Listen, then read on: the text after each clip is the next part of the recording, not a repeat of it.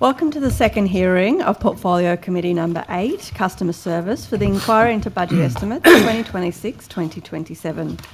I acknowledge the Gadigal people of the Eora Nation, the traditional custodians of the lands on which we are meeting today. I pay my respect to elders past and present and celebrate the diversity of Aboriginal peoples and their ongoing cultures and connections to the lands and waters of New South Wales. I also acknowledge and pay my respects to any Aboriginal and Torres Strait Islander people joining us today. My name is Emma Hurst and I am Chair of the committee. I welcome Minister Chanthivong and accompanying officials to this hearing. Today the committee will examine the proposed expenditure for the portfolios of better regulation and fair trading, industry and trade, innovation, science and technology, building and corrections. I ask everyone in the room to please turn their mobile phones to silent. Parliamentary privilege applies to witnesses in relation to the evidence they give today. However, it does not apply to what witnesses say outside of the hearing. I urge witnesses to be careful about making comments to the media or to others after completing their evidence. In addition, the Legislative Council has adopted rules to provide procedural fairness for inquiry participants. I encourage committee members and witnesses to be mindful of these procedures. Welcome, and thank you for making the time to give evidence today. All witnesses will be sworn prior to giving evidence. Minister, I remind you, you do not need to be sworn, as you've already sworn an oath to your office as a Member of Parliament. For all other witnesses, could I ask you to please state your name and position title and swear either an oath or an affirmation? And I'll begin with the witness to my far left. Rebecca McPhee, Deputy Secretary, Investment New South Wales. I solemnly, sincerely and truly declare and affirm that the evidence now about to be given by me shall be the truth, the whole truth and nothing but the truth. Thank you. Leon Taylor, Deputy Commissioner, Security, Custody and Community, Corrective Services, New South Wales. I swear the evidence now about to be given by me shall be the truth, the whole truth and nothing but the truth, so help me God. Thank you. Gary McCann, Commissioner for Corrective Services, New South Wales. I swear that the evidence now about to be given by me shall be the truth, the whole truth, and nothing but the truth, so help me God. Thank you. Michael Tipple, Secretary, Department of Communities and Justice. I swear that the evidence now about to be given by me shall be the truth, the whole truth, and nothing but the truth, so help me God. Thank you. Elizabeth Marborder, Secretary, Department of Customer Service. I solemnly, sincerely and truly declare and affirm that the evidence now about to be given by me shall be the truth, the whole truth and nothing but the truth. Thank you. Natasha Mann, Deputy Secretary and New South Wales Fair Trading Commissioner. I solemnly, sincerely and truly declare and affirm that the evidence now about to be given by me shall be the truth, the whole truth and nothing but the truth. Thank you. Mr. Sherrod? James Sherrard, New South Wales Building Commissioner. I solemnly, sincerely and truly declare and affirm that the evidence now about to be given by me shall be the truth, the whole truth and nothing but the truth. Thank you. Ms. Jones?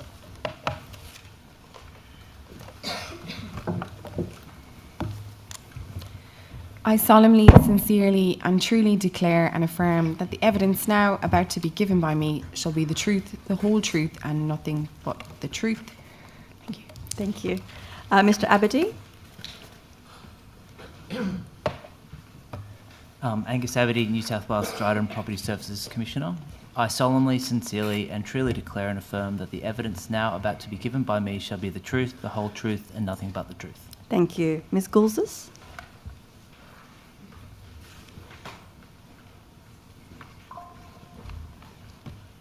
Jennifer Galouzis, Deputy Commissioner, Strategy and Governance for Corrective Services, New South Wales.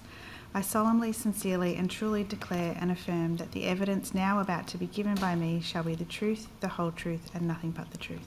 Thank you. Professor Durant-White?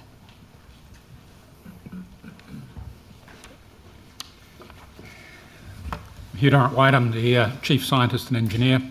I solemnly, sincerely and truly declare and affirm that the evidence now about to be given by me shall be the truth, the whole truth and nothing but the truth. Thank you. And Dr. Aldenhoven.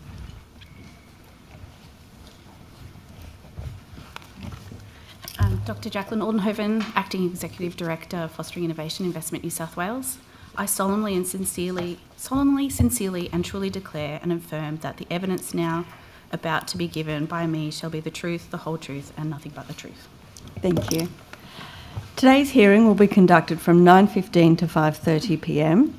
We are joined by the Minister for the morning session from 9:15 a.m. to 1 p.m, with a 15-minute break at 11 a.m. In the afternoon, we will hear from departmental witnesses from 2 p.m. to 5:30 p.m, with a 15-minute break at 3:30 p.m. During these sessions, there will be questions from the opposition and crossbench members only, and then 15 minutes allocated for government questions at 10:45 a.m, 12:45 p.m and 5:15 p.m. And we'll begin with questions from the crossbench. Good morning, Minister. Morning, Chair. Thank you. Just give me 2 seconds to get my stuff together. Minister, have you been briefed on the story that broke over the weekend in the media, which found that toys being sold in New South Wales market stores and online contain real dog, fox and rabbit fur, despite being mislabelled as faux fur? Yeah, look, thank you, Chair. I know this issue is important to you, and whilst the story on the weekend did break, but there were obviously other concerns that have been raised in the past about the mislabelling of products, in particular in this case, you being sold as faux fur when they're actually not. So certainly would be a concern to us and would be keen to investigate.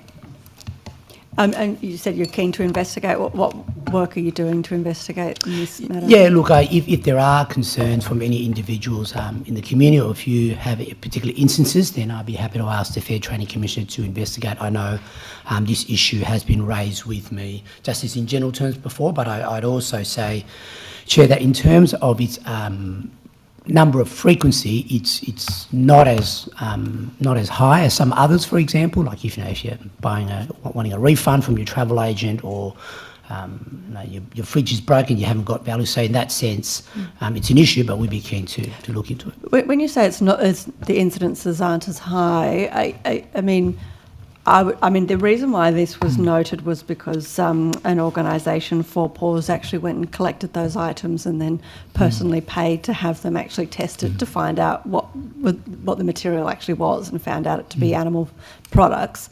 How do you know that it's not happening commonly, given that the only way to really ascertain that is to actually pay for expensive tests to actually determine whether it is real animal skin or in fact a fake fur product? Well, like I said, any mislabelling of product we'd be concerned about, and we'd be happy to investigate instances where individuals are able to bring it up. I know if I might ask the Fair Trading Commission if she has specific information about how that testing or any of that investigation may occur. Yeah, thank you, Minister. So, Ms Hurst, New South Wales Fair Trading doesn't specifically regulate fur sales. However, we may have a role in relation to the Australian consumer law, and that's specifically if they've been mislabelled as synthetic. So we've sent inspectors out to Paddy's markets. We've seized some goods there, and we're going to be reviewing those and testing those. We share your concerns. We believe that consumers have a right to know what they're buying, and they shouldn't be misled. It should be truthful advertising. There is sort of complexity to it, because we have to first of all ascertain that there has been mislabelling. We don't actually know as yet whether they have been sold as faux fur or whether there was actually no labelling on them at all.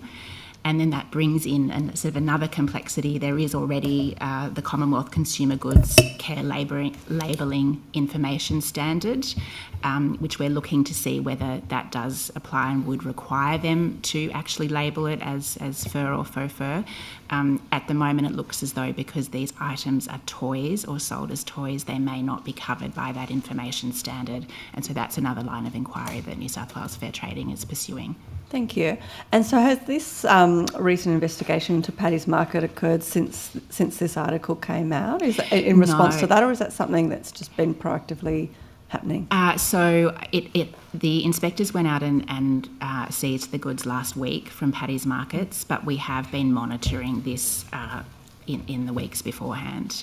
We have concerns. We know that our consumer regulators across Australia have the same concerns, so it's something that we're actively looking at, and we're looking to see whether there may be a regulatory gap here. I think it's easier for us to prove false and misleading under Australian consumer law if there was actually labelling of the product saying that it was synthetic when it was actually cat or dog fur. But if there was no labelling, it's a more difficult case to prove. And if the case can be proved, what sort of enforcement actions can be taken by New South Wales Fair Trading? So there's a variety of enforcement actions under Australian consumer law. There's actually, for false and misleading conduct for traders, there's actually very high penalties that apply under Australian consumer law. And then there would also be options that we would be looking into in terms of product recalls. But as I said, fur product regulation is not something that we are the regulator for.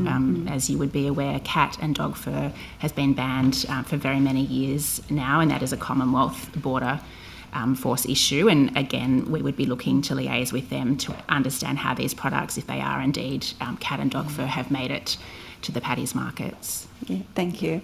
And Minister, you sort of indicated earlier that you weren't really sure how big of an issue this was in New South Wales in regards to the mislabelling. Are you willing to meet with organisations that have been working in this space and doing those investigations like Four Paws to have to get a brief, I guess, into their investigations and to get a better understanding of this mislabelling that's happening in New South Wales? Look, certainly I'd welcome the meeting request. So you would accept a meeting request? Well, no, the meeting request would be happy to meet with them. Okay, great, thank you. I appreciate that.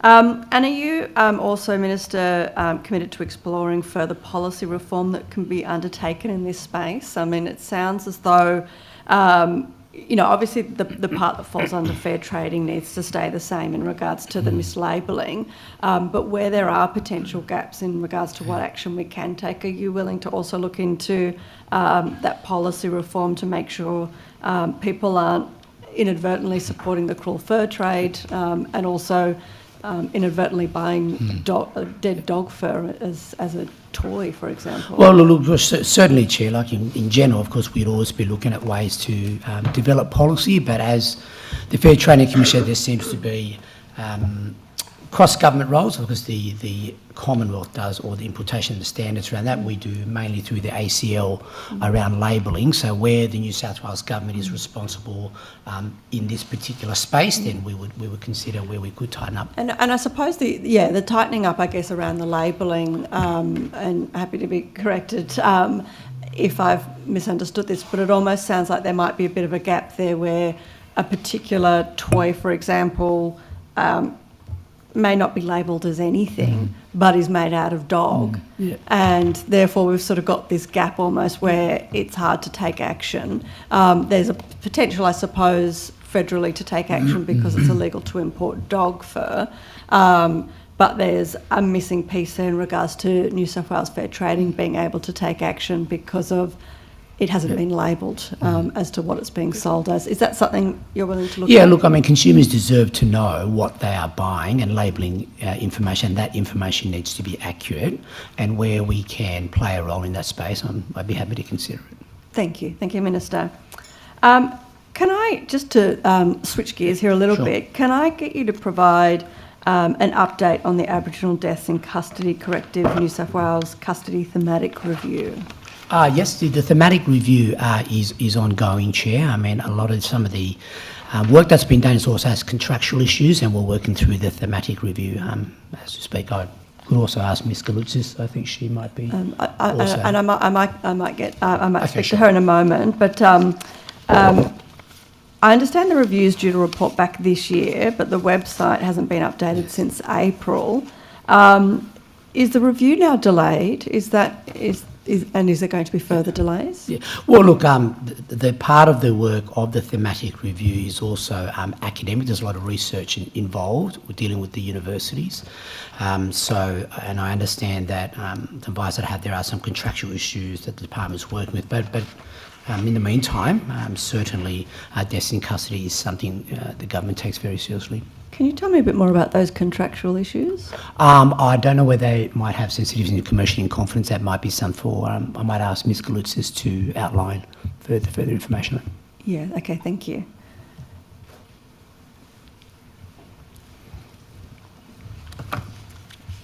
Thank you for the question. So the thematic review is largely complete now, and we're just finalising the report that's been produced. The report was produced by Hugh Dillon, a former state coroner. So we're just reviewing that before it gets provided to the Commissioner and the Minister. The contractual issues were primarily around 2 universities that we engaged, and just some delays primarily on the university side about being able to engage the academics that we wanted to. Just no particular reason, just a very long and slow process to engage them through that procurement process. One of the universities wasn't on the Buy New South Wales procurement list, so we had to go through a longer process to engage them. So that was primarily the issue. Great, thank you. And so when do you expect that that will be released, or that report will be tabled? Imminently. We're just going through that final report, and we are still anticipating that it will be this year. Thank you. Finalised. Thank you. Minister, 12 Aboriginal and Torres Strait Islander people have died in custody in New South Wales in 2025. I assume that's a priority then for you to really get moving on this and to make sure some changes are put into place. While we're waiting for this report, what sort of steps are you taking in the interim to deal with this large number of deaths in custody? Thank you very much, Chair.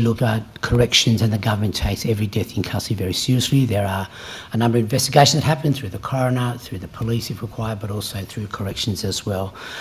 Whilst the thematic review is actually being completed, I also directed the Commissioner last year to actually do a specific report into deaths in custody, and the report outlines a number of options that we need to be doing to actually prevent it. Some of the things we have done include, for example, the $16 million we are providing for the removal of ligature points across our cells. We've also just implemented $5 million around the offender telephony system, which is about managing inmates as they contact, and things like therapeutic programs, cultural initiatives and cultural sensitive, in particular for our Indigenous inmates. So all those are actually are being implemented as part of our ongoing work to reduce death in custody, also Indigenous death in custody. Thank you. Just to switch tacks again, I wanted to talk about interior designers. Sure. Minister, recently I tried to pass some amendments to the Buildings Approvals and Practitioners Bill on behalf of the interior design industry, who are concerned that they continue to be left out of the building regulation regime, which is obviously affecting their ability to work. I've spoken to many interior designers that have given up their industry and have tried to find employment elsewhere now. Can you give any update on how the government plans to support the interior design industry through these issues before more people are feeling like they have to leave the industry? Yeah, look, thank you, Chair. I know I've met, obviously had correspondence from a number of interior design organisations, and your advocacy is very much welcomed. Certainly, but in terms of interior designers, nothing has changed since the last time we actually spoke. The moving of the passing of the Building Approvals and Productivity Bill has really been focused on a few core areas, that is streamlining the approvals process, modern methods of construction, accountability for certifiers, and of course the addition of dispute resolution. So the focus of the building reforms we've done around licensing have always been much more focused around, I suppose, a risk-based approach. That is, if it's got impact on the risk and the integrity and the structure of the building, that's where the government's focus has actually been. I mean, I'm happy to always have ongoing conversations, but in terms of the interior design, it's maintaining the status quo of what they've got. I understand the Building Commissioner can further elaborate specifically. I understand there are work that interior designers can actually do, but then I think there's other work if in the building space, if they wish to do, then they might need an additional qualification. Building Commissioner, I think. I know we've discussed this for quite some time as well. Yes.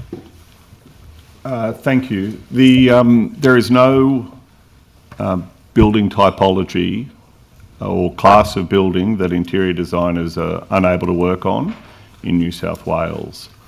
The only restriction that exists is for the submission of regulated designs within the Class 2 space, so the apartment building space. In order to do that, you need to be a qualified architect. The other issue around interior design is there's no regulated definition. So yes, some people may be very experienced in that space, others may have no qualifications whatsoever. So in order to submit a regulated or final design, if you like, for an apartment building, you need to be a qualified architect. I've spoken with architects and educational institutions in relation to this, and they are happy to recognise qualifications that exist for existing interior designers who are well qualified to get the requisite exemptions should they wish to move further and study architecture. Thank you. Minister, with that in mind, and I know and as you mentioned, you know, we have obviously talked a little bit about this already, and you've already indicated to me that the government is considering a pathway for interior designers at some point to be regulated or to be part of a registration system. Has there been any work done in that space yet, or further consideration of what that would look like?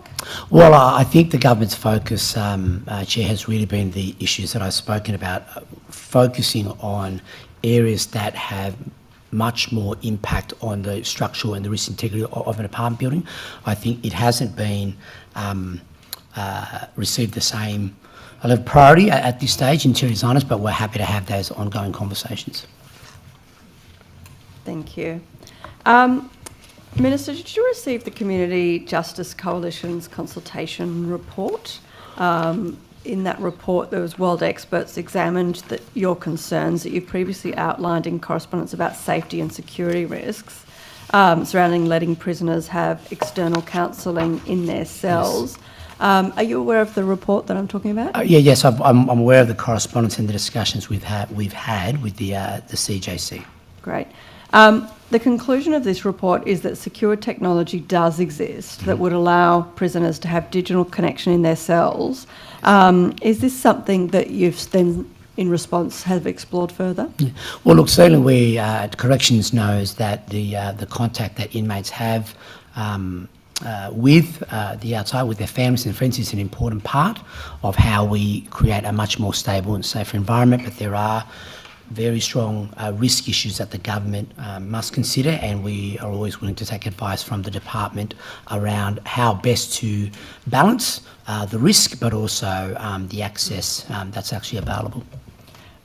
So are you saying that you don't believe this technology does exist, despite this report saying that technology does exist? No, I'm not saying that. What I'm saying is that we do offer, for example, tablets to our inmates as part, but obviously in a very controlled environment, and that any operational actions or decisions the department makes, obviously I'll be guided by the Commissioner and his Deputy Commissioners about how best to balance contact and security concerns. I do think, as all would appreciate, our facilities, our correctional facilities are highly volatile and complex places, and safety and securing the stability of the facility is always the top priority, because we can't have a situation where we are jeopardising, endangering the safety of the facility.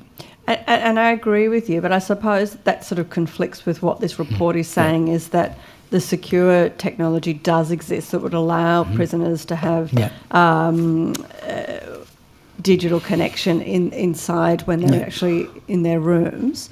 And so if there is that secure technology, is that then something that you will consider, given that security is one of the main it seems to be one of the main concerns? If that's overcome, which this report seems to indicate it can be, would you then consider changing the position? Yeah, look, I'd want to be guided by the Commissioner and his deputies about whether any risks around the connection of inmates to the outside world, so to speak, is actually can manage that risk. So would we consider it? Yeah, yes, I'd certainly be guided by the Commissioner and the operational staff at our facilities to make sure that those risks are well managed, extremely well managed, to ensure that we don't create any situation that jeopardises the facilities. Page 6 of the report includes a statement from the Royal Australian and New Zealand College of Psychiatrists, and I'll just quote it directly. Sure. They state, positioning psychology services external and independently to corrective services and within health services offers greater integration, efficiency and continuity of care for patients in both custodial settings and their transition into community. What are you doing to ensure inmates are able to access independent third-party counsellors of their choice to assist with rehabilitation and recovery? Look, one, rehabilitation is an important part of what corrections does to ensure that we create a safer community as inmates actually finish their sentence. In terms of access to psychiatrists and psychologists, I think there's... Independent third party. But I would also make the point that if it's at sort of the forensics end, then also that's a matter for justice health. But I do know that corrections does provide support for inmates. But in terms of that independence, as I said before, it's really managing the safety and security of the inmates, of the facility, and that any programs that we would run must meet that criteria. So would I be right in saying that at the moment nothing's being done to ensure people can access independent third-party counsellors of their choice? Well, look, I think I'd happy to take advice from the Commissioner, but as I said, everything that we do is all about the safety and security of our facilities. Thank you. I have run out of time, but I might come back to that in a little while, but I'll throw to the opposition now. Thank you, Chair. Good morning, Minister. Good morning. In September last year, it was reported that $5 million had been budgeted to form a tech central governance body and attract more investment as per the tech central economic development strategy. I just wanted to confirm that the $5 million for the governance body is part of the overall $38.5 million you announced for tech central last year? That's correct. Okay. In February this year, you said that you were in the latter stages of trying to formalise the governance body referred to as a key pillar and the first action of the Tech Central strategy. Has that body now been formalised? Yes, that body has been formalised. We signed an agreement recently. I'm happy to ask the Deputy Secretary to provide further information on the operations thus far. I appreciate that, but I might stick with you for the moment, Minister. So that's been formalised. It presumably has decision-making and operational functions as per the Action 1A of the strategy? Well, I said that the aim is also to implement the government's Tech Central strategy, and also I'll be taking advice from the body. But just, Minister, do you understand that the governance model should have decision-making and operational functions? That's your understanding? That's correct. Okay, thank you. Have you undertaken the work in Action 1B to investigate options to sustainably fund a Tech Central governance model and its activities in a way which is not wholly reliant on government support? Well, look, certainly we're always looking at ways to ensure that the sector itself is sustainable from both government and non-government support. Yeah, but this is a specific action. So has the Tech Central governance body, is there a name for it?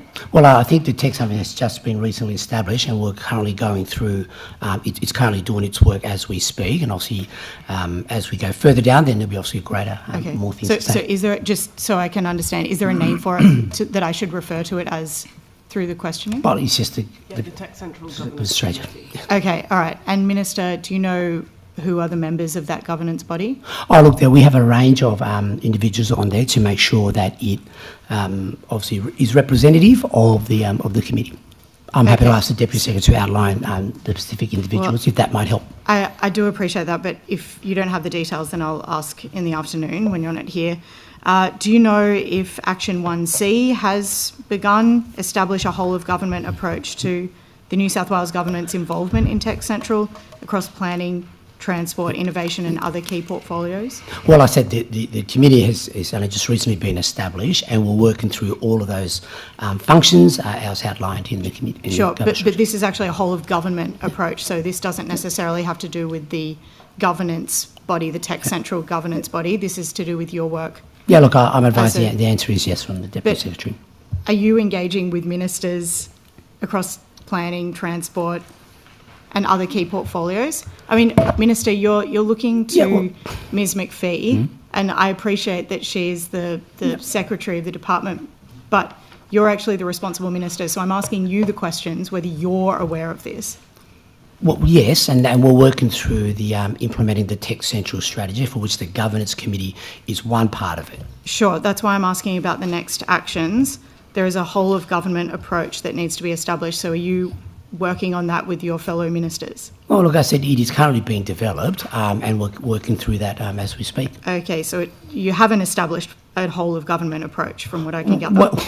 Well, we have, and that's the purpose of the Governance Committee and what we're working on. I mean... No, but this is about government. This isn't about an external government's body. This is about an internal whole of government approach.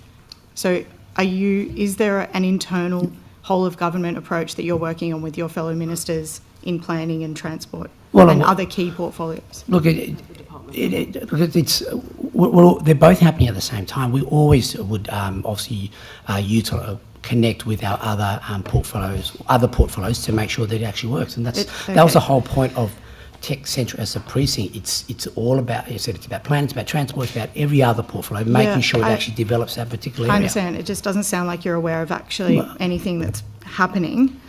I know you've disbanded the Innovation and Productivity Council, but perhaps you've read what has turned out to be their final report in September last year. To position New South Wales as a more attractive and effective hub for high-growth businesses, government must take deliberate and coordinated action to remove these barriers and proactively support firms with high economic, social or environmental potential. The actions of the Tech Central strategy essentially do the opposite of this, actively removing government from taking a coordinating and guiding role. I'm just wondering how you marry those two concerns as articulated by the Innovation and Productivity Council and the strategy. Well, look, I think certainly, everything that we do is about growing Tech Central. It is the number one precinct in terms of innovation and technology. The work of the Governance Committee, the work to attract, obviously, companies to the area. We've just had OpenAI, obviously establish an office here in Sydney. I think that says great things about the confidence and where we're going. And where are they establishing that office? It's in Sydney. Whereabouts in Sydney? Oh, look, I couldn't give you an exact location. Is it within Tech Central? Look, I couldn't give you the exact street location. I'm pretty sure it's not. I'm pretty sure you would know if it was. Are you concerned that they're not setting up in Tech Central? It's supposed to be our premier innovation precinct. Well, I think we've got a wide, broad ecosystem. Tech Central is one part of it, but it's not the only part. And I think, But you just said it was the premier innovation district of our state, and OpenAI, which you boasted are coming here, are not using that precinct as a part of their landing pad here. Well, I said, the work of what we're doing, the innovation blueprint to support Tech Central, the Governance Committee, making sure it's across all government.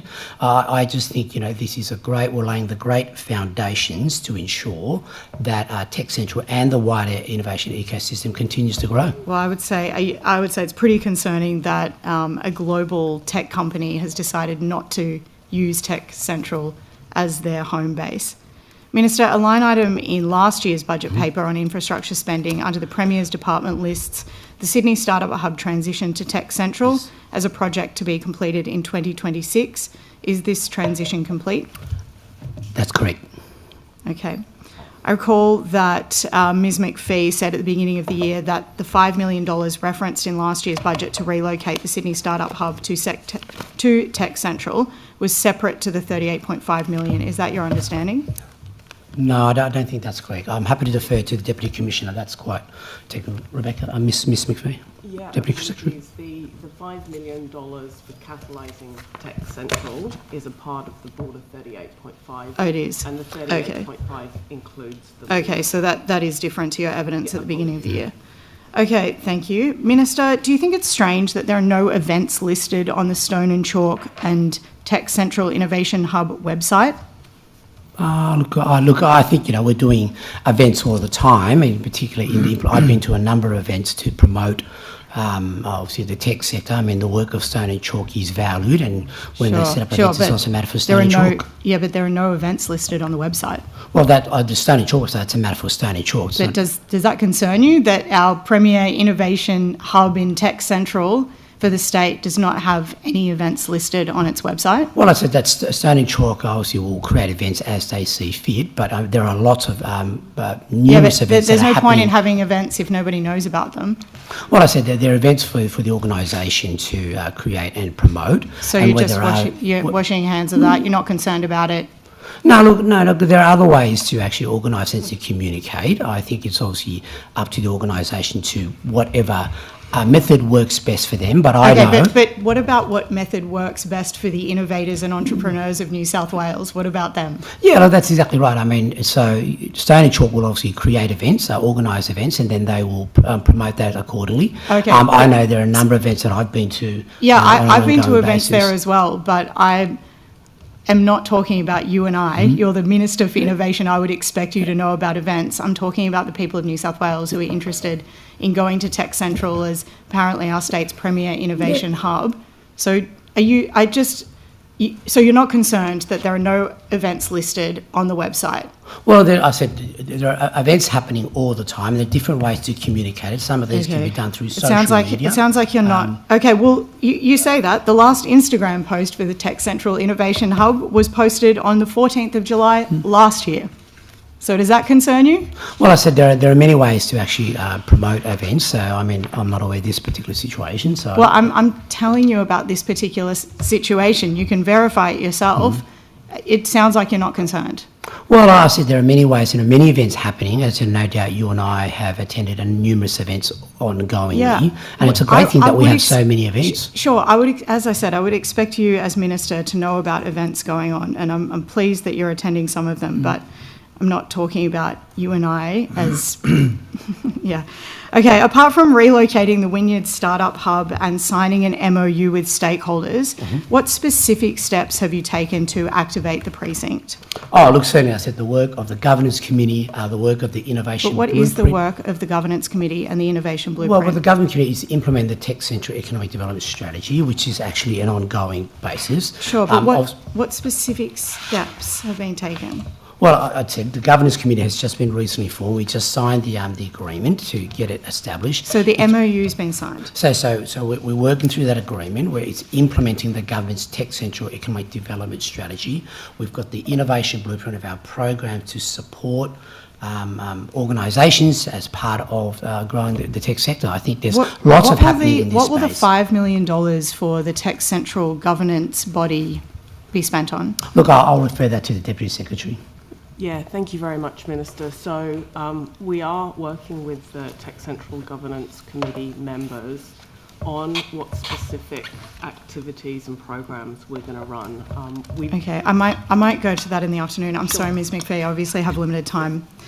I understand that, for example, other innovation districts have pursued things like Station F in Paris and the Mars district in Toronto. Is that something that you would be interested in pursuing? Look, I think Sydney, New South Wales has to have its own identity. I do think that it's always... What is that identity at the moment? Well, I said Sydney, it has to work for New South Wales and Sydney. I think some of the things that are done in other cities are actually certainly worthwhile investigating and what might actually work here. Okay. So in that case, that's why the work of the Governance Committee, the work of our Innovation Blueprint, the work of the programs that we run, all of this is about creating...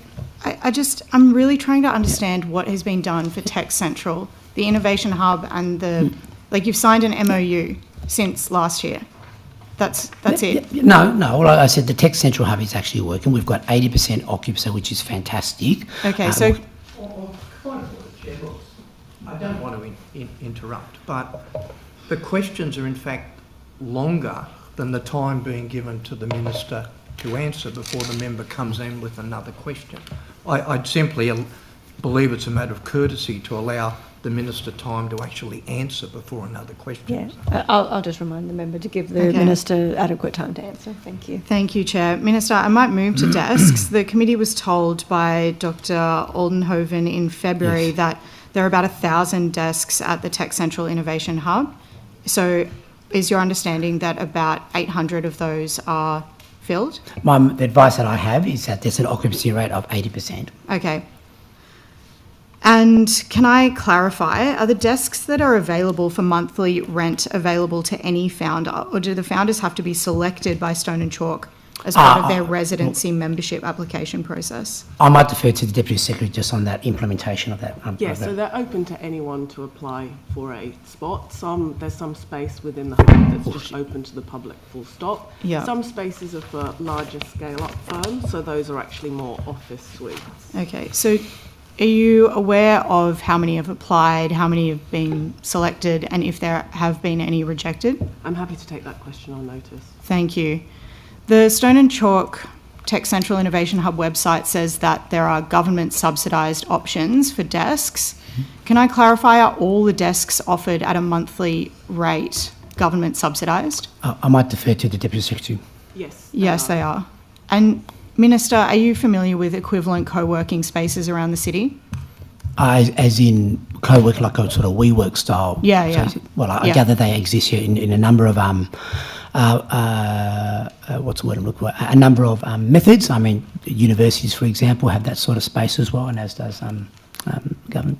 Yeah, okay, so you've got WeWork, the Hub, Harbour City Labs, Tank Stream Labs, the Commons, Fish Burners are now at WeWork. Obviously, UTS startups, you mentioned university.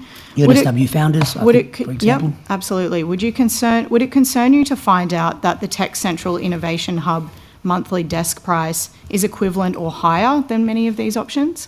But also, look, it operates in a wider market environment, and the government has continued to support the tech sector for quite some time, and we'll continue to do that where we can. Okay, but what's the point of subsidising desks if they're just as expensive as, or more expensive than other options? Like, why would founders go there, and why is the taxpayer apparently propping up a business model that wouldn't be, I mean, like, why can't Stone and Chalk run it without subsidisation?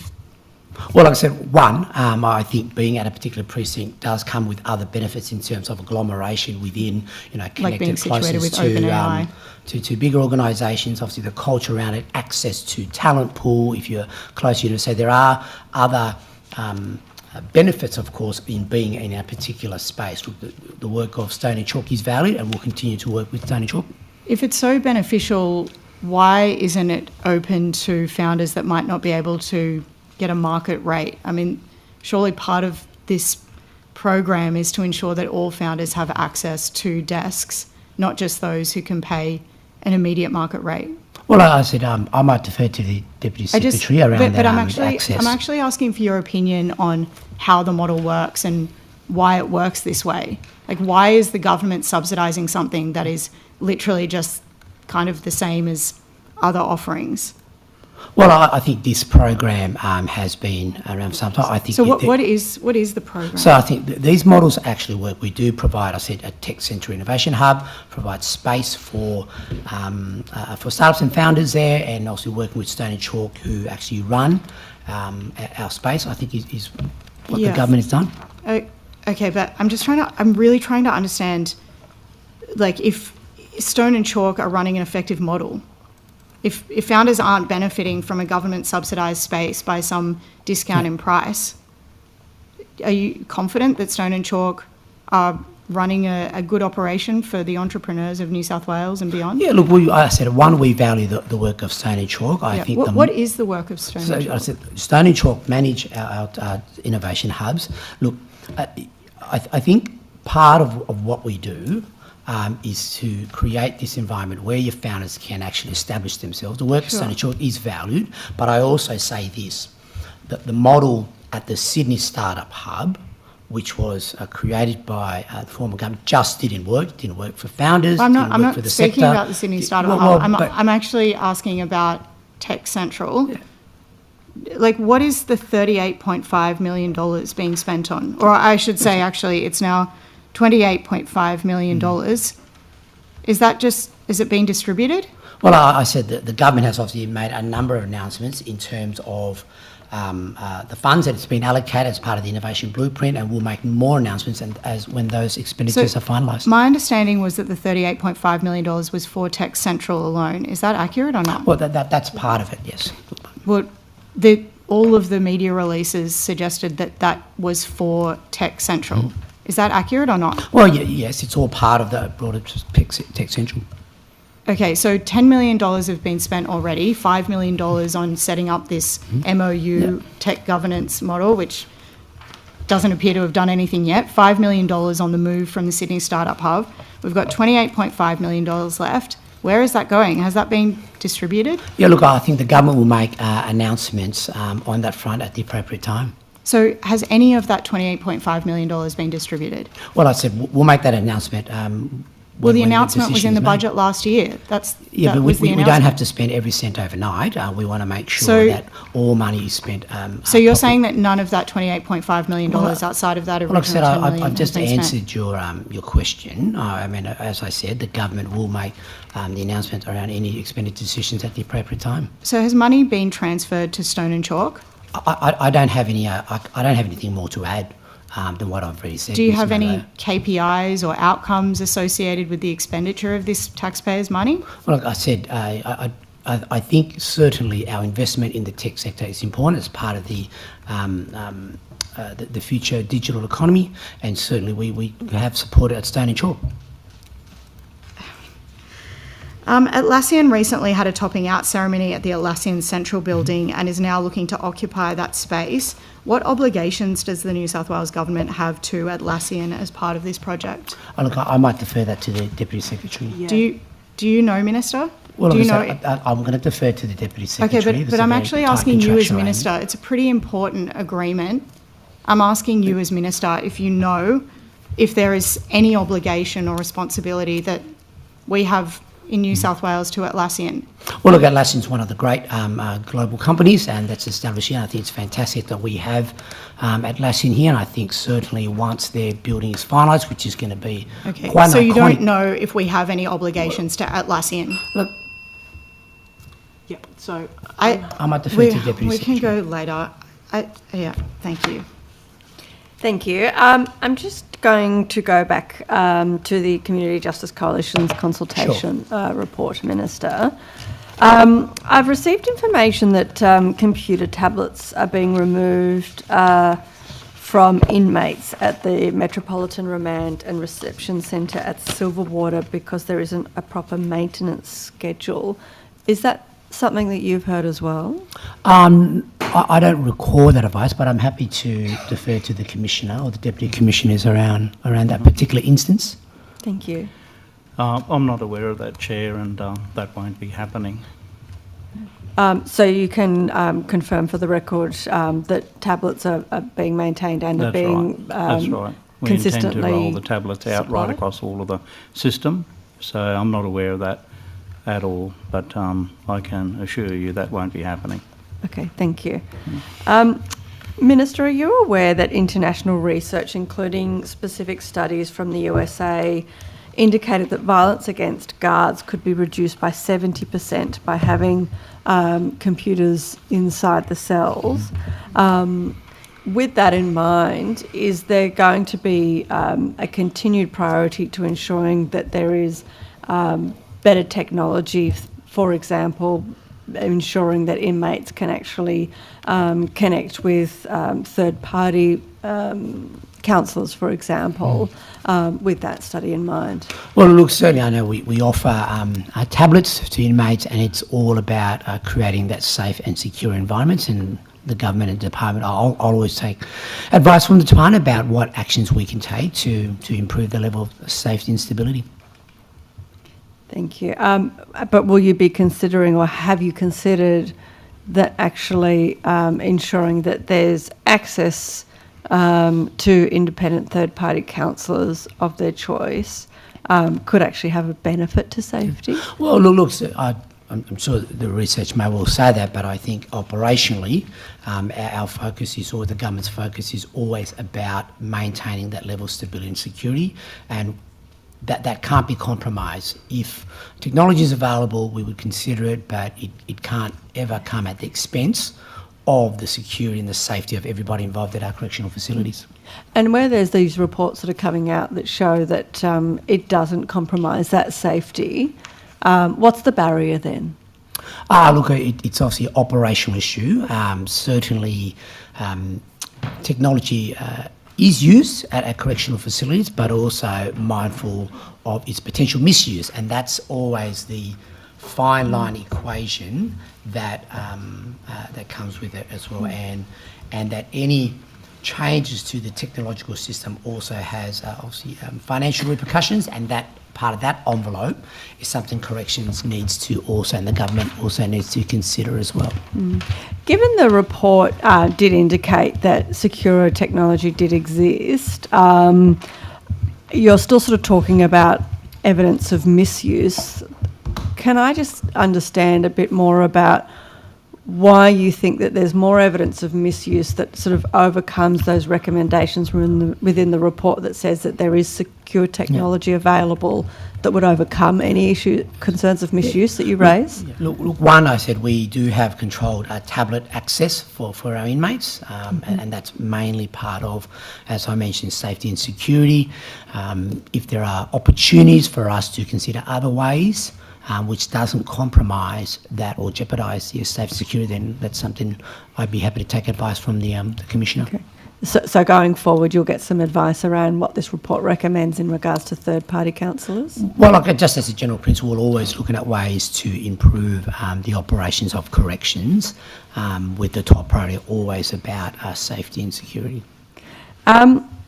I have some questions about Parklea Correctional Centre, which is scheduled to return to public management on the 1st of October. Yes. Can you provide an update on that transition and whether we're still on schedule for 1st of October? I don't have any contrary advice to say that it's otherwise. I mean, bringing Parklea back to operations in addition to Junee, I think is an important step to make sure we have a much more integrated network of our correctional facilities. So I'm happy to defer to the Deputy Commissioner to provide further details on the specific transitions. We do have a dedicated team out there as part of the whole adjustment. Chair, the transition is going particularly well, 38 days to go. It's been 17 years since the state last operated Parklea, so there's been a lot of work to do to bring that back into state operation. 343 MTC employees have accepted roles with corrective services.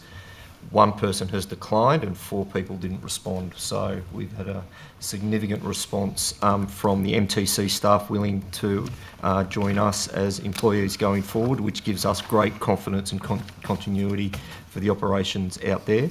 On top of those staff, there's 117 vacancies that we're recruiting from within corrective services, and there's a process going through to fill those roles, but when that transitions on October, that centre will be fully staffed, and the operations will change to better dovetail with the Metropolitan Martyr Reception Centre and our broader method of receiving people into fresh custody from police.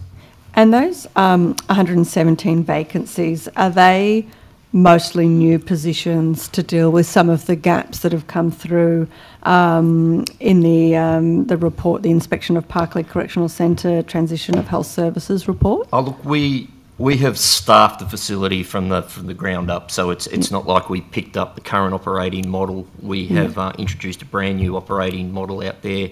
The centre will operate quite different to what it has in recent years. We're going to operate more beds out there. There's the current operations are 1,195 beds. The state will operate 1,576 beds out there over time.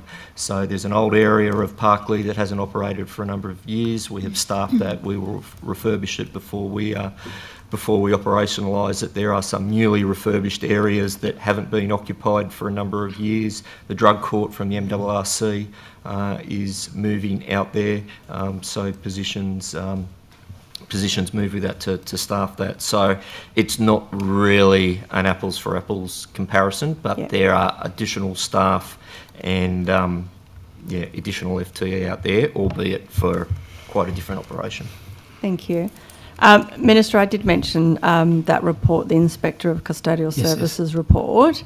There was a number of recommendations in that report. Is your proposal to accept and to move in the direction of all of those recommendations? Yeah, look, the government welcomes the work of the ICS. It's an important function of how we continue to improve corrections, and that any report that is provided, the recommendations gives consideration, and where possible, implement those.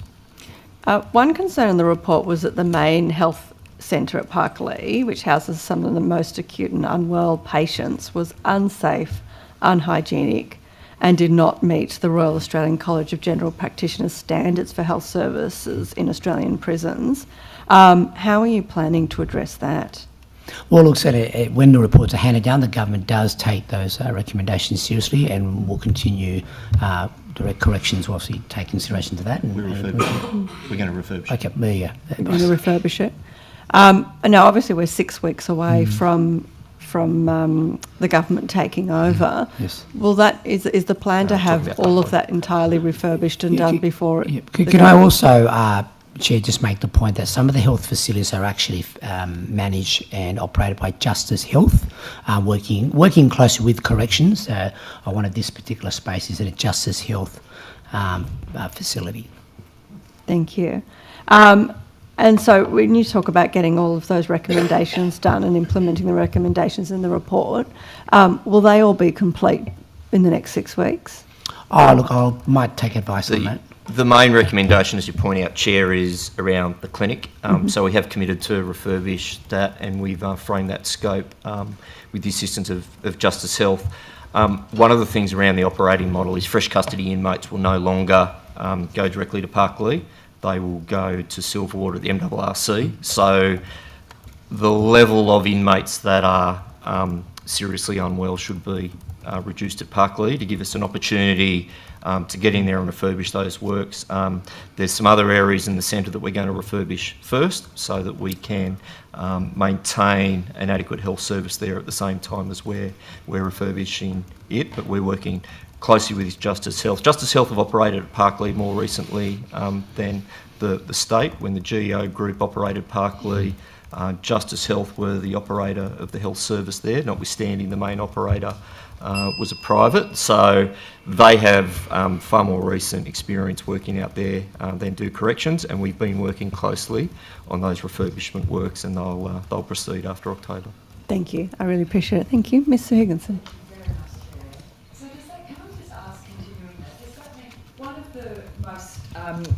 Unbelievable sights I've ever witnessed in my life was a visit at Parklea, and I can't ever unlive it or unsee it, and it was a grown man in a tiny concrete box of a room with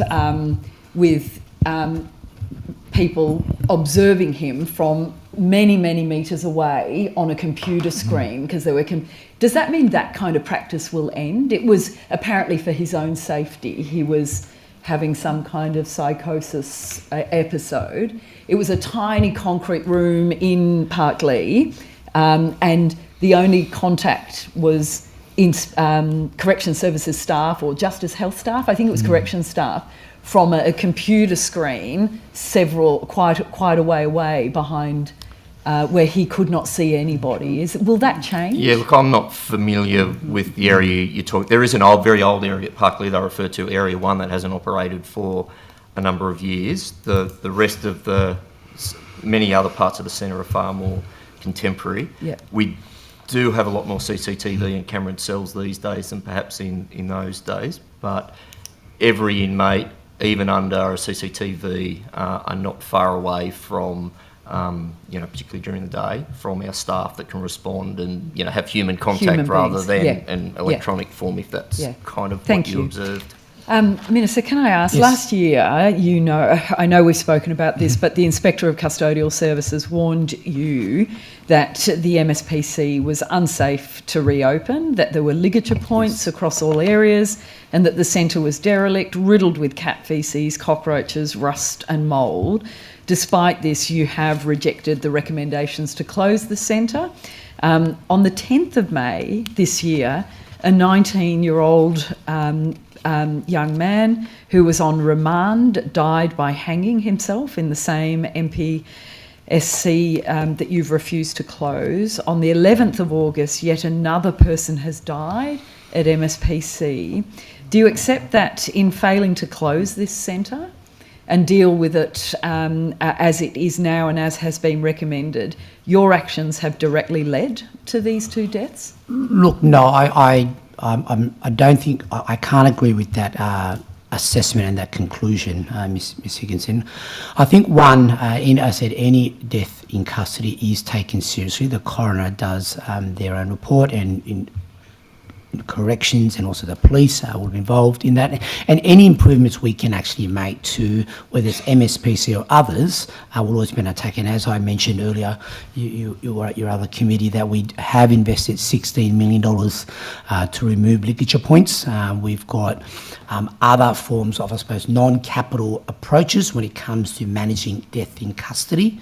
So the implementation of the $5 million offenders telephone system to make sure that inmates can have contact with their friends and their family, our therapeutic programs, specific cultural initiatives around our Indigenous inmates. All these things are actually being implemented. Will you be apologising to the family of the 19-year-old teenager who was absolutely loved by his community and his family? Look, I think the death of that young man is obviously of great concern to the government, to corrections, and will continue to and what will happen? What will happen when the next person dies like this? What I said, all the work that we're doing is aimed at preventing and minimising deaths in custody. But those facilities, those cells, those areas where people have been killing themselves are still in operation, and nothing's changed, right? Well, we're making significant improvements. The government's making significant improvements in the way it manages inmates, in the capital improvements that it's invested in to try to reduce deaths in custody. Each death in custody is also a very difficult time for the friends and the family of the deceased. So are you saying you'll be undertaking, continuing some kind of refurbishment of MSPC? The capital expenditure at all our facilities is ongoing. But that's in spite of the fact that the inspector explicitly recommended closure, not refurbishment? Well, the government's not going to close MSPC. It's part of a much more integrated network in the metropolitan area, but also... So what is the role of the inspector if the government can just ignore the work of the inspector? Well, I think that the government welcomes the work of the ICS. All recommendations are taken seriously, and a formal response will always be undertaken. But I think operating any jail, any correctional facility has to be taken to also the wider network within particular areas, whether it's metro or region, and that's why it's always about managing obviously the factors that would increase. Minister, I'm really concerned because I feel like all I'm hearing, and with respect to yourself, I understand this is really difficult, but all I'm actually hearing is that you're actually okay at this point with leaving people in cells where they can hang themselves, where the inspector found we observed ligature points in cells across all areas. Consistent with their age, cells are run down and small with little natural light or ventilation. The accommodation wings are susceptible to weather conditions and extreme temperatures. We observed mouldy walls, rusted furniture and evidence of vermin. Like this is what the inspector has found. And you're telling me we're just going to tinker around the edges and we're going to provide people with some extra support. No, these are people that are killing themselves. Look, I said, death in custody is also a very difficult time for everybody involved. The government has made significant investment to address deaths in custody. As I said, it's both capital improvement, the removal of ligature points, but also how you manage, in particular, inmates that have been identified as high risk, I said, through our therapeutic programs, connections to the telephony system, specific cultural initiatives, in particular for our Indigenous so far inmates. this year, there's been 7 Aboriginal deaths in custody in New South Wales. It looks like we're possibly on track to beat last year's record, which is the worst since New South Wales started recording Aboriginal deaths in custody. Like, is this? Have you got? Are there alarm bells, red flags, other than fixing the telephone system? What are we actually doing to reduce Aboriginal deaths in custody in New South Wales after the coroner made that very unusual, extraordinary public statement that these are real people, they are lives, they matter, they have people, they have loved ones, and we are tracking at the highest record since records began. This is under your watch, Minister. Look, thank you, Mr. Lucas. Last year, I was very concerned about, obviously, some of the statistics I was seeing around deaths in custody, and that's why I instructed the Commissioner to do a specific review around deaths in custody. That report has outlined a number of options for corrections to improve the way it manages high-risk inmates that come into the system, find the capital improvements, I said in particular around ligature points, and we're implementing those recommendations as we speak.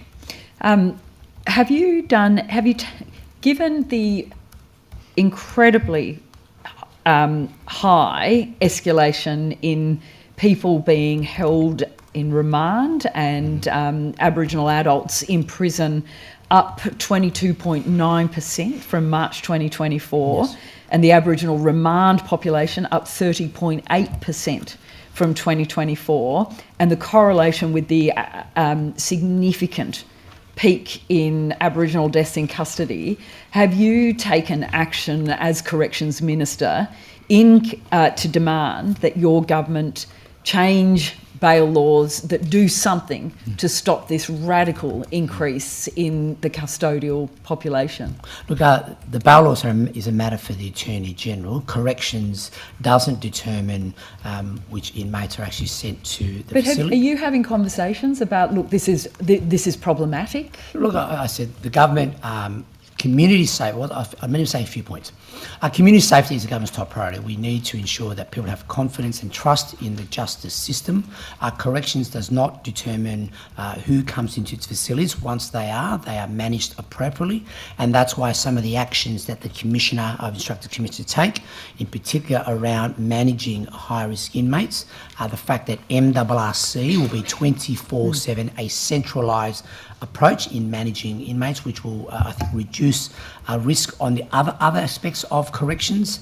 And so it's about making sure that we continue to improve the way we manage inmates, in particular those on remand. The Corrections does know, the government is aware that those on remand are sometimes experience much more high anxiety, and that's why. With that remand, thank you, Minister, that's very helpful. With the remand, in those, the average, I understand, is 90 days at the moment. Yeah. What opportunities are you looking at to deal with rehabilitation in those 90 days? Yeah, we have a number of programs, but also bearing in mind that, as I understand it, certain crimogenic programs are not available to remanders because they've yet to be convicted. So there are programs in our remand facilities, but I'm also happy to defer to the department about what specific programs are available for remandees. And I will come to that this afternoon, if that's okay. Thank you, Chair. Thank you. Opposition? I have to go, sorry. Honourable Aileen McDonald. Good morning, Minister. Good morning, Ms McDonald. Minister, are you aware of 180TC's Women's Residential Recovery Program at Kermond? At where, sorry? Kermond. It's in the Hawkesbury area. I might defer to we run a number of programs, but this one I'm not too familiar with. I think what it is... Could you maybe elaborate? Maybe you might trigger something in... It's actually, they've put in a proposal to reopen the with a partnership with Corrective Services, Homes New South Wales and the Office for Women. So it's a 12-bed facility for women. Have you seen that proposal?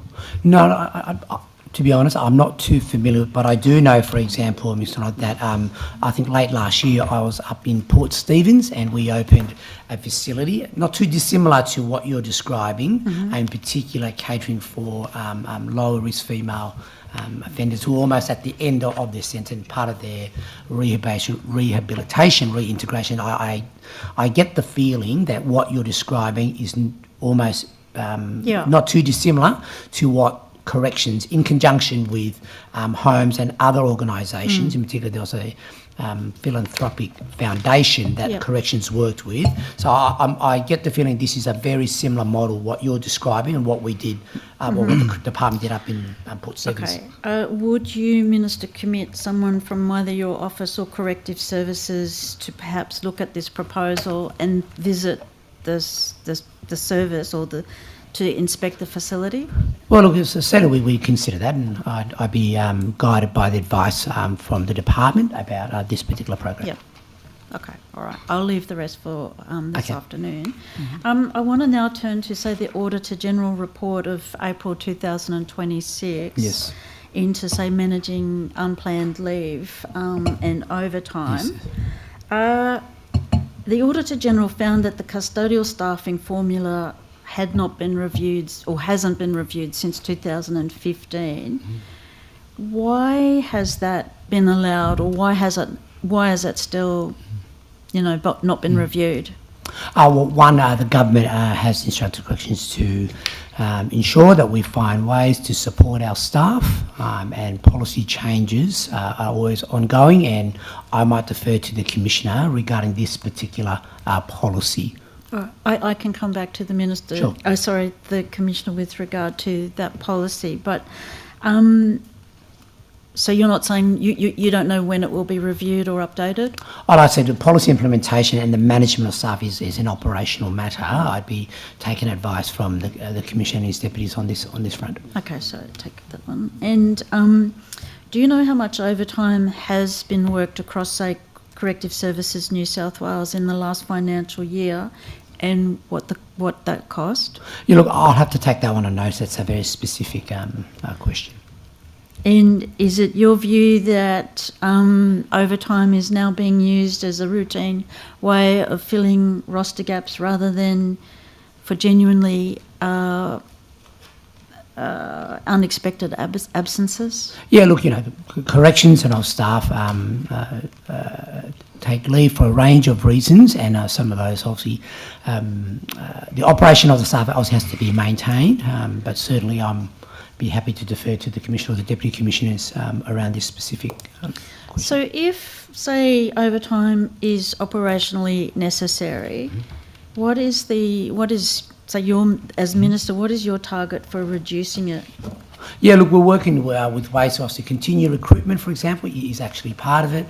We'll continue to support staff, in particular those who are on much more longer leave, whether it's through illness or through workers' compensation, to support those staff actually back into operation. I think all of this is part of to reduce the pressures on the system, but bearing in mind always the top priority is about creating that stable and secure environment in the facility. And if overtime is required, then overtime is required. We're not going to be compromising safety and security at our facilities. Mm-hmm. And I might move on to still staffing, but Sure. with regard to, say, medical escorts in lockdowns, because that's another area Yes. of concern. Why are medical escort duties not built into, say, correctional centre staffing arrangements?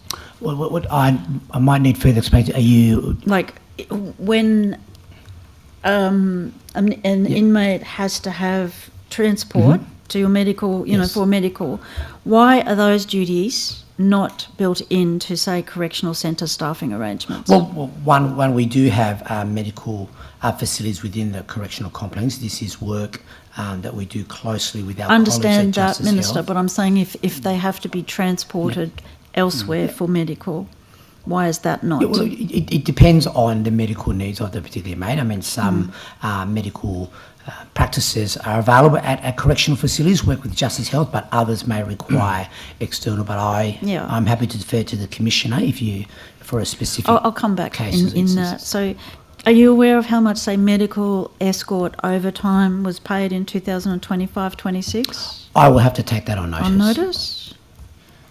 And then the same with lockdowns, Minister.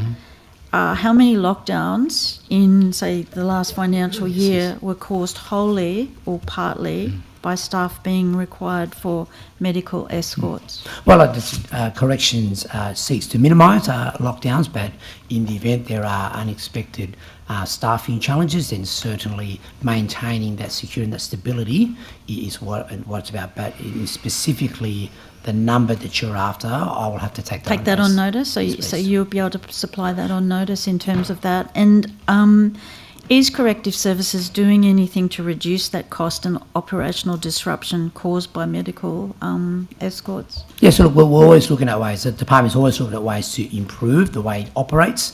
Medical escorts is part of it, and that's why working closely with our colleagues at Justice Health, finding ways for better improvement to the system is something that the government and corrections will continue to examine. Mm-hmm. You just mentioned Justice Health then, so I might move on to Justice Health in terms of, excuse me, the MRRC and Dilwinia. Has the 24-hour remand model at the MRRC been given any additional Justice Health nursing positions? Look, I'd have to defer that to Minister Park. No, that's a matter for Minister Park. The budget, the Justice Health budget is not a matter for corrections. That's a matter for Minister Park. Mr. Park. So you don't know, say with regard to, say, the existing staff, is that also something that I'd have to refer to Minister Park and how it meets that additional demand? That's correct. That would be a matter for Minister Park, but I can also say we corrections works closely with our Justice Health colleagues to make sure that their system operates as effectively as it can. And do you talk with Minister Park with regard to those staffing arrangements? Well, look, certainly the relationship between corrections and Justice Health is an important one, and that also streams up to ministerial conversations I might have with Minister Park or any of my colleagues. And so have you made any sort of formal request, as in, say, Corrective Services, made to Justice Health so that these gaps can be filled? So budget matters for Justice Health are a matter for Minister Park. That they will make their own budget submissions through the normal process, and Corrections does its own budget process as well. Yeah, but have you made a submission or made a formal request to Corrective Services in terms of, say, you know, additional staffing that you might need at MRRC and whether a night nurse is available at Dilwinia? Yeah, look, so certainly in terms, if I can just focus on our corrections budget, certainly we'll go through the normal budget processes as we do each year to ensure that the resources we bid for help corrections operate more effective, and bearing in mind obviously the changing numbers of inmates that actually comes through the system. And Minister, how many times have you met with, say, the union? And I know there's more than one union involved, so if you could say the different unions that are involved with the corrections portfolio, how many times have you met with them to discuss specifically staffing or understaffing, recruitment? Yeah, look, you'd have to defer to my diary disclosures or meetings that I have with stakeholders, whether they're employer or employee representatives, are disclosed appropriately. And how many jail visits have you made since, say, the last budget estimates? Yeah, well, we've been quite a few. The last budget was in September. I've also been to Goulburn, been to Merriwade, Silverwater, South Coast, Brush Farm multiple times, MRRC, and we've got a number of visits coming up. Okay. And are there any plans for a new jail in Western Sydney? No, the government will make those announcements at the appropriate time, but... You haven't? No, there's no... the government's not made a decision about developing a new facility. Okay. And Minister, I wanted to turn to, say, the Ombudsman. When you spoke to the Ombudsman on the 12th of June, you said that neither you nor your office had required Corrective Services to, and this is in terms of the South Coast Correctional Centre, to seek your approval before providing documents to the Ombudsman. Is that still your case today or your evidence? Well, absolutely. Look, I think the work of the Ombudsman is really important. The government and department welcomes that work, and I've made it very clear that any request for information from the Ombudsman must be obliged and adhered to as soon as feasible. As soon as, okay. As soon as information available, yeah. So to be absolutely clear, Yes. neither you nor anyone in your office Yes. ever told Corrective Services that your approval was needed before it could provide those documents. Absolutely, and I cleared this up with the Ombudsman, and which was confirmed by the Ombudsman, that there's been no direction from myself or from anyone in my office regarding the provision of any information to the Ombudsman. Whatever information the Ombudsman requires, and that should be adhered to as soon as feasible. I might just turn to the Commissioner. Sure. Yeah, Commissioner, so you've just heard the Minister confirm that neither he nor his office required his approval.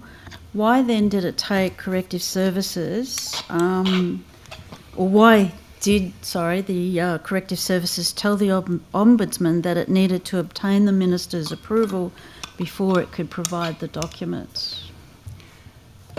Thank you for the question. Look, I'm not sure. I think that incident in relation to the South Coast and the documents and that matter that you're referring to, that happened in the first month of me taking up the office as Commissioner, and I was as appalled as much as what the Ombudsman was in relation to that. We've changed our practices now to make sure that there is no withholding of any information or documents or delays. There was no direction given from the Minister in relation to any of that. It was simply that an oversight and poor handling on our part. And now that we have a practice in place that it's oversighted by the Deputy Commissioner of Security Custody to make sure that those documents and that there's oversight when an inquiry comes in from any of the external agencies, that we actually deal with that appropriately and swiftly. So, and I certainly apologise to the Ombudsman's office because it was appalling. Mm-hmm. And Minister, do you know, like with the changeover and all of that, who made the decision within Corrective Services New South Wales that your approval was needed? Look, as I said, Ms. Miller, there was just a pure misunderstanding. As I mentioned, there's been no direction from myself or my office regarding any approval that's required for the provision of information to the Ombudsman. I've made that very clear, and that was cleared up in my meeting with the Ombudsman. There's been no direction on that front. And then, Minister, was a brief ever actually sent to you or your office on this? And if so, when was it sent? And what were you being asked to approve? As in, look, you like have a to brief elaborate a bit more. On the decisions, on the documents. Yep. So as I said, there's been no direction from me or my office regarding withholding or any approval required in the provision of information to the Ombudsman. I had in my meeting with the Ombudsman, this was totally cleared up. I did receive advice on this issue through a note, and also that's why we cleared it all up. Okay. So when did you or your office first become aware that that Corrective Services, or that you believe Corrective Services needed your approval before providing the documents? Look, what did you do when you found out? Look, as I said, I can't. I'll have to take on a note on the specific date. But obviously, once this was alerted to my attention, we took the appropriate action to clarify and clear up that there's been no direction from me or my office regarding any proof that's required, and this was confirmed by the Ombudsman, and that there was just a pure misunderstanding, and just as the Commissioner has said, slight poor mishandling. But improvements have been made to ensure that that understanding is clear from our corrections officers. And so as far as you're aware, no one in your office asked Corrective Services to delay, change, review or withhold anything before it was provided to the Ombudsman? That's correct, and I've said that repeatedly. And when did you tell Corrective Services that it did not need your approval? Was that before the Ombudsman raised the issue with you in June 2026, or afterwards? Look, I can't recall the exact date, but the important point here is that we clarified the issue, that there was a misunderstanding. Changes have been made by corrections to ensure such a misunderstanding is not repeated. Yeah. And my discussions with the Ombudsman confirmed, from the Ombudsman's perspective, there was no direction from myself or my office regarding this particular matter. Okay. So 8 months is a long time, though, isn't it? You would agree that it's not acceptable, but as you said, you've made changes in your office, so nothing like this would ever happen again? No, I'll just correct you that the department has made changes in the way it manages its correspondence and its communication with the Ombudsman, and that I think are positive changes. Okay. I might turn now on a... No, I've got some other questions, Okay, but sure. I might turn to say, and I'm not sure, because there are lots of, say, taxi CTP, because it does cross over many portfolios, and it might not be your sole responsibility, but they are a regulated service, and you know, in terms of the CTP insurance, it's about 5,000, I think, Yes. 5,000 to 6,000.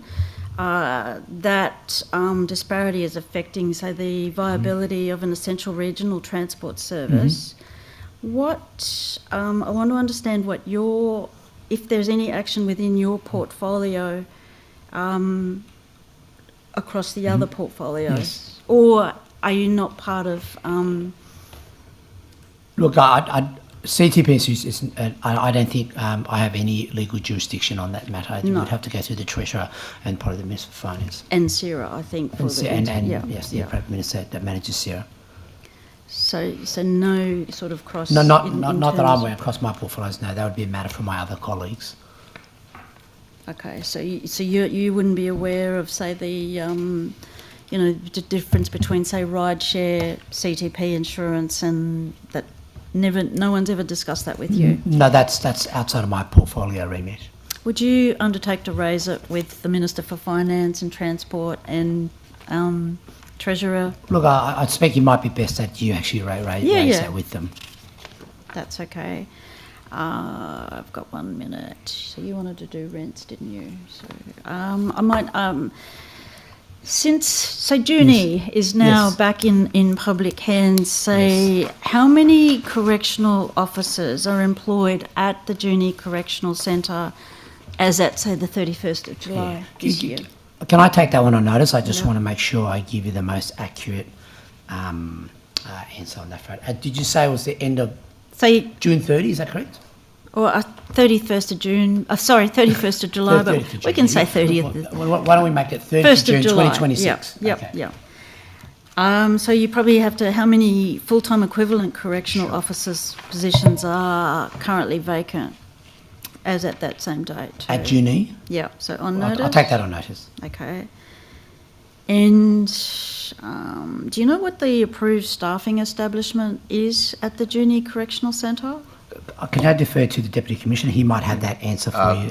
332 is the approved establishment there for a 944 inmate operation. 944.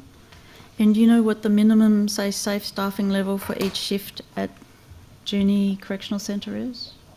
No, I can respond to that on notice. Okay.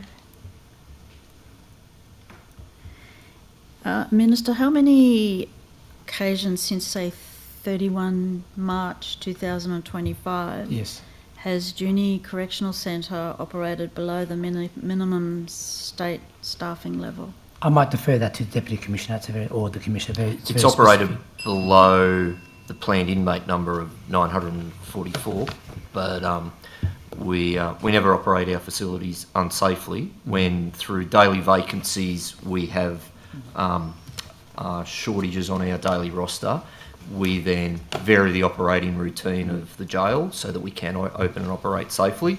And that's when we may change the routine of the jail, lock part of the jail in, or make other changes to make sure that the jail is safely staffed at all times. Thank you. Thank you. We've just got 1 minute each before we go to the government. I just got a couple of follow-up questions for Mr. Taylor. You said there was 117 vacancies at Parklea, and I understand obviously Parklea is a bit of a different situation given there's a big structural change happening there. I was just wondering if you had the number for vacancies for correctional facilities across the state. I don't, but I can get that on notice for you. Our vacancy rate in terms of vacancies on our establishment is actually quite low. Okay. Our daily vacancies, because of leave, particularly burdened by workers' compensation vacancies, is much higher. So there's the vacancies on our establishment and the daily vacancies that impact our operations. I may have misspoken around Parklea. There are 117 roles that were not filled by MTC. We have filled all those roles now with people transferring. Right, okay. As you know, in the Metropolitan Sydney, there's some centres that are closing and being repurposed. So Silverwater Women's, Amber Laurel staff from those centres had priority. We've got no shortage of interest for corrections staff to move to Parklea, and it'll be fully staffed when it opens on the 1st of October for corrections. Thank you. 1 minute for the opposition. Thank you. Minister, your government made a big deal recently about the data centre guidelines for water use and energy generation, trade skills development and investment in local communities. Obviously, that was designed to ensure safe passage of data centres. I'm wondering if the 15 data centre projects approved by the IDA earlier this year were required to adhere to these guidelines. Well, the guidelines were only just recently released, which I think is an important part of how we send a very clear signal to the market and to investors about the government's expectations and the roles of data centres. But I'd also make this point, Ms Munro, that the IDA assesses proposals that are submitted to the government. It actually doesn't approve them. You still have to go through the planning and environmental approval processes by Minister. So just to clarify, the projects supported through the IDA, those 15 data centre projects, will they be required to adhere to the new data centre guidelines? Well, yes, they'll be required to adhere to all the planning and environmental assessment legislation that they need to be. Thank you. No questions at this time. No questions. Wonderful. In that case, we will break for morning tea. Thank you. And we will be back in half an hour at 11:15.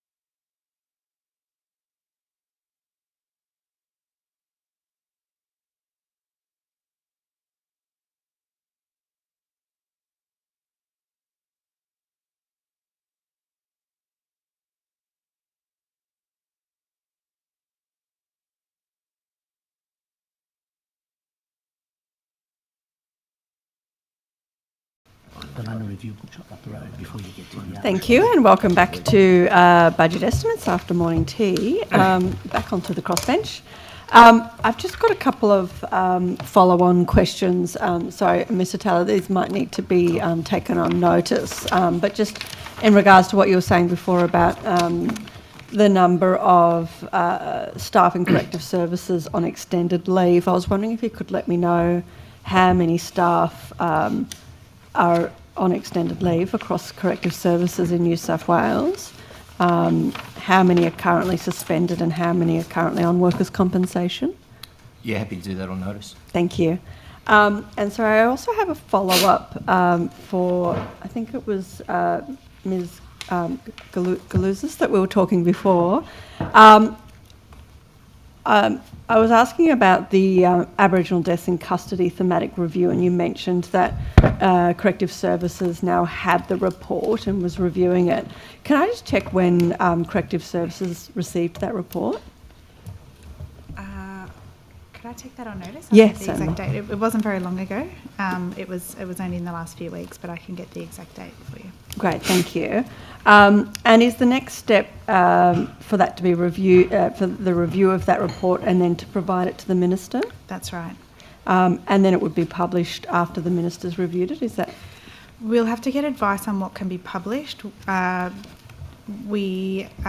academics that we engaged are required to go through an ethics approval process with the AH&MRC, Corrective Services and Justice Health to be able to publish the data that they used. So they're simultaneously going through that process, but we haven't received it yet. So public release of the report will be pending that ethics approval. Great, thank you so much. Minister, I wanted to ask some questions about the Crimes Administration of Sentences Amendment Classification of Inmates Regulation 2026. So this was introduced recently. Was there an official consultation process that was taken place in regards to that regulation? Are you referring to the inmate discipline, Chair? No, I'm talking about the regulation, the classification of inmates, so classification of transgender intersex inmates, for example. And so your question is whether we did consultation on it? Yes. Look, so certainly the Department of Governance, obviously, when managing any inmate, it's always about their risk classification, and certainly a consultation was done with a number of stakeholders. Could I ask which external stakeholders were included in that consultation? Look, I have to potentially take that on notice, but I also would make the point, Chair, that part of the work in the inmate classification was actually to implement the intention of the Equality Bill that was passed in the Parliament, as the debate clearly made evident, was that corrections, given the nature of the work that it does, needed an exemption from the implementation of the Equality Bill that was passed by the Parliament. I understand that the Corrective Services Policy 3.8, transgender and intersex inmates, has been under review for some time now. Could I get an update as to where that review's up to? Yeah, I might defer that to the Commissioner or Deputy Commissioner Galouzis.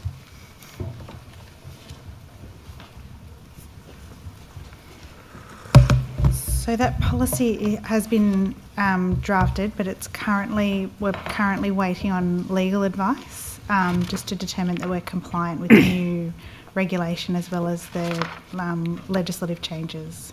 Thank you. So, Minister, do you know when we would be expecting a final policy?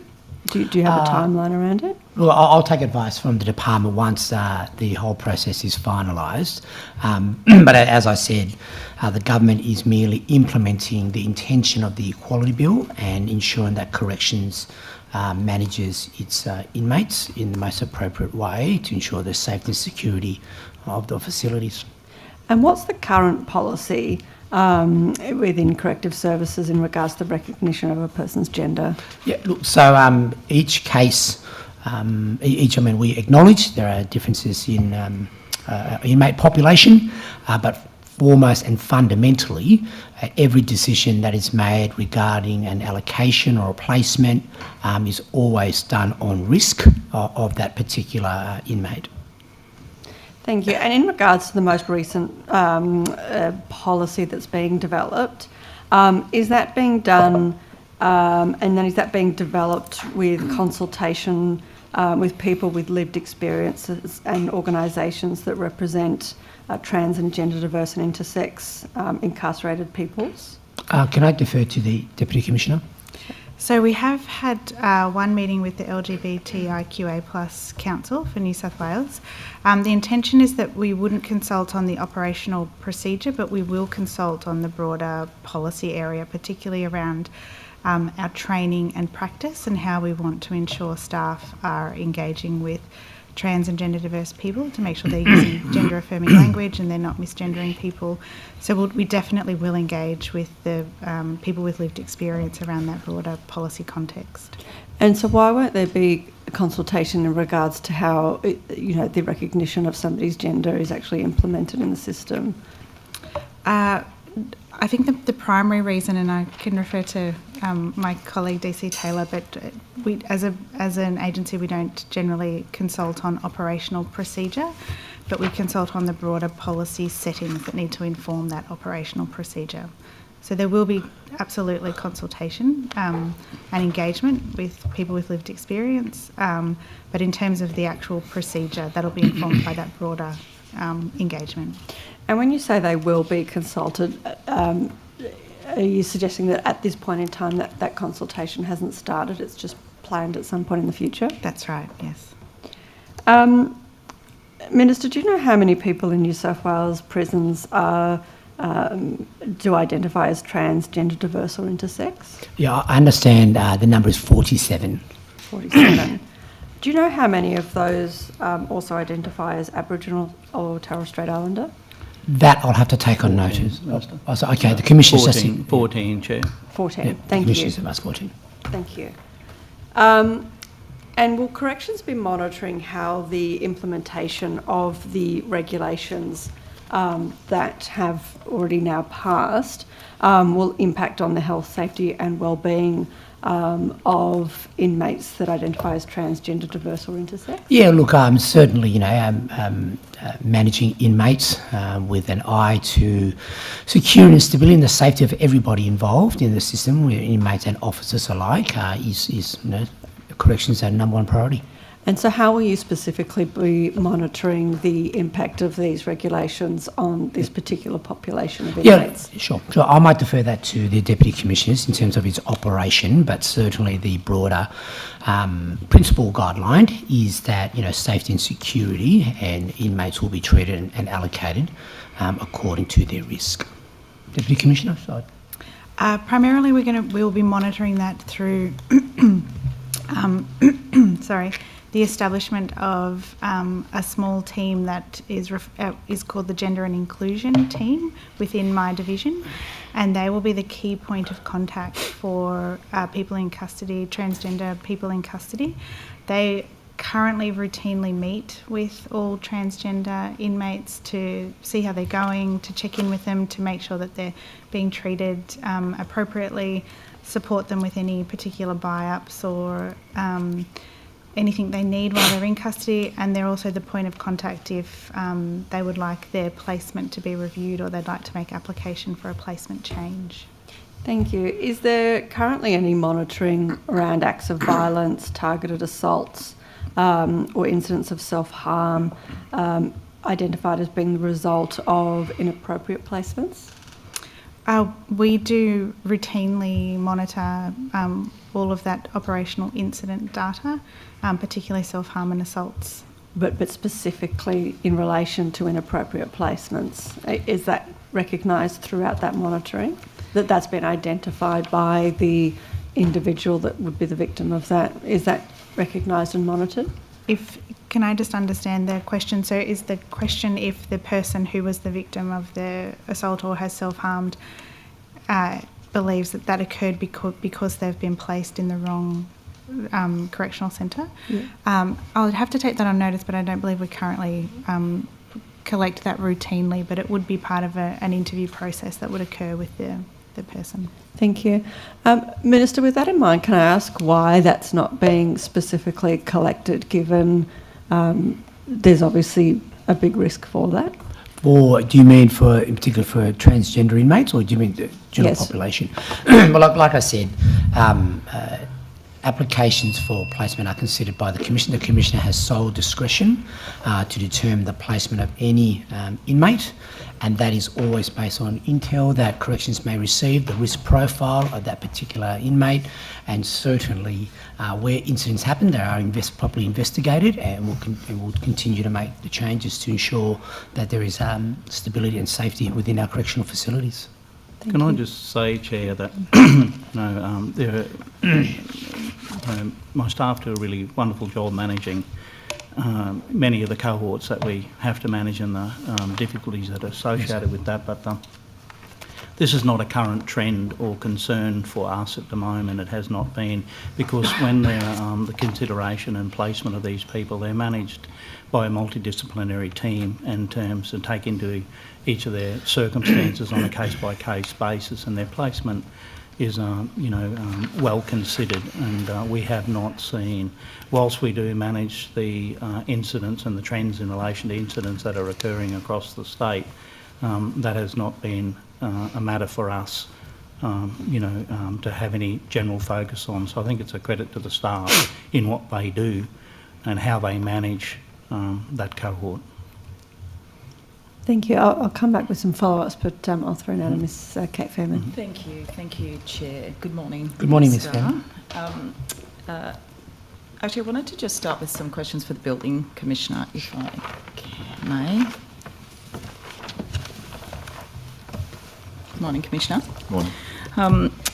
In December, I think it was not last year, the year before, you attended the opening of Alan's, the Archibald Precinct, which is the 323-room development on the Central Coast, along with the hotel and hospitality venues, with the Premier and other ministers. At that point, did you know about the developer Andrew Hurstow's record on building apartments with serious defects?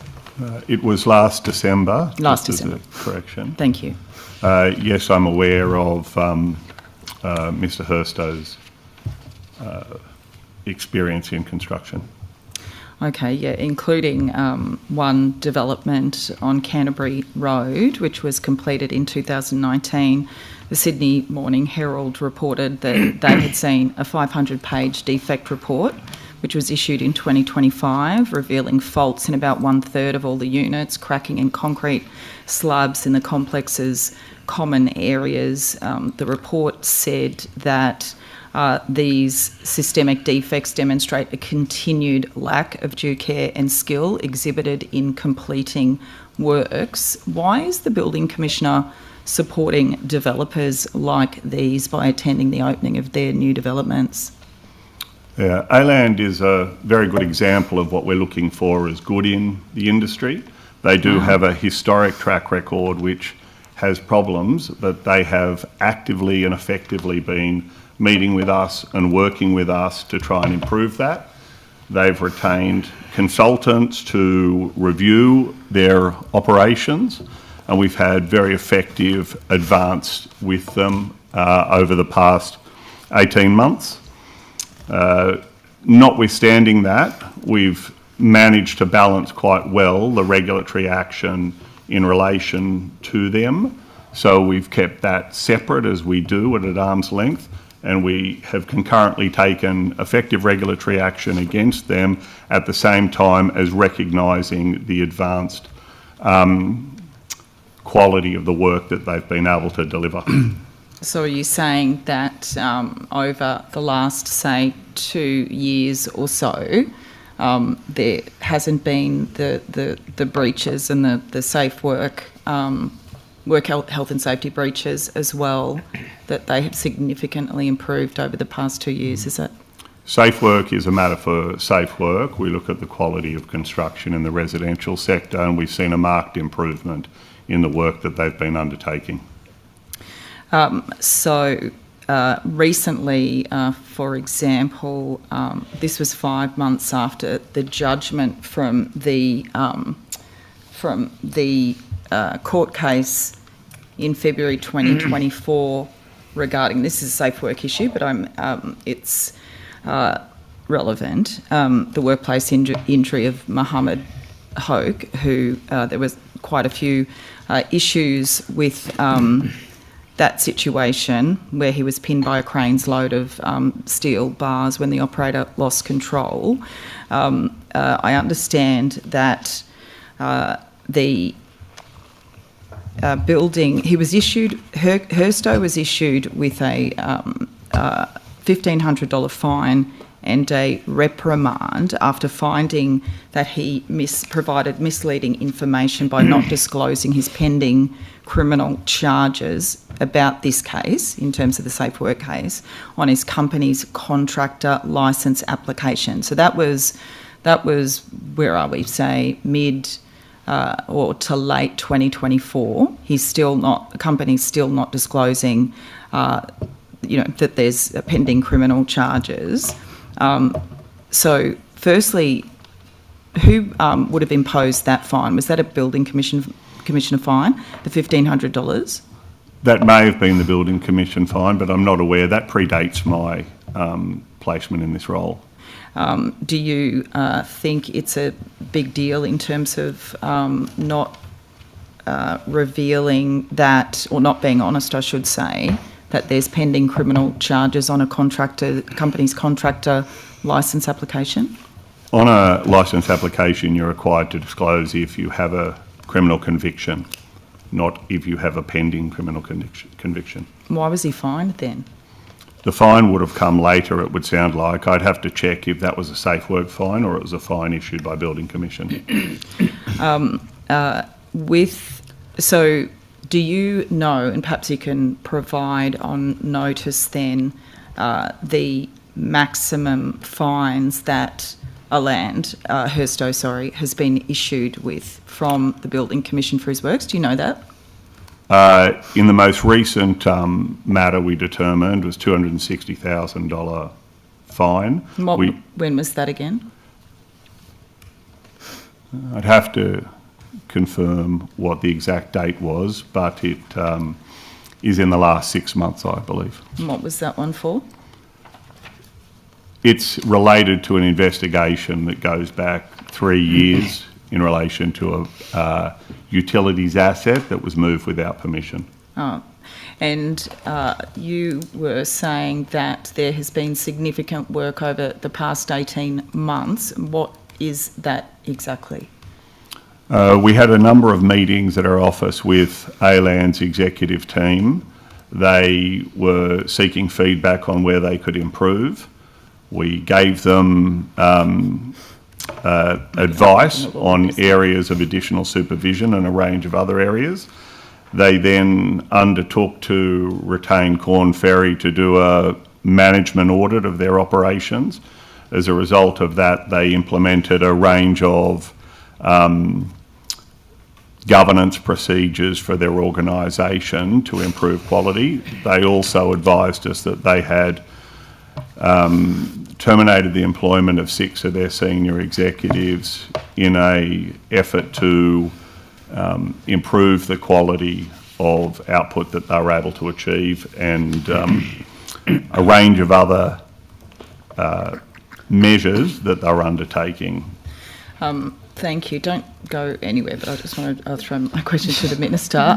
Minister, another story recently in the Sydney Morning Herald, in fact just in the last couple of weeks, was a story about a woman, Janice Carl, who has bought a unit with a subsidiary of the Bathler Group, and it was about the fact that they're in financial strife, is probably understatement, but the Bathler Group has more than 450 subsidiary companies identified by the Herald.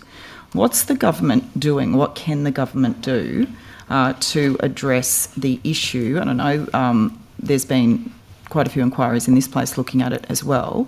But the issue with companies setting up those subsidiary companies that then leave the community and potential home buyers with a lot of debt to pay.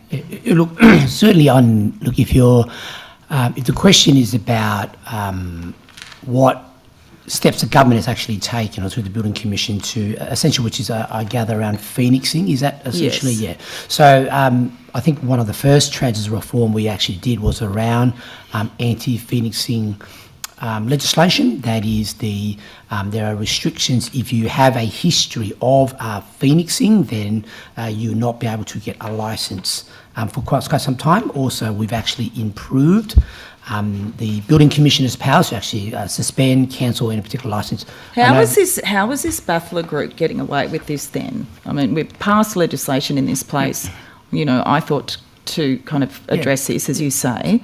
Then reading this story, 450 subsidiary groups, clearly there is a history of this group doing that. So it seems as though the legislative fix isn't working. Would you agree? Well, no, I don't agree with that assessment. One, the Baffler Group is an ongoing concern in terms of its finances. It's clear. Why can't you do anything about it? Well, I said we have to go through our entire legal process to determine the situation of the Baffler Group once it hits the sort of the end point, which at the moment is actually still going through. We've asked the Building Commission is regularly engaging with Bathurst to ensure that it's making progress. Because one other thing, Minister, with 20 seconds, sorry to interrupt, but it does say that the developer continues to propose new housing projects across the state. I think that's one of the issues, isn't it? That in the government's rush for more housing, that we've got these developers with appalling track records continuing to press go on and wanting to develop anywhere they can. Well, like I said, all our development applications are assessed appropriately through the Department of Planning. In terms of building quality, that is has been a significant focus of the government, and that's why the reforms around what we're doing with the Building Commissioner's powers, his inspections. We do our anytime, anywhere blitzes across the state.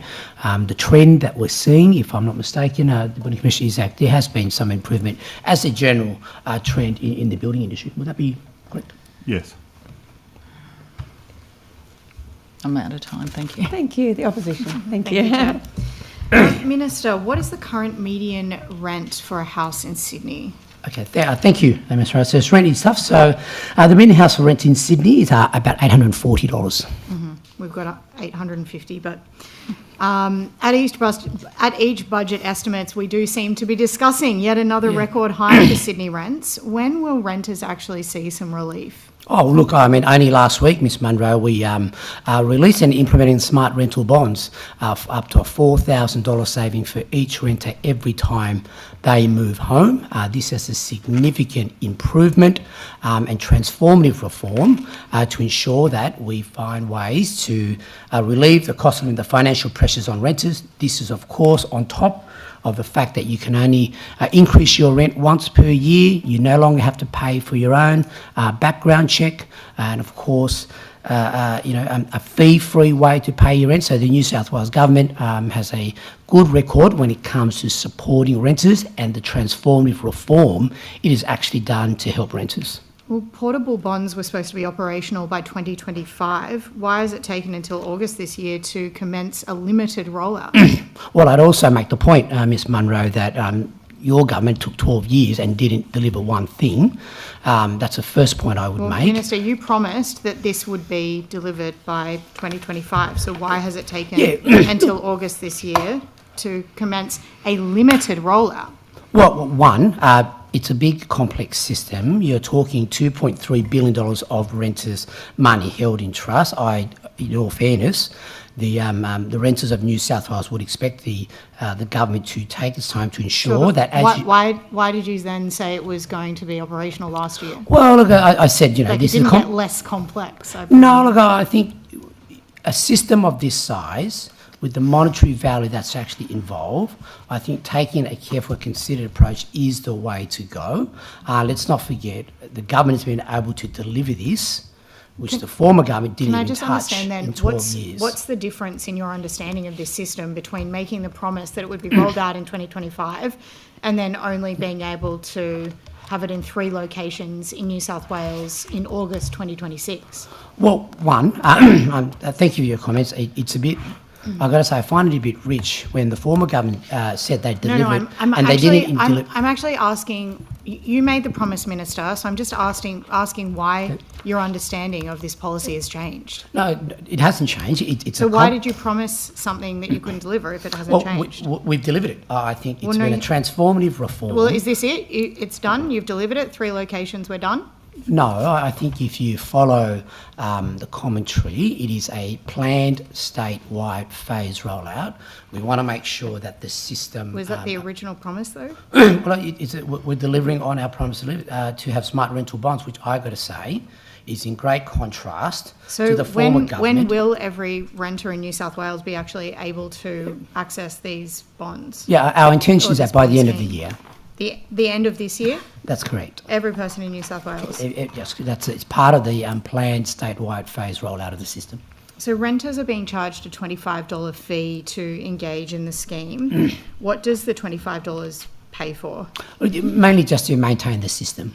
So it's intended only to recover the administrative costs? Also the operational costs of the system and the administrative costs associated with the rollout of smart rental bonds. It's a small investment for renters that would potentially save them up to $4,000 every time they move home. So, is there any revenue generated from this $25 fee? Well, every time a user pays a $25 fee, or the money that's obtained as part of that is really just to maintain the system. So does that go into consolidated revenue? Or does that go into the department's coffers? No, as I understand, it's specifically used to maintain the system. Okay, so just to clarify, does it go into consolidated revenue? No, not that I'm aware of. Fair Trading Commissioner, is that correct? Can I just call on Trina Jones, the Rental Commissioner, because she's the executive lead in Fair Trading that has been running the program. Thank you very much. Thank you, committee. What I will say is the revenue that's generated as part of smart rental bonds is held in the budget funds, so consolidated revenue, and then it's delivered to Fair Trading as an appropriation, so funds to run the service. Sorry, go ahead. Can I just clarify? The appropriated funds, do they directly match the funds that are collected through the fee? So the funds that are collected through the fee will be estimated based on use, and the model that was designed accounts for particular kind of thresholds of participation rates, particular thresholds of claim exposure, and a cost to run the service. Okay. So essentially how we run rental bonds in New South Wales is interest is earned on the bonds that are held. That interest is then allocated as an appropriation to run those services, and this would be additional funds in that appropriation to run the smart rental bonds components, of which there would be claim exposure. So the interest generated from the fund and the revenue generated from the fees is going straight back to Fair Trading to administer the scheme? Yep, so that's exactly right, and it's under rental bonds. Yep. Okay, so how much money do you estimate that will cost? So it depends on the uptake rate, and it depends on the different modelling. So we've done modelling at a kind of 78% usage rate at full scale. Okay. And so if we get that rate, we're saying that'd be about 250,000 users, or about $640 million in bonds per year. So $640 million in bonds? Yep. Yeah. And but in terms of the actual fee? So depending on the $25 fee that would be used for that, what we would have is, let me just take you through this. So just quickly, so it's basically 25 times 250,000 is the number of users. 257,000, yeah, but that's at a 78% user rate. We don't expect to get there in year one. If you look at rental bonds online, it took somewhere in the region of almost 9 years for it to get to a 90% full user rate. We're talking about millions of dollars in revenue generated from this fee. So I just wanted to raise that would be to also fund the scheme and also the claim exposure. So what happens to any of the funds that are not spent on the administration of the scheme? So funds that are generated in the rental bond interest account or through the revenue through this scheme would be reinvested back into tenant advocacy, advice and support.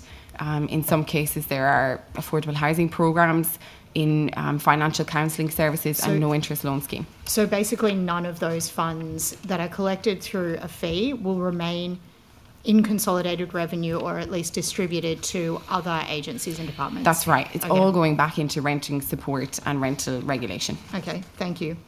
Minister, Sydney house rents have risen by 25% in the 3 years since your government came to office. How can you claim that your policies are working for renters? Well, absolutely. As I said, smart rental bonds has a significant and transformative cost of living pressure, as you'd be well aware, as is agreed market commentary. Well, they just have to spend the bond money on their rent. Well said. As I mentioned, the government also is doing everything that he can to support renters through policy reform, and also in particular to get more high quality homes onto the market. But renters are still paying more. I mean, okay, would you agree with the NAB and Ray White's survey? I don't know if you have seen this modelling, but there was modelling done that suggested that rents could go up by another 30% in New South Wales because of the federal government's tax changes, particularly related to negative gearing. Would you agree that that's a risk? No, look, I think I'm aware of that report. I understand there is some contestability about the analysis that was undertaken in that report, but you don't trust the NAB?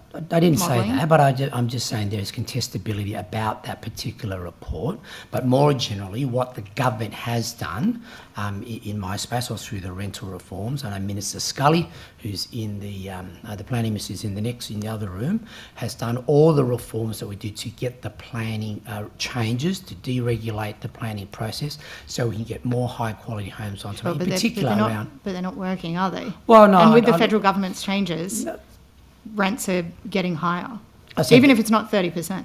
Well, I said the changes by the Commonwealth matter for the Commonwealth. Mm-hmm. The state government is focused on the legal instruments that it has through the deregulation and the streamlining process in the planning system. I have to say we've inherited a record from the former government of a highly rigid planning system that took ages for any housing approval to be done. The NIMBYism. That's actually not true in terms of the actual houses delivered. You can talk about approvals versus... The member's perfectly entitled to ask questions. The minister's perfectly entitled to answer them. And it's the same point of order as previously. I'll pass on to my colleague. I remind the member. Thank you. Thank you, Chair. Thank you, Minister. Thank you, Minister. Okay. I might turn to, trade licensing. Sure.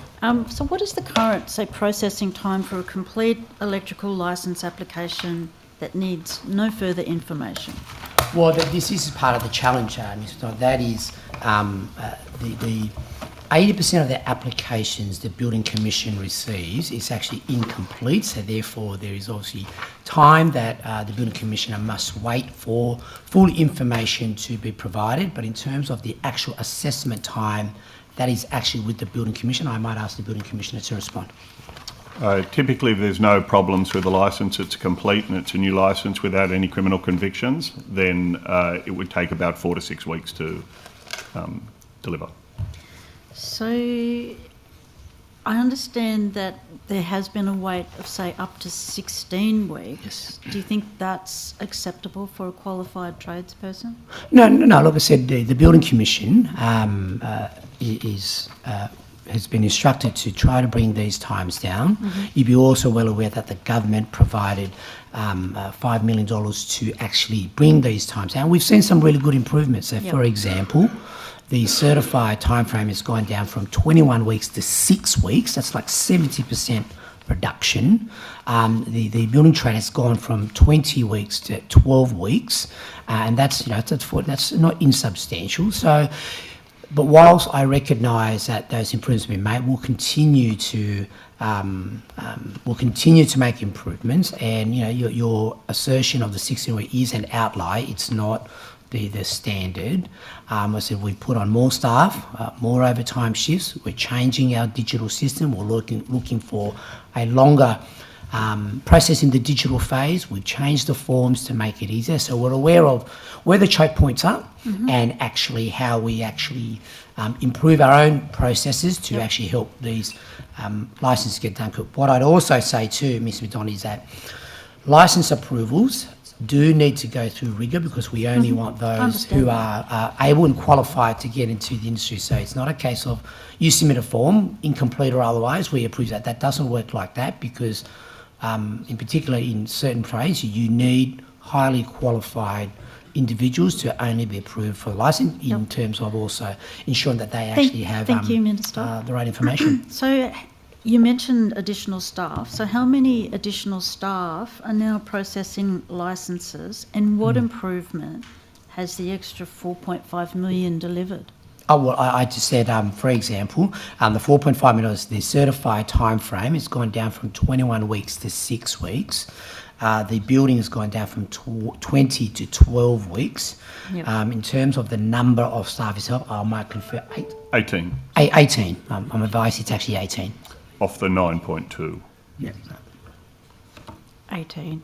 18 staff off the 9.2 million. You referenced 4.5. That's a little over half of the... And Minister, how many trade licence applications are still waiting determination and how many are complete and simply waiting to Look, be... I'll have to take that on notice, Ms Donnelly. It's quite a specific number. And so you've cited that there has been an improvement. Yes. So from what starting point are you saying that improvement is, and what is the current median rather than the maximum time? Well, it depends. I mean, different licences have got different time frames. The starting point from, I said, certifies is 21 weeks, and we've managed to bring that down to 6 weeks, which is, I said, a significant improvement. The Building Commission is continuing to look at ways to bring down the licensing times for licence applications, bearing in mind, obviously, assumptions that applications have fully complete information. I think that's also a challenge that we're working on. Changing the forms, the digital process would also, I think, help streamline the process so that we can actually bring these times down. Thank you, Minister. Thank you. In terms of, say, and I know, I'm just like with tradespeople wanting this, it's all about getting houses built, isn't it? So in terms of, say, construction capacity and housing targets, do you accept that workforce shortages are now a major constraint on housing delivery in New South Wales? That has been the commentary for some time, but making sure... But do you accept it, Minister? Well, I think there's standard factors. I think certainly when you have building a house, of course, there are multiple stages. You've got to get the planning approval process done, which is what the government has done. You want high quality buildings, which is the work of the Building Commission, the reforms we've actually done. I know the Treasurer, for example, announced a pre-sale finance guarantee, which is actually about improving cash flow to get more high quality homes onto the market. And certainly no one would deny that skills and skills challenges is part of the entire equation of getting more homes built. Minister, has any modelling, or has the government done any modelling, say, on the workforce required so that it meets its housing target?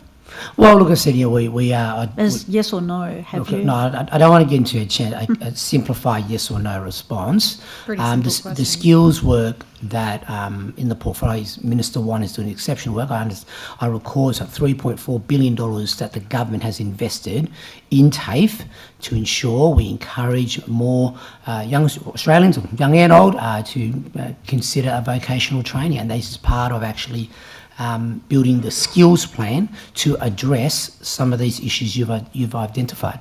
Do you know, so, okay, we want more skilled labourers, but also does the Building Commission have enough inspectors for the proposed increase in construction? What do you mean by that? I'm unclear on your question. Like if we've got skills people coming in, they're building, they're trying to meet your targets. Yes. Do you have enough inspectors?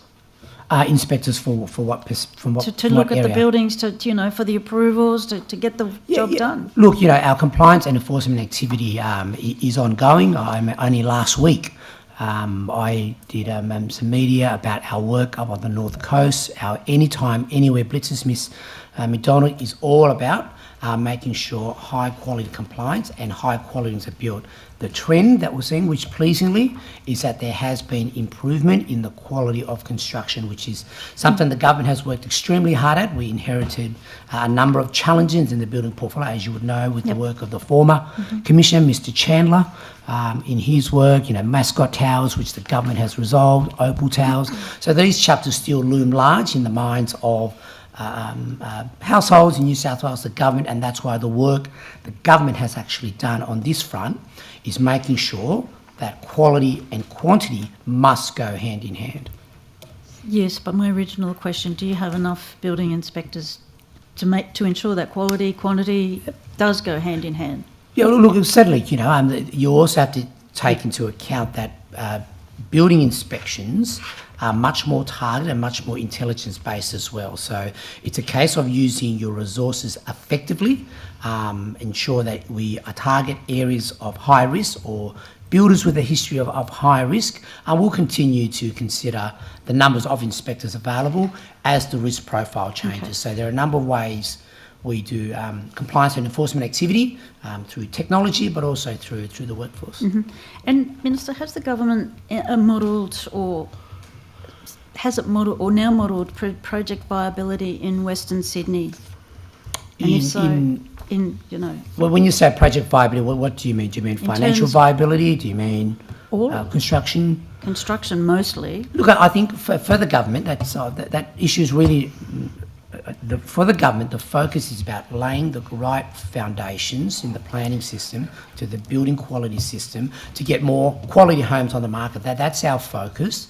And in particular for renters, as we've been discussing, making sure that renters have greater security and stability when it comes renting their homes. So, and in terms of financial viability? Well, financial viability is a matter for each private company in their market, their decisions to actually build or not to build. That's obviously a matter. But what we do is actually find ways to improve the environment. And on top of that, you'd be well aware the passing of the Building and Productivity Bill is actually significant. The streamlining of the process, for example, of having only one set of plans instead of two, can save a builder up to $300,000 per apartment building. I think that's a huge saving for builders to make it more feasible. So in terms of, say, you want compliance, construction, you want that to be the highest standard, but we also want to be financially viable as well. Can you guarantee that the pressure to meet housing targets will not lead to weaker standards or less regulatory scrutiny? Well, absolutely. Quality construction, along with more high-quality housing, has been on the government's agenda since day one. We know the housing challenges are acute. The system we inherited was clunky, was expensive, and made it very difficult for people to build high-quality homes, also in areas where people live, in particular those that are closer to metro stations or closer to the inner city, where a number of households actually want to live, and that's been the government's focus. Thank you. Ms Abigail Boyd. Oh, thank you, Chair. And it's not quite afternoon, almost the afternoon. Good morning, 2 minutes. Minister. 2 minutes. Let's start with data centres. Yes. On the 27th of March, the government endorsed 15 data centre projects worth $51.9 billion through the Investment Delivery Authority. Yes. The data centre policy framework and guidelines were released on 17th of August, 5 months after those endorsements. Can you tell me, are those 15 endorsed projects required to meet the 6 principles and 17 performance measures in the guidelines, or are they grandfathered? Sure. So there are 2 processes here. I just want to make clear. The IDA obviously put an EOI out in the first round. In particular, in this case, we did have a focus for data centres with a threshold of $1 billion. Now, those proposals came in. It's all about, the IDA's focus is about trying to reduce any rigidity in the way investment proposals are actually managed within the whole of government. That actually doesn't preclude it from any investment or environmental or planning approvals, that you still must meet that. The IDA is not a planning approval. It's about fast-tracking the proposals, but it still needs to meet those guidelines, and the expectation is what the government release will be part of that. Okay, but the 15 projects that are currently with the IDA, are you saying they have to comply with the guidelines now? They have to comply with every relevant planning and environmental assessment approval process. Under the new guidelines that were released on the 17th of August, they only apply if you want to get a 75-day turnaround. So you could still have some in the IDA who decide that they don't want to comply with the guidelines and get that 75-day turnaround. So in effect, there's two fast-track processes. I'm just trying to clarify that they are actually distinct, or will the ones within the IDA also have that 75-day turnaround? Well, what I would say, I suppose, having the guidelines clear and the government's expectations on data centres, I thought would be in the interest of proponents to actually meet those guidelines, so they can actually have a much more efficient process through the IDA before they meet all their other environmental planning approvals. But are the 15 projects within the IDA going to comply with this new process in order to also get a 75-day turnaround? Well, if they meet the process, if they meet the guidance, then they'll be shepherded through the 75 days. But they don't have to. They're not. Right, so there's no grandfathering of that. There's no sort of automatic. They're just two distinct processes. That's advice that I have. Thank you. You're also Minister for Building. Yes. Data centres now account for 12% of all non-residential building investment in New South Wales. What analysis has been done on data centre construction competing with housing delivery for trades, electrical contractors, switchgear and transformers? So just to clarify, in the building portfolio, that only pertains to residential building, Ms Boyd. So in terms of data centres, that's obviously with the Minister for Planning for assessment and approval. It's not within my legal remit. Okay, but in terms of, I guess, when you're looking at the residential buildings, to what extent are you concerned about the amount of resources, labour and other things being taken by data centres and not directed towards new houses? Yeah, well, look, that's, and that's why addressing, as we've just spoken, around licensing approvals to bring that time frame down will be important as we get more tradespeople into the economy who are qualified to do the work, whether it's in residential or whether it's in on a commercial aspect. So the competencies for skills is something that is obviously a debate that is happening at the moment. We don't have an endless supply of these things. So if people are building data centres, then they're not building other types of infrastructure and housing and other things. So is the government planning on some big investment in skills, or like where are these people coming from? Look, well, for one, I'd say the supply of tradespeople is not fixed. They're always continuing. There are more people getting into the skills framework. As I mentioned recently, Minister Wan, who may be in a much better position than I am to give you further insight into the skills plan that the New South Wales government through TAFE, I mentioned. We've got $3.4 billion in the skills plan to get more of the skills that the economy requires generate. But there's also, I think, you also have to take into account that the way tradespeople or any skilled professional does their work is not static either. There's always productivity gains that have been made, and that the number does not necessarily, it's not always linear with a particular outcome. You can actually rule productivity gains in the process. But are you concerned that the amount of labour and resources going into data centres is going to derail other types of building, particularly houses? Well, I think the long-term solution is to get more highly qualified people into the sector. I don't think we don't have that right now. So are you concerned that? But also you want to make sure that only those who are qualified actually get approved to go into the sector. So the rigour around approving tradespeople in the sector where they want to apply their skills to the data centres or to building. This is about getting high quality people into the economy as a whole. naturally there will be competition. Sure. So, for example, Endeavour Energy has raised the alarm about data centres displacing other industrial land uses, saying that Western Sydney has emerged as one of Australia's fastest growing locations for hyperscale data centres, observing increasing competition for industrial zoned land, et cetera, et cetera. So, you know, people are raising these issues about competing service requirements for data centres, particularly for utility corridors. What are you doing about that? Well, look, certainly now we're all aware of the challenges with data centres. It is part of the New South Wales future digital economy.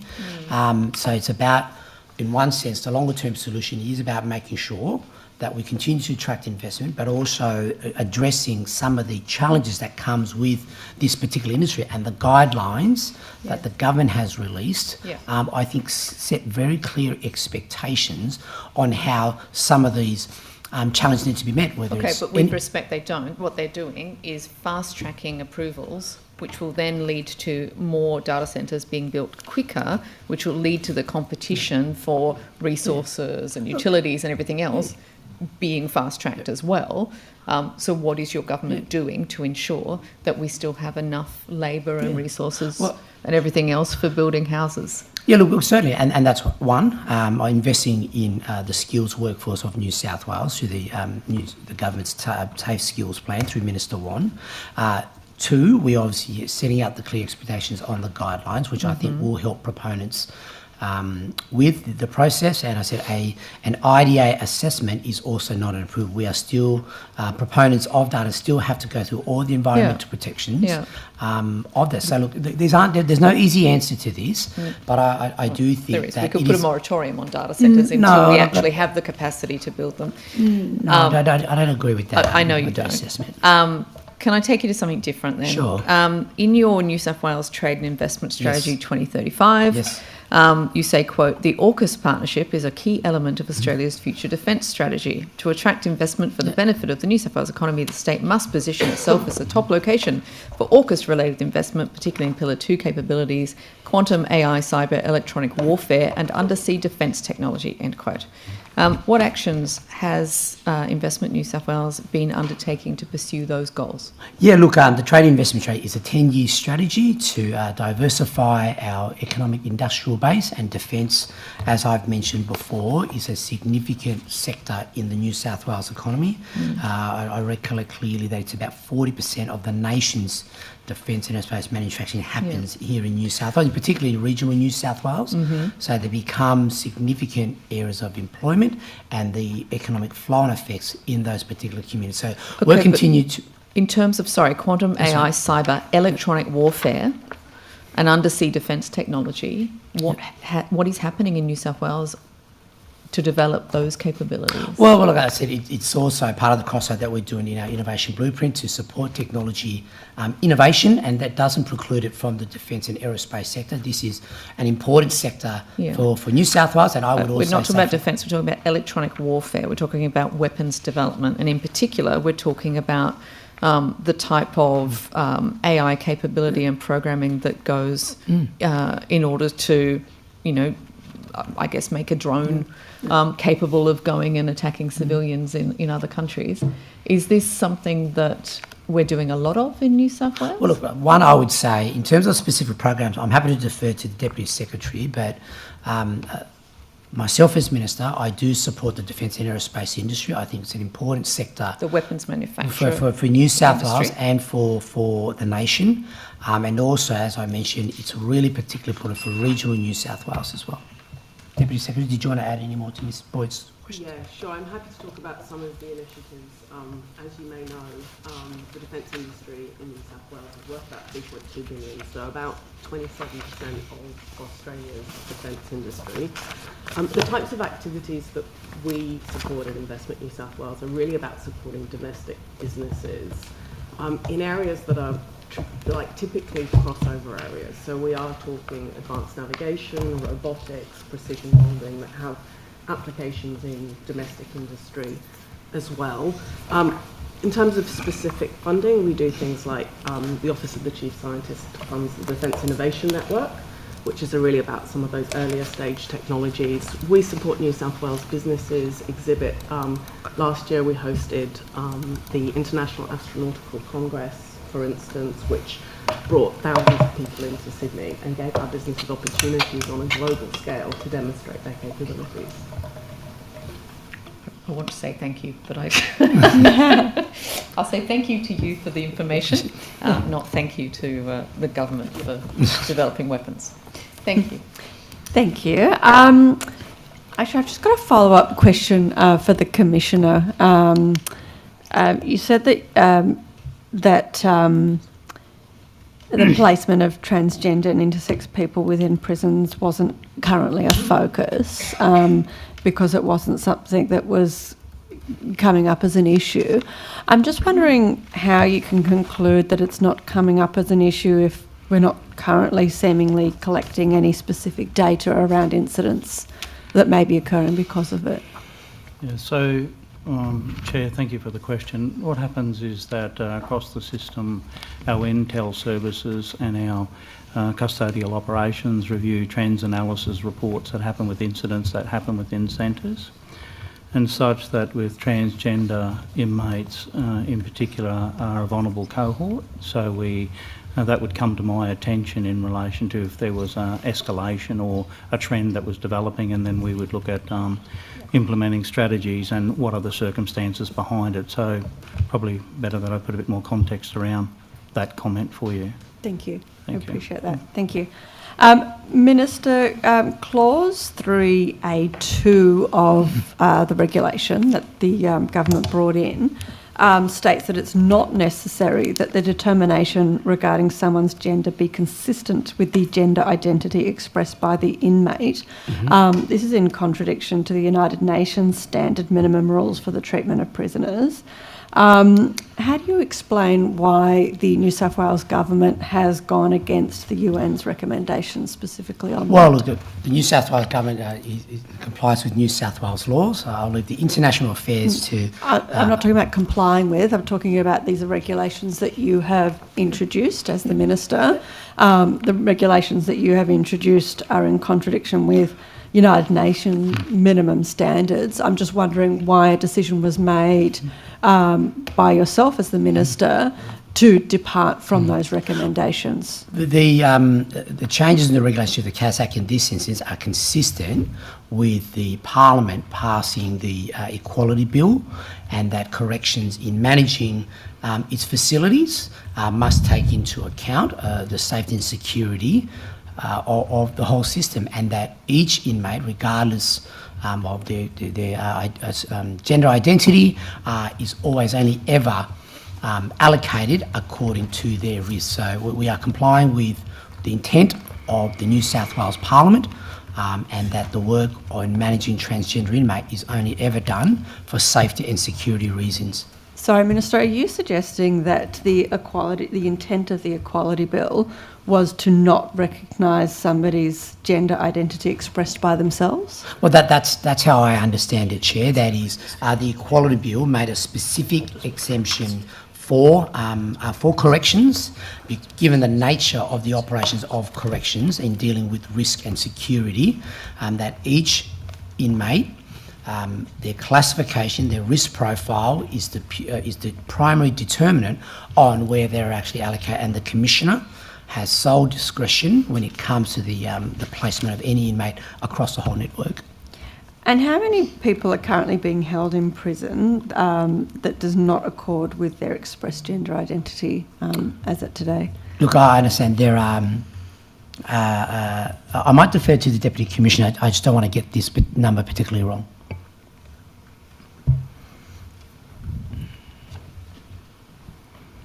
Thank you. Sorry, you'll just have to give me a second to bring that up. That's all right.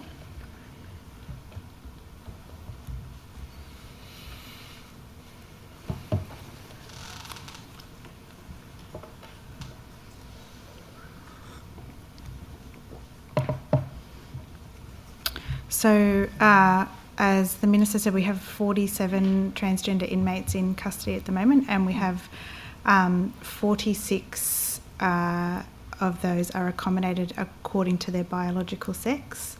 and then we have one who is housed according to their identified sex also. So 46 are currently housed in a centre that doesn't accord to their gender identity. Thank you. Minister, I just wanted to ask some questions about the women's strategy, please. Yes. In regards to corrective services. The strategy's now been released following the Astle inquiry. Was any funding allocated to support the implementation of this strategy? Look, the women's strategy is a 10-year strategy that Corrections wants to implement, as is widely well known. The work of the Astle inquiry has all been about making sure we provide a safer and more secure environment, particularly for females, both officers and inmates alike. The ongoing work of Corrections in this space, whether it's through our other programs, does take into account the differences between a female cohort and also a male cohort in our facility. But we're working through implementing that strategy. So at the moment there's no funding? We'll go through the normal budget processes in next year's budget. But certainly the government has allocated, as I mentioned, I think $30 million as part of the Astle inquiry implementation, on top of the other programs it actually already does, and there also existed a number of the issues identified in the women's strategy are also funded from existing resources. Thank you. Which funding's already being funded through other sort of additional programs that are already running? So some of the programs that with the Corrections actually implements is example around the sexual misconduct reporting hotline, which is then appropriately triaged, and that depending on the risk of those allegations, and they are then forwarded to the appropriate body for further investigation, either internally but also externally as well. The strategy outlines some fairly high-level principles. So, for example, there's some strategies around making corrective facilities more rehabilitative places and reducing the number of women coming into prisons. Have you, has the government looked at how to sort of implement that in practice, and is there work being done in regards to strategies that you're going to implement to meet those recommendations? Look, the short answer to that is yes. The government is always looking at ways to improve. The Corrections, rather, is looking at ways to improve the way it manages its female cohorts. I think there's certainly a lot of public commentary around the different needs of female cohort versus the male ones. I think, historically, jails have really been built for men and haven't really catered for women, the needs of females in our facilities. But I'm happy to ask Deputy Commissioner Galutzis to provide more details about some of the work that we're doing to implement the strategy, but also to cater for the needs for our female cohort. Thank you. So as the Minister said, it's a 10-year strategy. It's an ambitious strategy to ensure that we're able to achieve the level of transformation that we require. We will have 5 biennial implementation plans. So the first implementation plan will cover the 27-28 financial years. We are focusing very much in those first 2 years on foundations for change, because we recognise change in a correctional context is really difficult, and if we don't lay the foundations, we're not going to be able to achieve what we want over 10 years. So in the first 2 years, we're really focused on capability uplift amongst the workforce to understand why change needs to occur and how we need to work differently with women. We're focused very much on really changing the way we work with Aboriginal women in custody. So we're developing an Aboriginal healing and wellbeing framework. Operationally, the first 2 years are really focused on some core changes, particularly around reception and induction, really responding to what women told us through the consultation process, that is really the most difficult process for them when they're first received into custody. So we're looking at redesigning that. We're developing a new classification and case management model for women that's fundamentally different from the men's model.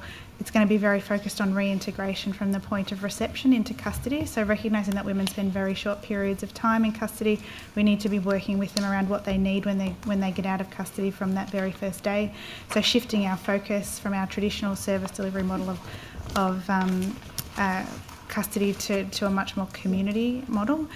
We've also got a real focus on employment pathways. Again, listening to what women told us through the consultation process, what they want is employment skills and employment opportunities upon release, and also looking at how we can provide greater drug and alcohol support to women in custody. So that's our focus for really designing a rehabilitative environment for women. Thank you. Minister, the strategy also highlighted that 98% of Aboriginal women in custody have a history of victimisation. That's obviously a very, very high figure for Aboriginal women in custody. Is there work that the New South Wales Government is doing now to focus on specifically supporting those women, and particularly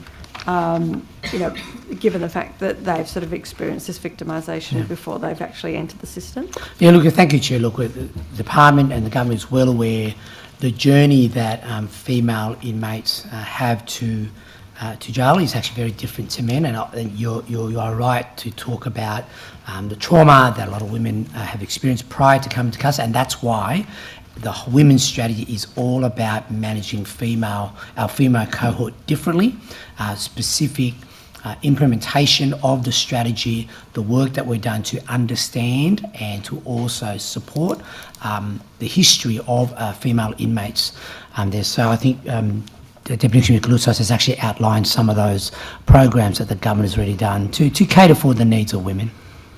Thank you. The opposition? Thank you, Chair. Minister, are you concerned that the data centre guidelines are going to prevent the $51 billion of investment from being realised through the projects that have been approved already through the IDA? Well, I said one. I just want to make the point that the IDA is not an approval authority. No, I know. I'm not asking that. I'm asking the data centres that have been supported through the IDA. Do you think that that investment is at risk given the government's data centre guidelines? No, I don't agree with that assessment. Have you listened to the evidence from the data centre inquiry? The Data Centre Australia representative said that data centres are already experiencing a lack of power purchasing agreements in the market to achieve, and that was to achieve renewable energy contracts even before the guidelines existed. So it would suggest that in fact there will be a decline in the number of data centres that can be approved under the government's guidelines. Look, I disagree with that assessment. New South Wales is leading the nation when it comes to data centre investment. But it's not investment if they haven't been approved yet. Well, I said New South Wales is the leading jurisdiction when it comes to data centre investment. But in what way if they haven't been delivered? Okay, sure. We've had, on average, I think the last 3 years there's been a 65% increase in the investment proposals. Yeah, no, I understand the proposals, but I'm trying to get to the outcome. So you're not worried that the data centre guidelines are going to prevent data centre investment? Is that your evidence? No, I said I think the data centre guidelines are not an inhibitor to investment. They're actually based on actually setting clear expectations to shepherd through the process much more efficiently. I've just suggested to you, as per the evidence of Data Centres Australia, that data centres are already experiencing a lack of PPAs in the market that would allow them to adhere to your guidelines? Well, look, I said, our whole data centre strategy through the guidelines, through the work of the IDA, and then also is all about growing the future digital economy. I have to what say, if the maths doesn't work? Okay, look, I'll move on. Sorry, Minister. Sure. Minister, how many times have you met with REI in New South Wales in the past 12 months? Well, all my disclosures are done appropriately according to my diary disclosures. Well, they have said that you have steadfastly refused to engage despite their repeated attempts to meet with you Would you agree with that characterisation? No, that's totally incorrect. The government has been doing reforms since it came into office. The REI has been part of those reforms in terms of its workshops, its roundtables, its ongoing. I know I've met with the REI on a number of occasions, as would be disclosed. In terms of the specific reference you were making, I could also say clearly that a meeting request was sent to my office. That meeting request was accepted. The REI then declined to meet a few months later. So that assessment that you're making is totally incorrect. Would you be willing to present that information, table it to the committee? Well, I've just said it to you. Yeah, but would you be willing to present the emails to the committee so that we can verify I that said, claim? look, I said all my data disclosures happen as appropriate. Sure. I mean, it was pretty serious media release that they put out. They called for you to resign because you had steadfastly refused to engage. That's a pretty serious allegation. Look, that's up to them what they want to do. But so you won't table the correspondence between you and the REA and New South Wales? I'm happy to take that on notice. Well, it's up to you if you want to disclose it or not. Well, I've just told you. Like I said, well, I'll happy to take that on notice. But it's your decision. Point of order, Chair. Yes, there's been a point of order. The Minister's answered the question, I think, by my count 3 times now. So it's getting to the sort of badgering stage. If Ms. Munro could move on. I do ask the member to move on. Thank you. Thank you. Yep. Thank you, Minister. I wanted to go to, say, the building dispute resolution scheme. Yes. So by, say, December this year, will the dispute resolution service be operating, or will the government merely have made the regulations? Well, as I understand the passing of the legislation, Ms McDonald, the legislation requires for the regulations to be developed by the end of the year, and that's what the Building Commission is working towards. And when will the proposed model be released for public consultation? Well, once the regulations are finalised, we'll go through the normal consultation process. And will owners and builders generally have to attempt dispute resolution before going to NCAT or a court? Well, the model is being finalised, the regulations being finalised as we speak, and obviously once that model is finalised, we'll continue to consult with the industry-wide. Just when will that be put out? What is the normal process of consultation? Because there's been some concern that the normal process of consultation is not adequate. Well, look, the government is meeting the Parliament's passing of the regulations to be developed by the end, and that's what we're working through. There's been a number of conversations and concepts that's happened around model dispute resolution. I can ask the Building Commissioner to provide more details on I'm this just wondering one. when I come back to... If you have a date. Sure. Do you have a date when the regulations are going to be released? Well, but we've been tasked with by the end of the year, and that's what we're working towards. Okay, yeah, so by 31st of December. Well, that's by the end of this year, that's correct. But will there be consultation before that? Well, once we'll go through the normal consultation process as the regs are being developed. But you can't put a date on public consultation? Well, I think once the consultation is happening as we speak in terms of... Not public consultation, though. Well, I said we've got a task to develop the regs by the end of this year, which is what the Building Commission is actually working with. There's been a lot of work already done in this space. We'll continue to consult as appropriate to ensure that we meet the task that's actually been set. But just to clarify, will there be public consultation on the regulations before they are presented by the end of the year? Well, consultation has already started. When will it be completed then? The regulations are intended to be are completed by the end of this year, as has been tasked by the passing of the legislation. So if all of this means that it's all dependent on the regulations still being drafted, who is drafting them and what decisions remain, and when will the draft be released? Well, I said we've gone through the major stakeholder consultation as we speak. It has already started. We're aware of the time frame that's required by the passing of the legislation by the end of this year. Once those consultations have been finalised, then we'll be in a much better position to make the appropriate announcements. So you said major consultation. Major stakeholder consultation. Major stakeholder. So when will the public part of that consultation? Look, I think the discussions around model dispute resolution has been happening for quite some time. The passing of the legislation obviously gave the Building Commission a mark, and that's what we're working towards.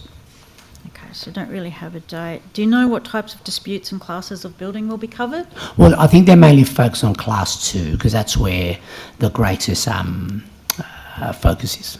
And will the scheme be limited into mediation, or will it be able to make binding and enforceable decisions? Look, it's still being developed as we speak. The regulations are still being finalised. The input from major industry stakeholders and other stakeholders will be important as to ensure that. And from your consultations, do you know whether consumers will have to pay a fee to use it? That model is still being developed. Yes. And do you know how many staff and how much funding will be allocated, or that's still? Well, we go through the normal budget processes as this happens on a yearly basis. I might turn now to short-term rental, the exclusion register. So regarding that short-term rental exclusion register, how many hosts have been excluded from participating in the industry in the last 3 years? Can I defer that to the Fair Trading Commissioner? Okay. Yes, thank you. I might ask Ms Jones to return to the table if you don't mind. I might come back to them in the afternoon, sorry. Do you know how many, so there's probably how many guests have been excluded? Sorry, I can answer that. So we've, in the last financial year, we have excluded a guest, one exclusion of a guest, 1 strike, 11 warnings and 4 directions. Okay, thank you. Minister, you're involved in the current STRA regulatory framework review, is that correct? Well, it's part of it, but I also say that it's actually, the STRA is actually with Minister Scully and Minister Jackson. But you're part of it? Well, we are part of it. Fair trading has a role around conduct and the behaviour occupancy. That's my understanding. So the reforms around on STRA is a matter for Minister Jackson and Minister Scully. And can you advise if this regulatory framework will be made fit for purpose and enforced? Well, they're questions best directed to Ministers Jackson or Scully. Okay. Jackson or Scully, do you... Yeah. Minister, do you know how many serious building complaints the Building Commission received in the last financial year? Well, it depends what you mean by serious. What are the classifications that you utilise? And if you're talking about complaints or inquiries? I'm talking about complaints. Yeah, complaints. So is that then resulting in issues of orders? You just need to be a bit more specific here because that's quite a broad statement about. So there's no classification that you have. Like, do you have a ranking system of complaints about building, received by the Building Commission? Surely you have some internal process that classifies complaints as serious or less serious. Well, no, I don't think that's the way you classify it. I don't think that's the way it works. Well, how many complaints concern you that the Building Commission has received in the last year? I think the important point here is that for the Building Commission to issue building works rectification orders or rectification orders, depending on the type of a residential building, and to ensure that those builders and developers rectify those. I think complaints and inquiries come in various forms, and not all of those actually lead to an issuing of a notice or a rectification order. So I think that's why your original question was, I think, a bit of a piece of string sort of do you have an internal classification system that determines whether a complaint is serious or not? Well, look, I said... surely there's a prioritisation system. Well, the prioritisation is to make sure that those residential buildings with the highest risk of structural defects or defects within fire, so they're the ones that get the attention. Okay, I think so how many of those did you receive? As in which ones? As in the ones you just referred to. So if you're talking about the number of building works rectification orders, as I'm advised, there's been 82 that have been issued. Mm-hmm. And how many remain unresolved? I'm advised that we've got an estimate of about 68% compliance. So there's still a process to obviously have those rectification orders being managed. And what is the current average time from a complaint being received to formal compliance action being taken? Well, this is, as I go back to you, a complaint does not necessarily result in action, because those complaints obviously have to be investigated, and they may not have enough evidence to lead to compliance. Okay, well, consumers are reporting long delays, and there is basically a perception of inaction in serious building matters. And I'm trying to ascertain if you have any numbers around this, how you're classifying these, like how are you addressing these concerns with the Building Commissioner? No, well, look, absolutely, two of the reforms that the government has actually done. Earlier I mentioned the anti-phoenixing laws that we've done. The Building Commission has much stronger powers now as a result of our reforms into suspending, cancelling or licensed builder, our anywhere, anytime blitz, which we do across the state. But are they resulting in complaints being dealt with more quickly? Are they resolving complaints more effectively? Like, do you have some sort of a graph, perhaps, that demonstrates the improvements in outcomes? Yeah, well, we're seeing this as part of our enforcement and compliance, and as the Building Commission has said earlier today, and I see it in the evidence that we get, there has been an improvement in the way residential buildings have actually been undertaken in New South Wales. The quality has improved, but there's more room for improvement. I said our unannounced compliance blitz is all about making sure that building compliance is actually done and done at high quality, and also working with the industry to continue to upskill so that we have fewer defects. I think reducing... But then how many... Okay, so how many building and trade licences were suspended or cancelled as a result of misconduct or repeated non-compliance? Look, I'll have to take that one on notice. That's a bit too specific. I don't have that on hand. Do you believe that the Commission has sufficient powers to immediately suspend a practitioner where there is ongoing risk to consumers? Well, absolutely. I mean, we've increased the powers of the Building Commission, as I said, to cancel, suspend or any licence of any tradesman who's actually done misconduct. But he still needs to go through a due process, mind you. Sure. So does that mean that the issue then becomes about resourcing and timeliness for enforcement practices? Well, when we're getting this feedback, I'm not sure that you've got any figures that would demonstrate the improvement that you've spoken about. Look, one, if there are specific instances that you're aware of, the department in my office is happy to hear those. You're welcome to forward them to us. But in terms of the work that the government has actually done to improve compliance, to improve quality, is both through regulation, through the legislation, but also actually through working with the industry to continue to upskill tradesmen. And we've seen this through... Well, the trade licensing situation has already been covered. It's so grim. Like 16 weeks was not an outlier. That's what the Building Commission is actually advising the public. And in Victoria, it's 20 days. Well, look, I think that's incorrect, because I know we actually investigate this. The work of the Building Commission with these allocated resources to increase more staff, more overtime. But I also make the point that we've had an increased volume of applications through licence. So New South Wales is the biggest building market in the country. So you've got increased volume.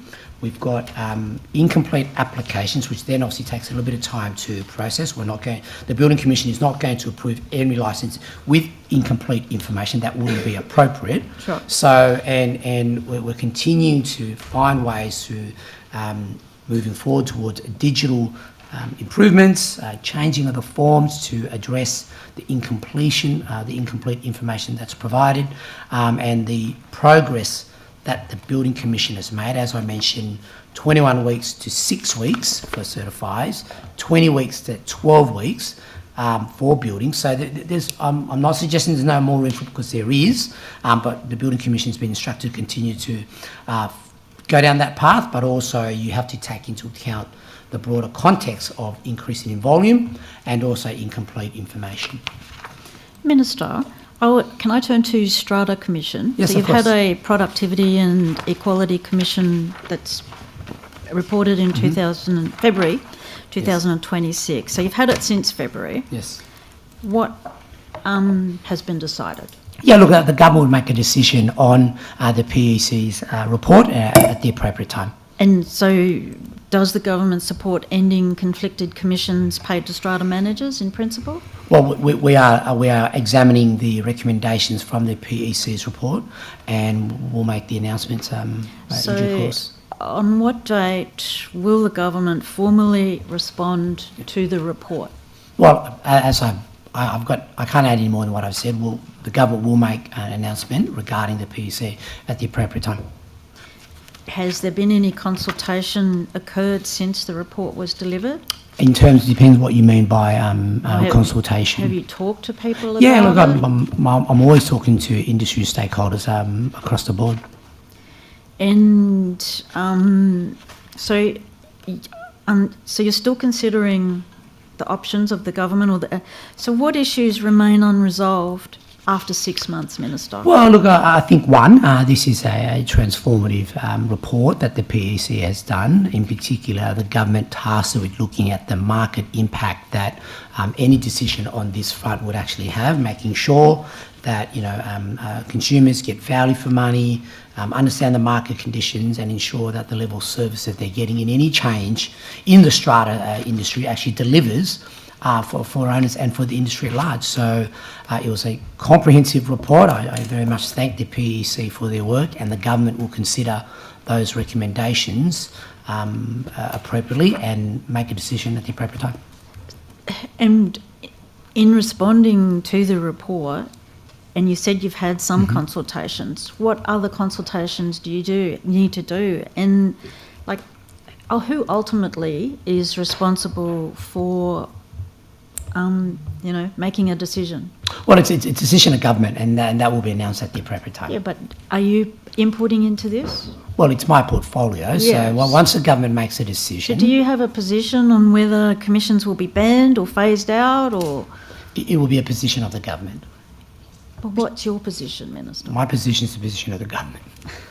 What's the point of being minister if your position isn't represented as the government's position? Well, I said I can't add any more than what I've just said. The work of the PEC... Do you offer a view to the cabinet? Well, look, I said we'll go through the cabinet process as we do for all policy positions that the government wishes to take. Does that cabinet process include you offering a view as the minister responsible? That's the usual course of cabinet decision making. So what is your view at this point? Well, I said I can't add any more than I already had. The work of the PEC is valued. The government is considering that position, and an announcement on that decision will be made in due course. I have 11 seconds. Okay. I might turn to Community Gaming and Rewards Club. Will the community gaming regulation be remade before it expires on the 1st of September, which is not that far away, Minister? But we're always happy to think about any issue that comes across our table. Yeah, but will it be remade? Well, I said I have nothing more to add to that. Sorry. That's right. You'll have another couple of minutes very soon. I just have some very last questions around the women's strategy. Sure. And so we were talking about the Corrective Service New South Wales Women's Strategy. I'm just wondering how the government plans to measure whether the women's strategy is improving the lives of women in custody. Yeah, well, look, has that been planned out at this Sure. point? Look, it's part of the implementation process. I mean, this is a 10-year strategy, so I think some of the results will be a bit further down the track as we implement some of the reforms, some of which we've already done as well. So we'll continue to monitor progress. It's an important part of corrections operations and its measurement to ensure that the 10-year strategy works and works for the community at large. And is there a proposal, like when will that, I know you've mentioned that obviously some of the programs that you've currently got underway you suspect will already meet some of the recommendations, but is there a formal assessment specific to the women's strategy, and is there a timeline around that? Yeah, look, so there are a number of options within the women's strategy, some which we're already implementing in whether it's a result of the ASTL inquiry implementations, which we're making great inroads, or some of the operational issues. So I think it's a case of giving it a bit of time, given it is a 10-year strategy, we've only just released it, and that resourcing from existing resources being allocated to implement those particular plans. And when you say giving it a little bit of time, does that mean, say, in 12 months' time, we could expect to be able to come to budget estimates and ask for a specific update on measures that have been put into place to assess the effectiveness? Yeah, look, certainly implementation and then post-evaluation will be part of the government's implementation of this particular strategy. I could ask Deputy Commissioner Galutzis if she has more to add.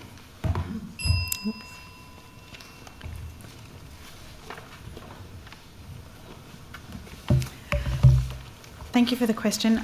I'll just add that a key deliverable for the first biennial implementation plan is the development of a learning and outcomes framework. So we're actively working on that at the moment. Also having one specifically for Aboriginal women, a specific outcome framework. So we want to do that in consultation with key stakeholders. So that's one of the key deliverables for this first implementation plan. And then the intention of having 5 biennial implementation plans is that we'll evaluate what we've been able to achieve at the end of that plan so that we can make adjustments as we move into the next 2-year plan. So it's an iterative learning process. As I said, this is a really substantial organisational transformation that we're working towards. So we really need to understand what's working, what's not, where we need to make adjustments so that we're going to achieve sustained change. Thank you. Thanks so much.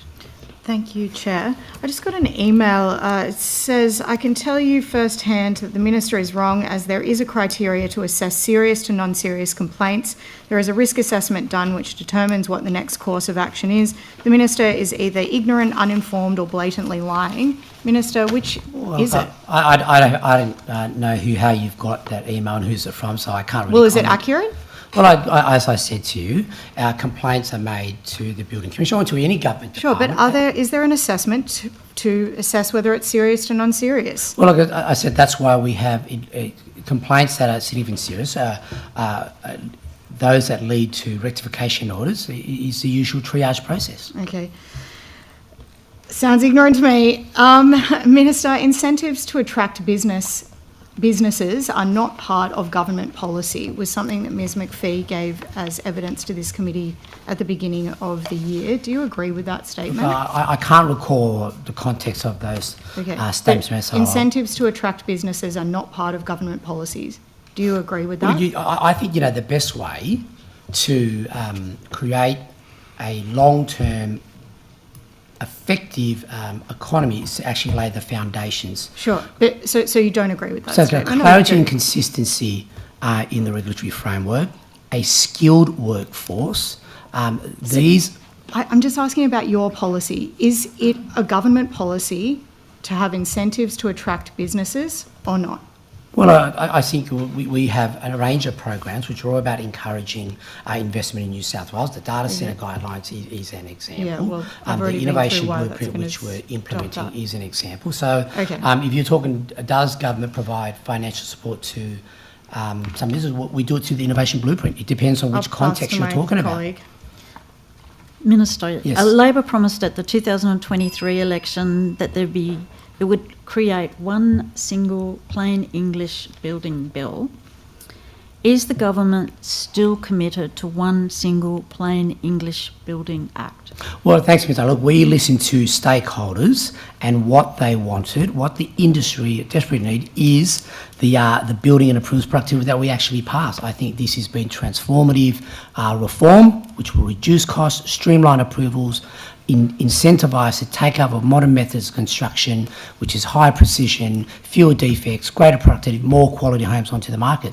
The government is always consulting with stakeholders, and we've delivered what stakeholders actually want. 2 weeks for 600 people. Are there any questions from the government? No, the Minister's answered, I think, all the questions very appropriately. Thank you. In that case, we have finished with questioning you, Minister. Thank you very much for your attendance this morning. Thank you. We will be breaking now for lunch and we'll return at 2 p.m.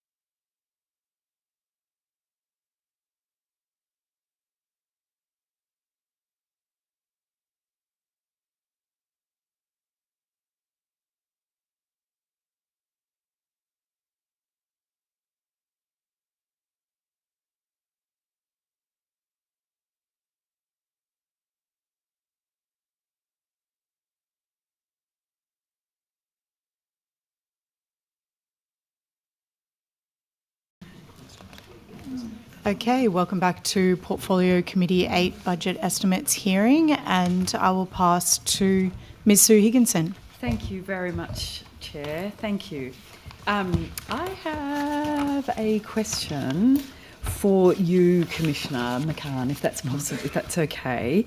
Commissioner, you'd be familiar with the case of Mohammed Farhat, a 20-year-old Lebanese Australian with drug and mental health issues, recruited by a gang to spray paint, and excuse my language, it's FCK Israel on a car. I think it was meant to say fuck Israel on a car. Commissioner, why did you make an application to the State Parole Authority to revoke Mohammed Farhat's statutory parole order? It's not.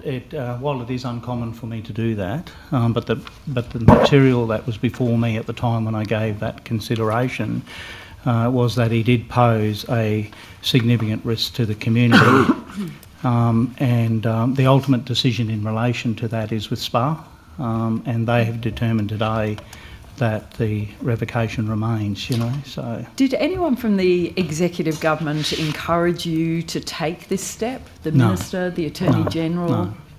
No? No, not at all. Did you consult with the New South Wales Police's Counter-Terrorism Command before making that decision? No, I was satisfied with the information that was before me, and the basis of the information that was for me was to make sure that, to protect the community. So I was satisfied with that. You'd be aware that in a recent decision, a judge has noted and appears to be incredibly critical of your conduct. He describes it as unsound, and says he's never heard of a commissioner seeking to circumvent the courts to this degree. My understanding of his understanding based on the judgment is that the parole determination was that he has mental health support, drug and alcohol support upon parole, but all of that opportunity was revoked from this young man. And this is a young man who was in custody who, from what's apparent from the case, made really clear steps towards his own rehabilitation, that there was this live issue that he had engaged in anti-Semitic behaviour, that he was ideologically motivated, when it became quite clear that that was not the case at all. Is there what was the main aspect that you determined that that this was in the best interest of community safety? Look, I won't get into the specifics of any individual inmate before me when I make the decision, other than the decision that was made, I was satisfied and stand by the decision made that the risk that he posed to the community was significant for me to put the submission forward, and in doing so I stand by that, and so are you aware of the decision of Justice Fagan where he says at paragraph 133, I'm not aware of any other case in which the Commissioner has, by means of such an application, secured an ex parte decision of the authority to prevent the operation of a sentencing decision of a court, thereby depriving an offender of the opportunity to serve part of his sentence in the community on parole. The state's case in the proceeding before me has not disclosed any circumstance that explains or justifies this most unusual manner of the Commissioner seeking to alter the intended effect of a regularly passed sentence. Are you aware of that paragraph? I'm aware that they're independent and they will make the ultimate decision, and as I referred to earlier, that they have made their decision today that he remains in custody. So I don't know if there's much more I can say about that, Ms Higgins. Was part of your decision to arrive at the conclusion that you did and take the action you did, that Mr Farhat was motivated by anti-Semitism?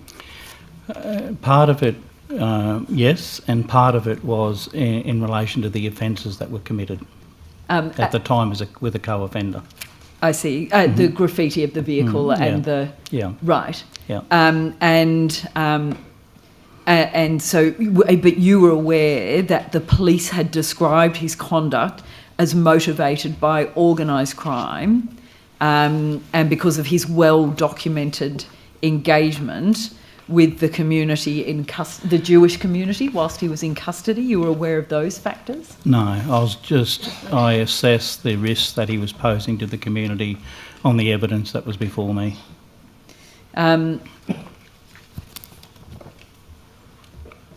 Thank you. Mm-hmm. And you say that today you would stand by that decision and take that action with the parole authority and make that ex parte application? That's right. Thank you. Mm-hmm.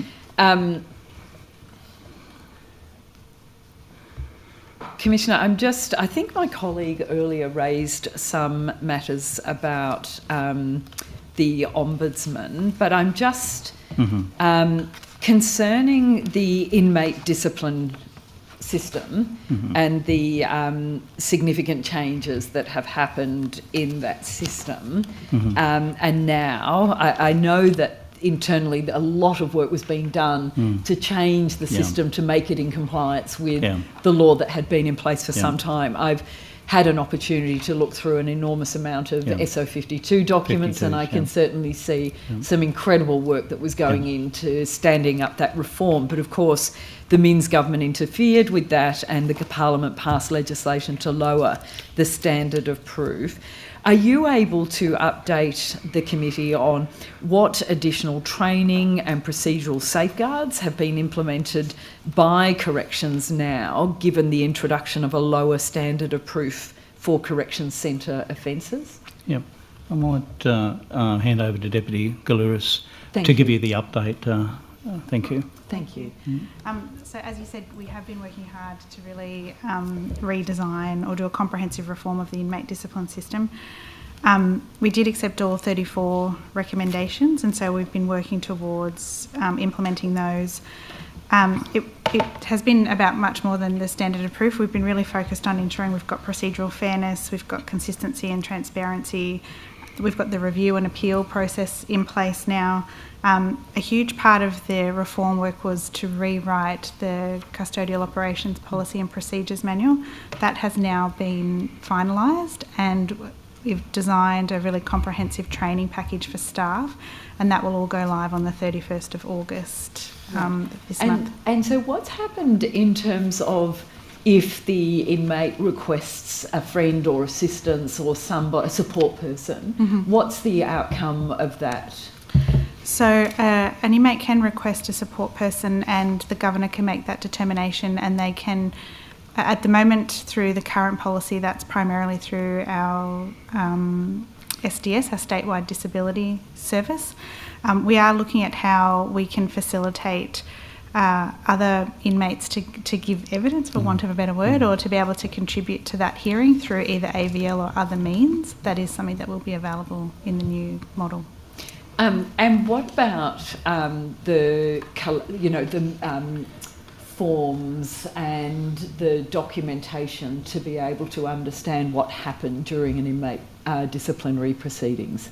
So again, that will be up to the Governor to make a determination around whether or not the inmate can understand the proceedings and complete those forms, and if they feel that they need support, then they can request that through either the statewide disability service, or there might be another non-custodial person in the correctional centre who can support the inmate to complete those forms. And in terms of the record of the proceedings, is there now a uniform system where records of what happened, the proceedings that undertook, who was involved, the outcomes, the charges, is that now a system that you have some confidence in, and has that started?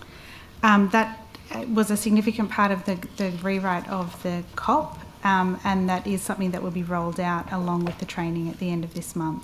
So at this point in time, if there was, well, as there would be, an inmate disciplinary proceedings happening this week, last week, if you or the Commissioner wanted to go and say, what happened in that proceedings, do you have, what's your degree of confidence, high, low, or medium, to say that the Commissioner would be able to access documents and say, I can see what this person did, what the evidence was that was presented against the inmate, what the testimony or the evidence presented on behalf of the inmate, and the conclusion? What would you say in terms of your level of confidence at this point in time, recognising we're coming from a place where that was not really possible at all?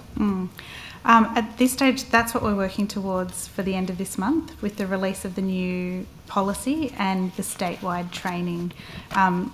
I'm confident with the release of the new policy and the training that we will be able to have very good records around the charge, the proceedings, the collection of evidence, the storage of evidence, and the possibility for review. We are still consulting on the support person component of the policy. That has required broader consideration and consultation around the most appropriate model for a support person where it's determined by the Governor that that's required. But in terms of the record keeping and the data capture, I'm confident with the new policy and the training that will be to a high standard. And that's rolling out towards the end of this month, you say? 31st. 31st. Yeah. Thank you. I'm not sure who best to direct this to, but in terms of, given the sharp rise in the remand population related to domestic violence offences, are there changes that are happening in terms of programs that remandees are able to access? I think the Minister was touching on that this morning a little bit in relation to the taking into account the average remand is 90 days. I'm just wondering if you could update the committee on what, if anything, because I know we've talked in budget estimates of the difficulty when somebody's not convicted of being able to access support and assistance and programs. But I understand the government says that it's made changes, and I'm just wondering if you could update the committee on what that is. Yeah, so we do offer a range of programs and supports for people on remand, particularly people who have been charged with a domestic and family violence offence. We do have a remand DV program, which is 5 sessions, which we can offer to all domestic and family violence people who have been charged with a domestic and family violence offence in custody. In the last financial year, I think I've got the figures here, which I will find for you. We are also able to deliver our remand addictions program. So we know that there's a high correlation between drug and alcohol use and domestic violence offending. So people who are on remand for DFE offences are also able to access that program. Earlier this year, we rolled out a new intensive program called Steps for Change, which is designed to provide much more intensive treatment and intervention for people who have been convicted of a domestic violence offence. And then as part of the work we're doing for our remand model, we're really focused on what we call stabilisation, particularly in those first 30, 60 and 90 days. So really understanding what people need in that early period, what's the best use of our resources to support people, whether it's connecting them to programs and supports in the community when they get out, whether it's trying to get them connected with the remand DV program or the remand addictions program, or whether it's working individually with some of our specialists. Is the Steps for Change, is that a voluntary program? Yes. Is that? So we work with people to encourage them to participate in programs, but ultimately we can't mandate people. And what do you think in terms of the uptake? What's your vibe on, in terms of, and if you have actual numbers and percentages, which I'm happy if you want to take them on notice, but just in terms of what your overall understanding is of what's happening there. For remand DV, we have a really high uptake. I think it's probably in the order of 2/3 of people in custody will participate in DV remand. We have a process for determining who is best placed to participate in our more intensive programs. Based on the evidence, we know that we get the most effectiveness if we're targeting those who are at higher risk, who have got specific, what we call criminogenic domains that the program addresses. So based on that assessment process, we have a good uptake process. We have got a case management model where case managers work with people in custody to get an understanding of what they want to achieve while they're in custody, to work with them to understand how we can best support them to reduce the risk of them reoffending when they get out in the community. So all those things combined, I think, create a system that encourages people to participate in programs. But there's always more that we can do, and part of the work we're doing with the remand model is how can we do that more intensively with people on remand at that front end, because as you acknowledged, the amount of time people spend in custody is really short. So we really need to start doing that from day one. Thank you. I would just like to add, just on that the review and the introduction of the remand model is to manage by needs, not by numbers, and make sure that we can actually look at the specific requirements of the cohorts that we actually manage and what are those particular needs. Women was referenced earlier before. We need to make sure that we're providing a service to the women. Their needs are completely different to the men. It's also around design to make sure that we've got efficiency in service and flow so that we can actually move the people out, and if the people go through, can get them before the courts at the quickest possible time that we can, so that we can get them placed into the to their need and classification. So there's an array of things that are happening in the remand that's linked in terms of particularly with the classification, so that we can have a look at that. We review the system so it meets the needs in relation to the risks and the type of offence, and then there's also the broader piece of work that's happening across the system around the role, function and purpose of our facilities, the complexes, and what are we actually doing in those facilities, and are those cohorts best managed in there, particularly with the complexes. So it's not just one specific, it's, as you can appreciate the complexities behind remand within the centre at your front door. So there's a really concentrated effort on how we can actually improve the service delivery model as they enter into custody and where they need to go through custody. So I think the Deputy articulated the work in relation to the DFV, which was, to your question, but I just wanted to put a bit more context to the remand. Thank you. One of the things the Ombudsman found in that certain prisoners in protective custody, this was what the Ombudsman report at South Coast Correctional Centre, Shortland Metro Remand, Parklea, were unlawfully deprived of their entitlement to daily exercise or contact visits. Do you know, is the government at this point, to your knowledge, looking with any intention to compensate the prisoners who have been treated unlawfully, or is there a program they can access to talk about what's happened to them? To my knowledge, I'm not aware of any compensation being afforded to that. I made comment before in relation to the Ombudsman's report, and rightfully so support the Ombudsman's report.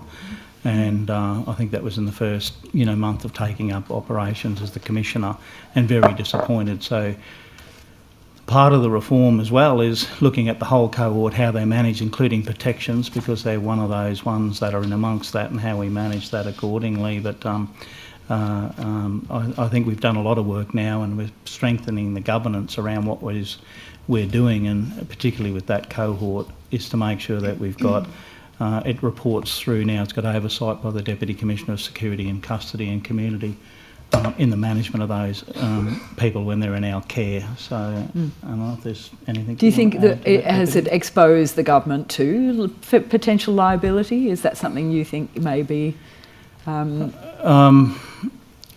I'm not sure if I can comment on that. I think I'm just focusing on how we can actually manage the people in our care better than what we do, and as a system, because the system needs to be completely overhauled and reformed, and that's what we're doing. So I probably can't make much more comment than that. So. Have changes started to happen about improvement around the destruction of prisoner mail? It's something that the Justice and Equity Centre have been really concerned about through, and particularly through the analysis of inspector reports about that inmate mail is being destroyed and in circumstances where it really shouldn't be, and people are being deprived that. Is there a growing awareness about what the rules are, what the regulations are amongst your staff? Yeah, I'll hand to the Deputy. He'll be able to respond and give you an update on what's happening in that space. Yeah, Ms Higgins, so the change in 2020 to the CAS regulation that brought in the photocopying of mail, and that's when COVID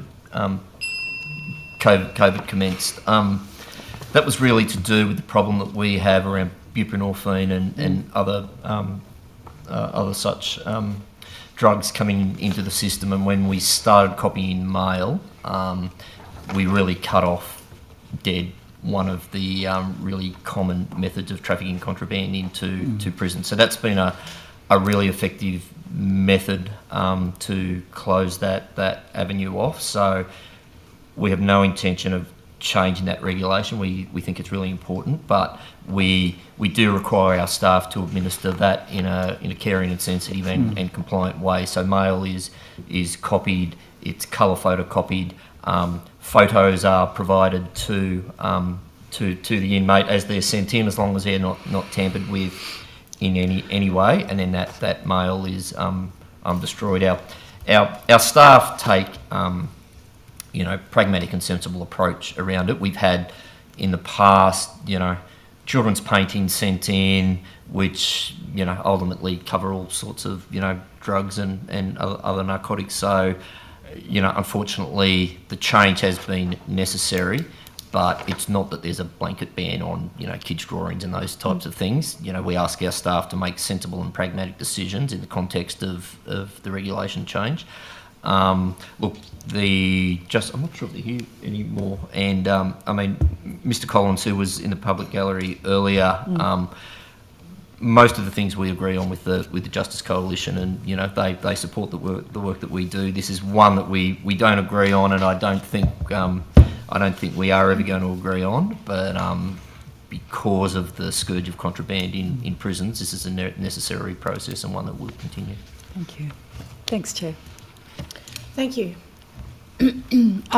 Since I don't think anybody else ever has any questions for Professor Durant White, I might ask you to come up and we can get you out of the way.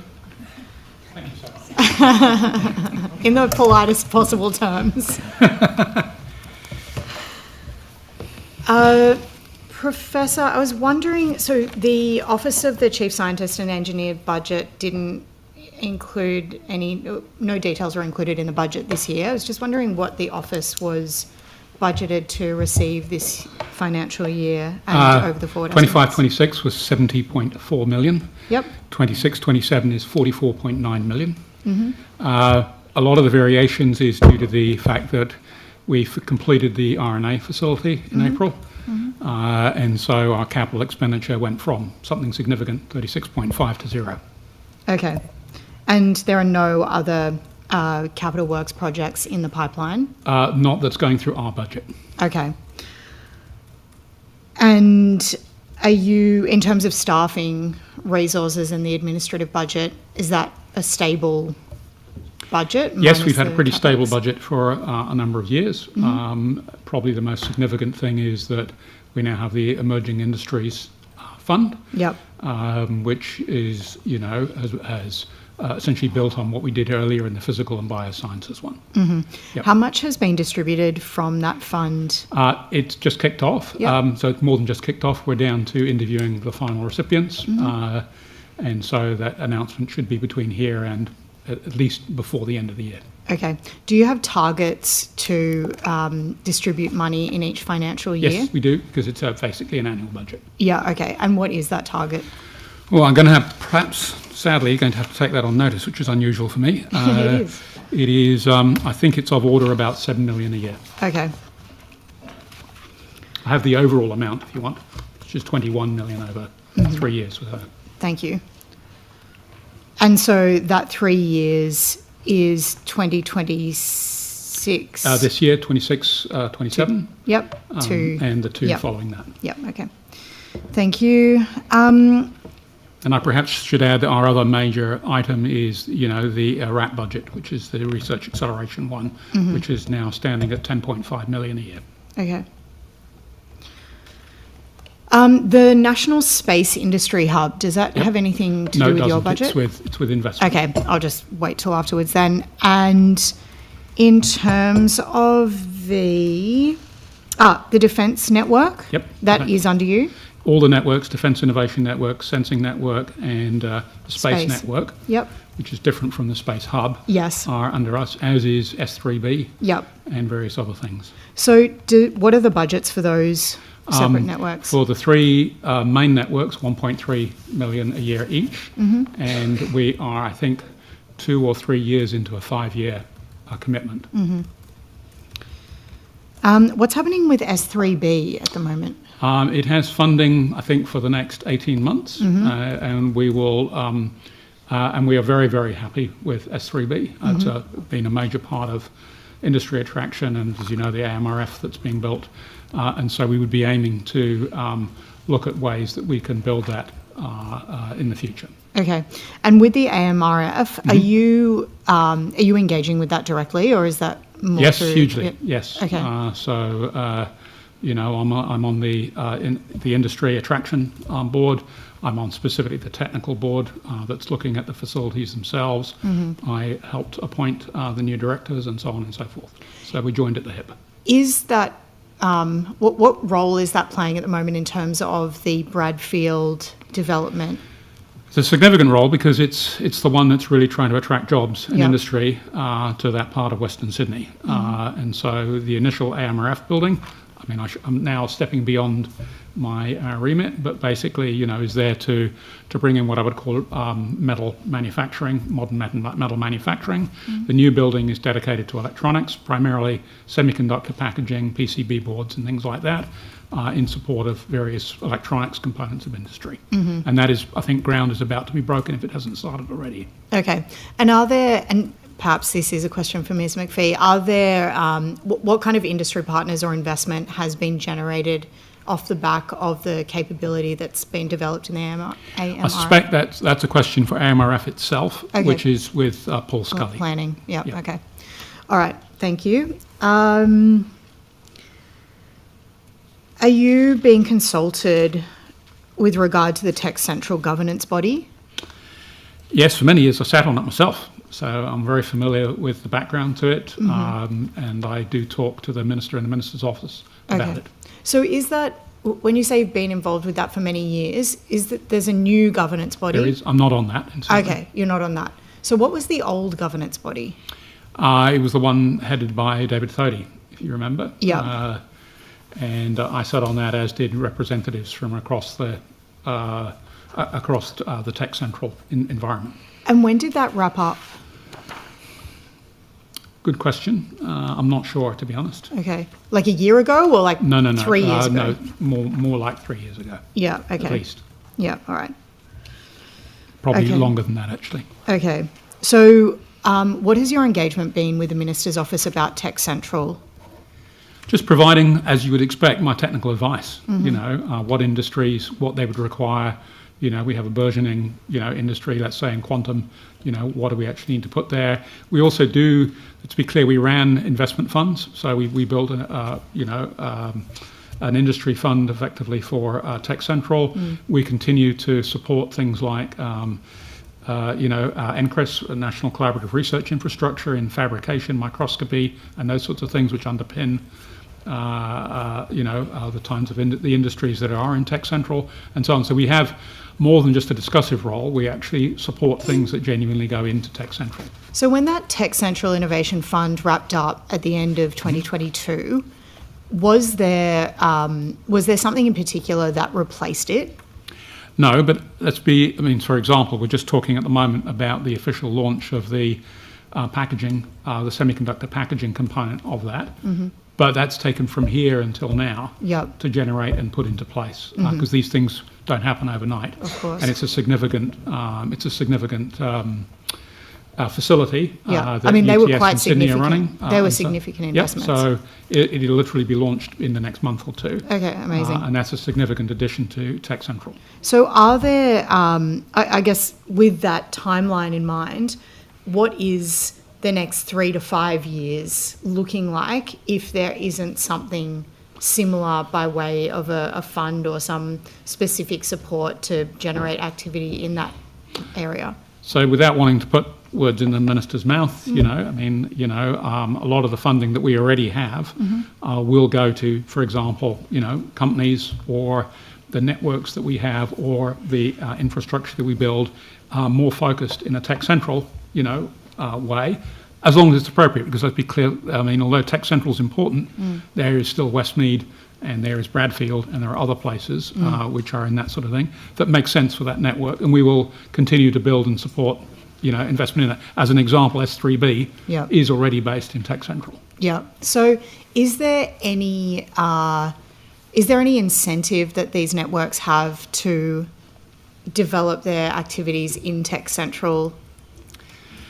Yes, that's, you know, let's be clear, it takes decades to get, you know, you look at the Toronto model as an example, to get this right. Yep. And a lot of it is about the ecosystem you build, and you build that with networks like S3B, DIN, and so on. Yep. You move them in there, you move equipment in there, you move people in there, they start having coffee together, and off you go. And companies, you know, are an important part of it too. But the companies we support, and that basically are based on that type of equipment. So we, along with investment, are, you know, focusing on those sorts of things that will help grow Tech Central as a whole.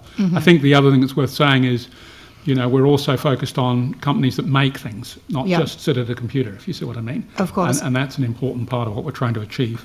Sure. So is there actually any incentive or benefit for networks to set up there?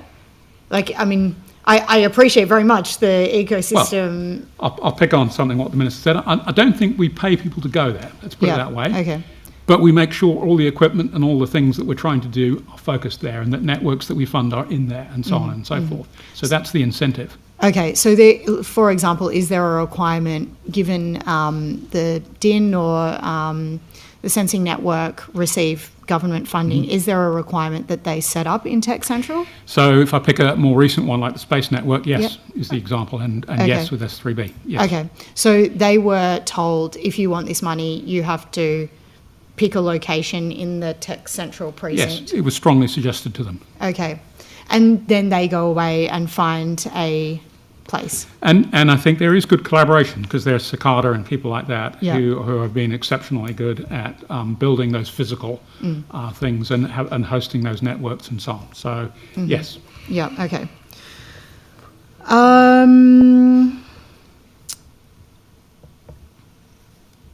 Are you engaging in any modelling around data centre investment and the requirements that data centres have for whatever, water usage, power? Yes. So we did a report for the Premier's Department on actually a specific subset of this, which was where should we locate data centres? That's a great thing to be looking at. Yep.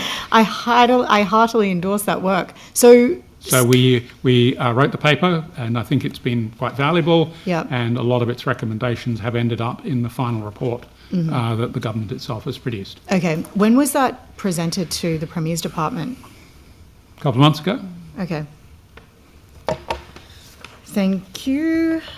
And just finally, have you had any engagement? What's happening with the Macquarie Park Innovation District? Obviously, the RNA facility's there. So I do have engagement up there, primarily because, you know, again, I'm not trying to create a policy here, but it is already a centre of what I would call biologics. Yep. Right? So, you know, there's yeast design, there's manufacturing of different types of pharmacy and so on. So it's a logical kind of place. Yep. And the universities are aware of it as well, because it's a primary new graduate point where graduates go. And of course, one of the reasons that the RNA facility is up there is because it has a big history in that kind of area. You know, when I talk to people, because companies do come and talk to me and they want to get into that area, I tell them to go up there. Yeah, all right? okay. So it's a good place to go. And I will say, I think the regions are now getting into that as well. So do you link, for example, when a company comes to you, do you link up that company with the organisation, the Macquarie Park Innovation District Connect, I think is what There are some logical networks to meet them up. No, so I probably don't do that, but I will link them up. For example, we have what are called the Bioplatforms Network, right, which is not one funded by us, it's an NCRIS facility, and I will get them to talk to them because they will know where all the equipment and where all the companies are. And more recently, in the RNA pilot round and in the last biosciences round, more than half the companies we funded were in Macquarie Park. Okay, nice, that's good to know. All right, thank you very much. Good, thank you. Yes, thank you. Is that like to be the end of my question? Yes. Do we have to make any resolution, or we just agree that Professor Durant-White is released from our service? We don't require a resolution, but I just wondered whether we should wait and take the crossbench members come back before the afternoon. Okay, all right. Okay.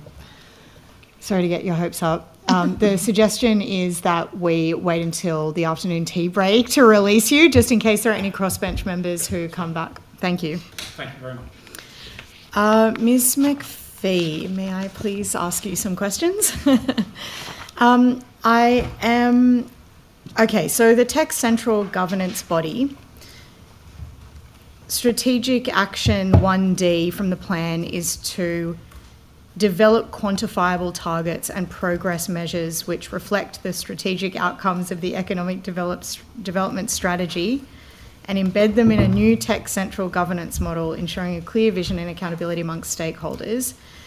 Has that happened?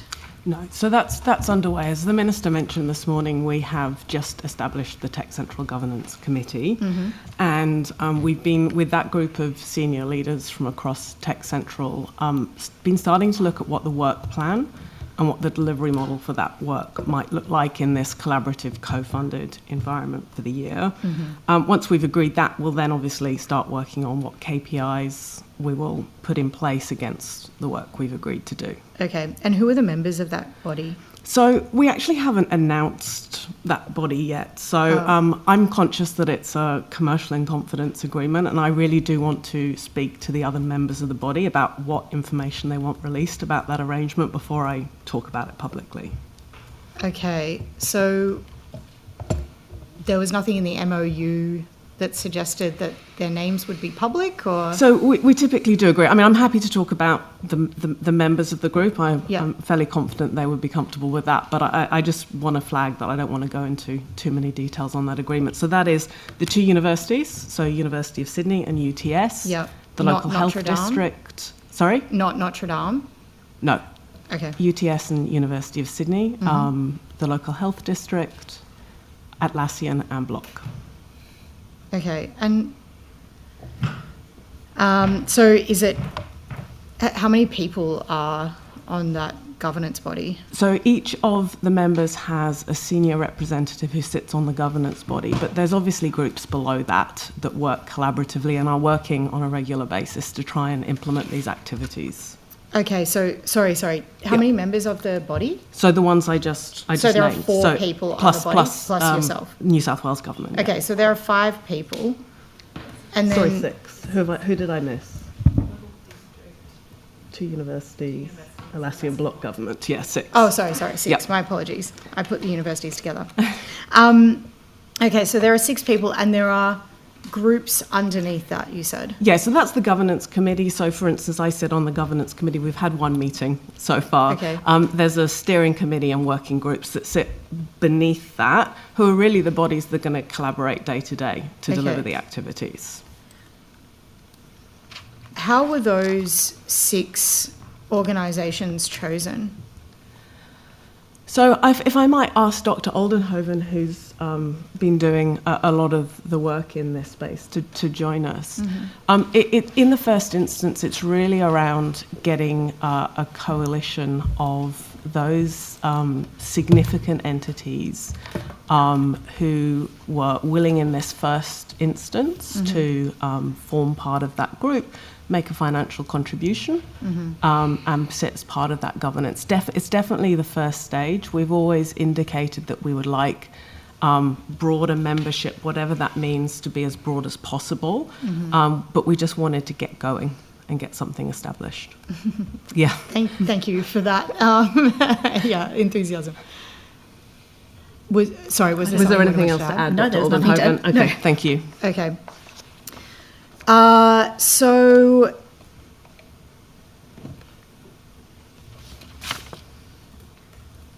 in terms of the actual expenditure, like that, so now we're down to $28.5 million. Is that accurate? Is that a fair assessment? So I'm not sure it is, and I just want to make sure that my, what I said at last budget estimates is clear. So Okay. overall, the government's budgeted $38.5 million for Tech Central. Okay. That includes the money to move from the Sydney Start Hub into what was the Scale Up Hub has now Yep. become the Tech Central Innovation Hub. And that was the includes $5 million. the move. Yep. The $5 million was related to the refurbishment of Yep. that hub, so it can support businesses at all Understand. scales. Yep. And the ongoing operation of that hub. So the $5 million included operation? No, so the $5 million was the capex Okay, piece. yep. So the 38.5 in total. So it's Yep. the move, the capital expenditure, which was the 5, the ongoing operation of the hub, as well as this $5 million, which was announced as catalysing Tech Central, which is in part to pay for the governance committee, but obviously we won't spend the whole $5 million on the governance committee. That's for the initiatives, our contribution into the initiatives that the governance committee will roll out, Mhm. which obviously will be in line with the Tech Central Economic Development Strategy. Okay. So that's everything in that 38.5. Right. Now, So we haven't got to the position yet where we've costed up those initiatives, and so we won't really be able to give you the full breakdown until we've done those dedicated initiative costings and we're ready to launch them. So has any money been distributed to Stone and Chalk? Yep, so we have an operating agreement in place with Mhm. Stone and Chalk that is for them to operate the hub. Essentially the way, as you know, we operate a number of different hubs in Westmead, in Tech Central, a couple in the Space Industry Hub. They all have slightly different financial models, but the way, and that's for legacy reasons, but the way the Tech Central Innovation Hub works is that government has a head lease on the building from the landlord, Mhm. and we then have an agreement with Stone and Chalk to be our operator Yeah. of the hub. So they pay us for that. They pay us a subsidised rate, Mhm. and they also, as part of that agreement, undertake a number of activities, networking activities, services within the hub. They run that public open space that exists within the hub. So the money we pay to Stone and Chalk is under that operator agreement. Okay, I might come back to Yeah, that sure. afterwards. Thank you. Ms. Fairman? You got 20 minutes. Sorry? Thank you. 20 minutes? Go for Yes, it. well, Unless somebody unexpected turns up. Thank you. I just wanted to go back, Mr. Sherrard, if I can, Commissioner, to some of the questions I had begun asking in the previous round. So just if we could begin with the Aland developers and the what was it? What was it called? In December, the opening of the Archibald precinct. That's it. I was thinking paintings for some reason. Were you aware at the time that the Building Commission was investigating Aland and the developer Herstow? Yes. Okay, and if you were aware that they were investigating them, you still think it was appropriate for the Building Commissioner to attend that event? Yes. When you attended the event, were you part of it in any way? No, I was in that part. I wasn't part of the event. I was an attendee. I took a staff member along with me, as often I would, and it was in recognition of the fact that they'd come a long way, the fact that we continue to do or investigate or take regulatory action against developers is part of our job, principal part of our job, and we are doing that across, we inspect and investigate almost all the developers in New South Wales. Who did the request to attend that event come from? Mr. Herstow or his team? I'd have to take that on notice. It will have come from their team, sent to the office, yes. And you're aware that I think it was a Sydney Morning Herald article suggested that the photos of you and the Premier there at a gold ribbon cutting ceremony have been used quite a bit in Alan's social media account regarding the evening? I'm aware that was a media article about it, yes. So are there times when you as Building Commissioner makes a call not to attend these openings, or?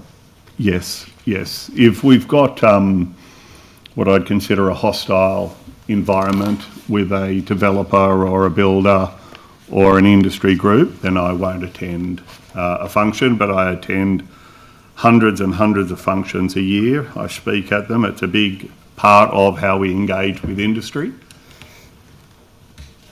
The definition of a hostile event, is that if you're clamping down on a developer, or what would that be? If it was intention was with an organisation that we were having an active disciplinary proceeding against, and that organisation was being challenging in their responding to it, rather than we encourage all developers and builders to come and speak with us to work out how they can improve, hear what our concerns are with them, so we encourage that. I've probably met with most of the developers in New South Wales, the significant Class 2 developers over the last 20 odd months, but not all, and certainly some who we have orders against, for example, and they are not fulfilling those orders, then that would be considered somebody who we would be looking to prosecute immediately, and I would be reluctant to attend a function they'd organised. So in terms of people who live in some of the buildings that were mentioned during the Sydney Morning Herald, in the Sydney Morning Herald article, have their buildings all been rectified? You're happy with what Alan has been doing in terms of fixing any of the serious defects that have been found in the buildings that his company's been responsible for developing? If you could share with me which buildings you're speaking about, I could take the questions on notice. I can share those with you soon. So, the question I asked at the beginning of this was you attending that event while asking if you had an investigation going, if you're aware of the Building Commission's investigation. So what's the difference between that and the ongoing disciplinary action you were just referring to? The disciplinary action that I was referring to in relation to ALAND was a matter which had taken place 3 years earlier. The investigation process does take quite some time, but wouldn't that be the case with all companies then? Yes, virtually all investigations take quite some time. Okay, so it was an ongoing disciplinary investigation. The investigation had all but concluded, and it was in the hands of our disciplinary proceedings team, a different part of the Building Commission, who determines what penalty to apply. Had they determined it at that point? I don't believe so. Doesn't that mean it was ongoing? The investigation itself, I believe, had concluded. Did you know what the outcome was, though? No. So you didn't know what the outcome was. So it could have been, potentially, obviously quite severe. So it was an ongoing disciplinary investigation. I knew the details of what the offences were. I knew when they'd occurred. So I knew substantially what was involved. I don't interfere with the investigation process being undertaken by our investigators, and I keep at arm's length from the disciplinary proceedings team in making a determination about what penalties to apply. But they had informed you at some point about the results of the investigation? I was aware through conversation of the investigation and some of the information related to the investigation. I don't read the brief. So how was it not wound up then? I'm just trying to work out what the difference is, because you were explaining that it wasn't an ongoing investigation, disciplinary investigation, and that it was a few years old, but in fact most of them are a few years old. So I'm just trying to work out what the difference was here. So at about December, the investigation would have largely completed, and the investigators prepare a brief that goes to our disciplinary proceedings team. It will sit and be reviewed by that disciplinary proceedings team, and I believe it was in that process during that time. So the substantive investigation component had completed, and it was in the hands of the disciplinary proceedings team. When you said earlier that you don't or try not to attend events, or if there's an ongoing disciplinary action, if there's a hostile type environment. Hostile, does that mean that they're not working with you? Hostile, is that? Yes, correct. They're not working with us to address their shortcomings. When we have an organisation that works with us and wants to meet with us and work out how to improve, get guidance, we would call that a good collaborative arrangement. We would support that arrangement, absolutely. If we have organisations that continue to offend repeatedly, we issue orders upon them, they challenge every one of those orders, that's the sort of environment that I would refer to as being hostile. The ALAND, of course, has had many situations of breaches, though. And in terms of, don't you think there's also potentially a risk that it would seem a too cosy relationship? If you're attending, people are aware maybe that there's an investigation going on. Are you worried about the optics of that with the building commissioner attending? No, I'm not concerned by the optics of it, and I'm glad to have this opportunity to clarify it. So, sorry, what? I said I'm glad to have this opportunity to clarify the circumstances under which we would participate in active industry engagement. Just on the other issue about the Baffler story,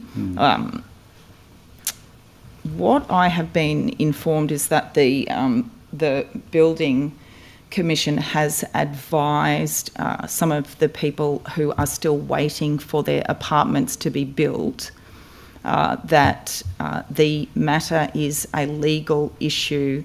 They should get solicitors, and are refusing to provide further information about that. What is the building commission, like, what role does it play here? Are they looking at taking any further legal action against Baffler, or is it now just in the hands of the apartment buyers? I'm not even sure if they own the apartment yet. So we've done a lot of inspections of Baffler related properties, and I acknowledge your earlier commentary around the multiple entities that make up that Baffler group. 450 or something, was it? Some large number, which ASIC would be able to sort of respond to. We do our inspections. We've taken regulatory action against the director of that organisation as recently as last week. We have conditions. Is that known? Sorry, publicly, what the outcome of yes, that is? it's on a public record. Could you just tell me what that is? Do you know? Yes, we've conditioned their licence. It was in relation to two matters of these particular matters were failure to gain HBCF insurance for construction works over $20,000. Our disciplinary proceedings team evaluated that, or posted an investigation, and they issued fines and they issued conditions upon the licence. They include the necessity to undertake certain courses which pertain to directors' duties and the responsibilities for directors' duties. I kind of hope that's a pretty simple thing. What were the fines worth? I'd have to take that under notice. I believe it's $9,000 and $45,000. It's not a huge deterrence. In relation to the broader picture of Bathler, I accept that may not be, but these penalties were for those particular two offences, and they were proportionate to those offences. Whether we have ongoing investigations, which we don't comment on, into Bathler Group, that would be something that we wouldn't be disclosing typically. We obviously are concerned, and I think broader to your question, we can take regulatory action against builders and tradespeople and the professionals. The recourse for homeowners is often after the construction that they have to go through the civil process in order to get restitution. In the situation of, and I know it happens quite frequently, where apartment buyers are told that their contract period is being extended again, and there's kind of no end in sight, if you like, in terms of when the apartment is going to be built, if it's going to be built.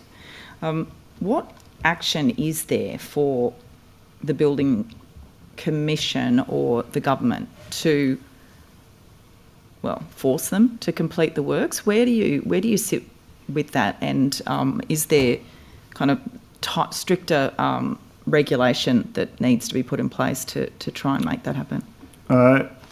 The regulations under which we act in that, we couldn't bring enforcement to make a person build any quicker. We don't have any powers to that effect. I don't know that anybody necessarily does. I suspect it would be under contract law between the purchaser and the developer or builder in those instances. I'm not aware of any other program available to accelerate the building process. So in terms of support provided to those buyers, I've got, there's a situation of a first-time buyer, single woman, now stuck, of course, having paid a huge deposit. This is, I think, the same developer site in Box Hill, purchased off the plan in 2022, still trying to get, a sense of when the apartment's going to be built. Is there any support or advice? And as I said earlier, one of these people has just been informed by the Building Commission they can't do anything else about it. Yeah, we have 10,700 complaints a year in the past year, and about half that number of inquiries, and this might fall into the inquiries. If they believe that there's been unlawful action taken by a builder in relation to intentionally delaying or some other breach of law, at that point in time they could come to us and get a clarification about whether we're empowered to take any action in relation to that. I'm not aware of the specific matter that you're referring to in Box Hill. However, it is not infrequent that we have this sort of inquiry come through. With going back to Ayland, with you're saying that they're improving. They've had, obviously quite a few different situations, disciplinary notices, including providing false building licence numbers for contractors. How do you then monitor that they are meeting all of the conditions and they're doing things properly now? It's not just one thing that they've had to correct in terms of their operations. Yes, we placed a number of conditions upon them in addition to their penalties, those financial penalties that I mentioned, and they need to provide us evidence of compliance with that. Furthermore, we do inspections of the structures. Now, I will acknowledge they've taken on some distressed properties, as that was that one in Gosford, as is the former Top Place structures. That is something that most builders, developers would be unwilling to do. They've taken those on. I've done an inspection of some of those properties over the past 18 months to take my own view as to the quality of construction and whether it's satisfactory or otherwise. What type of support did the Building Commission and yourself provide to Mr Hursto during that time of assessing the Top Place property, working out whether they should take it on? You said you've undertaken some inspections yourself. Could you outline all of the assistance provided? It predates my role when they will have started that project, so I don't imagine we will have provided them a whole lot of assistance per se in relation to their financial decision or their economic decision as to whether or not to undertake that work. That would be outside of our role. What we did start to give them feedback was, because we'd taken, as you point out, a lot of disciplinary action, we did say until such time as you increase or focus on these particular areas, the circumstance doesn't appear like it's going to continue to improve. So we expect to see this. Until such time as we're seeing that, we don't see how you're going to continue to improve. Now they've taken that information on board and started to address it and participated in the other activities that are improving the governance of that organisation. What about what type of assessment has the Building Commission undertaken in terms of the Top Place building itself? Have you had undertaken kind of preliminary assessments before Mr Hursto and ALAN took that building over? No, that inspections related to Top Place and that site's in Castle Hill predates me. The Building Commission had inspected those properties and placed orders upon them sometime predating me. I haven't looked at that. From the time I commenced, I believe ALAN was already engaged in undertaking those rectification works and completing the structures. And is there a system, is there a plan of regular inspections, giving the history of Top Place and, frankly, ALAN as a developer? Is there now, how is the Building Commission assuring itself on an ongoing basis that those defects have been rectified before Top Place is completed by ALAN? Yes, so as you suggest, there's ongoing inspections. The primary inspection in amongst those is the occupation certificate inspection that needs to be undertaken prior to issue of an occupation certificate. Now that might be one for each tower rather than a collective, but there will be a collective at the completion of it.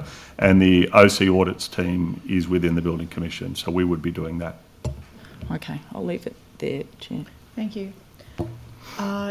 Just noting that we don't have any further questions for Professor Durant-White. Are we comfortable releasing him from service? Dr. Kane, are you okay with that? Certainly. Are you okay with that? I think so, yeah. Okay. Thank you. Thank you so much. And Ms McDonald. Thank you. I'm going to start with corrections. And I wanted to turn to voluntary assisted dying in the New South Wales prison. So since, do I wait for a bell? Sorry. Since the commencement of the voluntary assisted dying in New South Wales on the 28th of November 2023, how many prisoners in New South Wales correctional centres have made a formal request to access voluntary assisted dying, and how many of those requests have ultimately resulted in voluntary assisted dying occurring? Mm-hmm. Thank you for the question. I'll refer the matter through to the Deputy Custodial. Thank you, Ms McDonald. The requests don't come to Corrective Services New South Wales. Voluntary assisted dying is completely administered by the Ministry of Health. However, Corrective Services' role in voluntary assisted dying is to assist to escort people who have been approved for that treatment to a medical facility where they will receive that treatment. But there have been two inmates that have had voluntary assisted dying procedures. And so, just so I'm clear, would it go before like when you say is it Justice Health and the New South Wales Voluntary Assisted Dying Board that? They're questions you're going to have to ask in health estimates. Yep, But health. I can certainly speak to our role, Yep. which is the logistics around the Transport. inmate, as it is for any medical procedure. And so in terms of assessment and for eligibility, that again is the health question? Completely. Yeah. Okay, fine. So, and I'll stay on correction. So, how many people were received into New South Wales correctional centres during during the last financial year? It's over 44,000. Over 44,000. And of those receptions, do you know how many were on remand and how many were as a result of being sentenced? So the remands, about 6,500 prisoners in New South Wales are currently on remand. Yep. Of our approximately 14,000 inmates. So we're at about 46%. 46%. And in those, say, 44,000 people that have come through, how many were unique individuals? As in... All of them. All of them. No, I'm sorry. Of course they were. Or maybe I should rephrase and say how many had entered custody more than once during the year? I'm not sure if we keep that data, but we can certainly take that on notice. On notice? That may not be an easy question, but yeah, we'll see what we can provide. Yeah. And say of the ones that were on remand, were any less in there less for than, say, 48 hours? So we have police bail refused inmates, so they would be... Those prisoners are bail refused by police in a police station. They come to us and we refer them to court. Some of those prisoners are discharged the same day. Yeah. Those inmates that are then bail refused by a court, they will then ultimately have a bail hearing. That's normally longer than 48 hours, but for some it may be sooner. So what if I said between, say, 2 and 7 days? Would that... Yeah, have you got any data? I mean, we can provide you some of that on notice. Yep. Okay, I'll say on notice that way. Yeah. And then say maybe between 8 and 30 days, and then longer than 30 days. Sure. Yeah. And I know it would be sometimes difficult, but what assessment is able to be completed when a person enters custody for a very short period of time? So when someone is refused bail by the court, they will come into one of our reception centres and they will undergo a screening assessment by our screening service and program officers. And so that will assess a range of factors related to their immediate needs while they're in custody, any needs they have in the community that they need to, make arrangements for, understand if they need to get in contact with anybody, if we've got any immediate concerns for their safety, if they're under the influence of any substances. So that process usually occurs within the first 72 hours of someone coming into custody. And I wanted to now turn to say time out in the cell and lockdowns. So what would be the average, say, daily time out at each correctional centre in the last financial year? We can give you some data on notice, and we report some of that to the Productivity Commission into the report on government services data.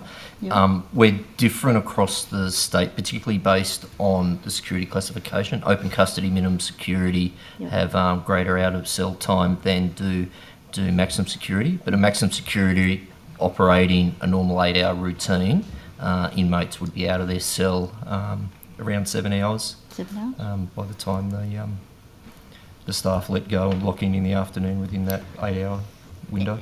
And do you have, say, figures on, say, how many lockdowns occurred in each centre?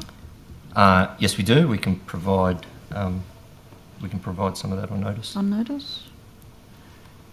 And I suppose in that same on notice, if you could break it down into how many were caused by staff shortages or security incidents or infrastructure problems, industrial action, those kind of... Sure, we can give you that breakdown. The about 65% are around staff shortages. Mhm. So that is the primary cause of our full centre lockdowns, and that's one of the areas of our agency that the Commissioner has us really focused on addressing through what we're doing to improve the return to work for our workers' comp, people that are out of the workplace and workers' comp, but also our recruitment strategies to reduce our daily shortages of staff, which is the primary reason for lockdowns. But we will give you a little more nuanced data on notice. Yep. And are you aware of how many people would have spent, say, more than 18 hours or 20 hours or 22 hours in lockdown during that same... If a prison is locked down for a day, then inmates would be in their cell All for day. 24 hours until the next day shift. Yep. Look, there are occasions it would be infrequent for, there to be ongoing lockdowns, but we try and operate the variations around our routines, and our governors do a good job with the resources that they have to make sure that where there are a series of lockdowns that they equitably share the restricted routine, so that if it's necessary to lock down a centre or particularly part of a centre for multiple days, that it's not the same inmates that are locked down for multiple days, and they share those restrictions around And equitably. during those lockdowns, visits and they'd be cancelled. So do you have the numbers on how many, say, rehabilitation, education, health or family visits are cancelled because of lockdowns? Not sure how nuanced our data is, but it's not necessarily the case that if an area is locked down, all the programs and services, particularly industries, don't operate that day.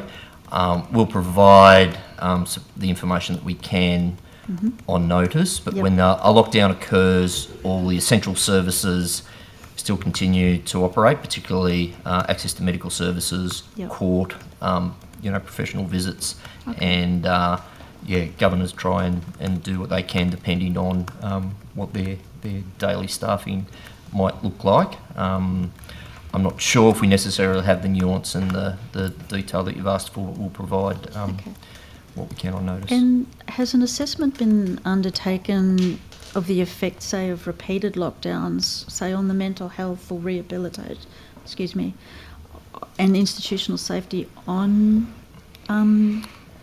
inmates? Look, I'm not aware of any kind of longitudinal study on the effects of restricted routines. We do know anecdotally, or we do know for sure, that lockdowns in prisons, when they occur, are not good for inmates, they're not good for staff, they're not good for anyone. Our staff, when the prisons are locked in, it's not the case that that's an easy day for them. They need to operate the routine, albeit restricted, with inmates while they're in cell, so they need to provide the essential services that we provide, meals and the rest of it, to prisoners, while they're in their cell, opening and closing doors or providing those services through a hatch in the door. Prisoners become, far more agitated being locked in, so it's much safer for inmates who have their regular exercise time out in yards and other places. So the lockdown of areas is absolutely a last resort, and those decisions are made daily, and they're only made around safety, and the safety that the safety that we need to maintain, particularly around the minimum staffing levels, which was a question you asked this morning around what are our minimum safe staffing levels. We don't have a minimum safe staffing level other than documented, but we have a particular routines that operate in particular jails each day as to how they can safely operate progressively, as I think I took you to this morning. So you did mention staff, and so I'll turn to staff now. So how many funded positions are there across, say, Corrective Services New South Wales, and how many of those are currently vacant? I was sent, we have over 11,000 staff. Wow. I was sent some information this morning. I think it was a very small number, like around 100 vacancies. As I mentioned this morning, we have a very small vacancy level. However, that's in terms of vacant positions, but daily we are short across the whole estate. We have about 750 people on absent from the workplace due to workers' comp, and then we have other absences, sick leave and the other things. So it's those absences that are particularly creating for us difficulties across our that would probably estate. mean overtime needs to be worked. Have you got a number on how many hours of overtime were worked during the last financial year? I'm not sure, colleagues. We might answer that one on notice if that's okay. But yeah, where we're short, we have an order which we fill our daily vacancies, and call for overtime is the first port of call. And add to that what that cost of that overtime? Sorry, it's the second port of call. We go to our casual staff first, and then we go to overtime. I'll add to that again. So of the overtime, if you could also break it down into, I suppose, planned, unplanned, required to fill vacant positions caused by staff absences, and I guess because of an emergency incident. Okay. Which then leads me to, say, fatigue and staff wellbeing, which you've already mentioned. Has an assessment been undertaken about the effect of overtime and understaffing on employees? Yeah, we're working with the Public Service Association on a number of workplace reforms, and you took us to the Audit Office report this morning, which was which framed for us issues we were already working on, but it's been particularly useful for us to work internally and with the Public Service Association in terms of our response to that. It was interesting that the other agencies that the Audit Office considered in that report, being ambulance and fire and rescue, whilst the agencies quite have some obvious differences, the issues that those other agencies are facing are the same as ours. So the recommendations in that report for us to review our shift in our roster patterns, look at our staffing formula that you mentioned this morning, also look at our sick leave policy, and also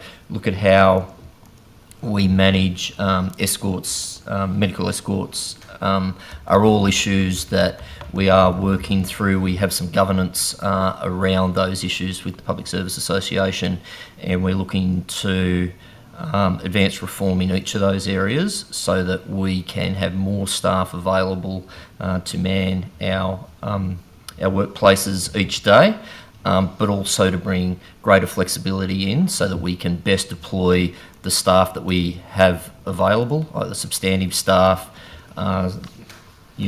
useful and healthy rates of overtime, to eliminate unhealthy and unsafe levels of overtime, whilst maximising the out-of-cell hours for our inmates, supporting our programs, our industries, and the other parts of the daily routine of the prison, but whilst maintaining safety as the first and highest priority. I'm just going to pivot now to, I think, my colleague, the Honourable Emma Hurst, asked about transgender inmates, and I didn't quite catch the figure, so I'm going to ask the question again. So how many transgender women who were assigned male at birth are currently seeking classification or transfer to a female correctional centre in New South Wales, and how many applications are presently under assessment by Corrective Services New South Wales? Thank you for the question. We do have a really robust process to determine those assessments, and we also have a set time frame, so the Commissioner considers those requests within 28 days. In terms of the specific number of requests and outstanding requests, I'll have to take that on notice. On notice? And I know so of the applications, how many involve inmates convicted of violent or sexual offences, and what specific risk, you said there is a robust process, but what specific risk assessment is undertaken before a decision is made to place an inmate in a female correctional centre?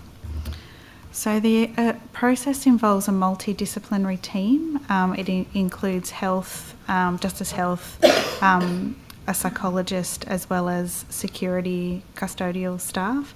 They'll assess a range of factors depending on the specific circumstances of the individual, and they'll provide a really comprehensive assessment to the Commissioner. They'll consider the individual's preference, they'll consider their offence history, they'll consider their experiences in custody, they'll consider where the person is up to in terms of their transition. They'll consider their health needs as well as their program and rehabilitation needs to provide that really comprehensive assessment and recommendation to the Commissioner. In terms of your first question around the offence type of those applications, I'd have to take that on notice. I don't have that information with me. And this is probably too long a remit. So over the past 5 years, how many applications or requests by transgender women to be housed in female correctional centres have been approved, refused, or subsequently reversed? And in how many cases was the safety or welfare of female inmates a factor in the decision? The safety of female inmates in women's centres is always a consideration when the assessment is undertaken. The Commissioner has to balance the needs of the person who's making the application, the safety and needs of the broader inmate population, as well as the safety and order of the correctional centre. So those three things are always considered in any application. In terms of the outcome of applications for the last 5 years, I'll have to take that on notice as well. Okay, thank you. Notice, sorry. And I'll go back to my other questions in terms of staff. So how does the department monitor whether an employee is fit to continue working safely? You know, if they've, had overtime or stress or...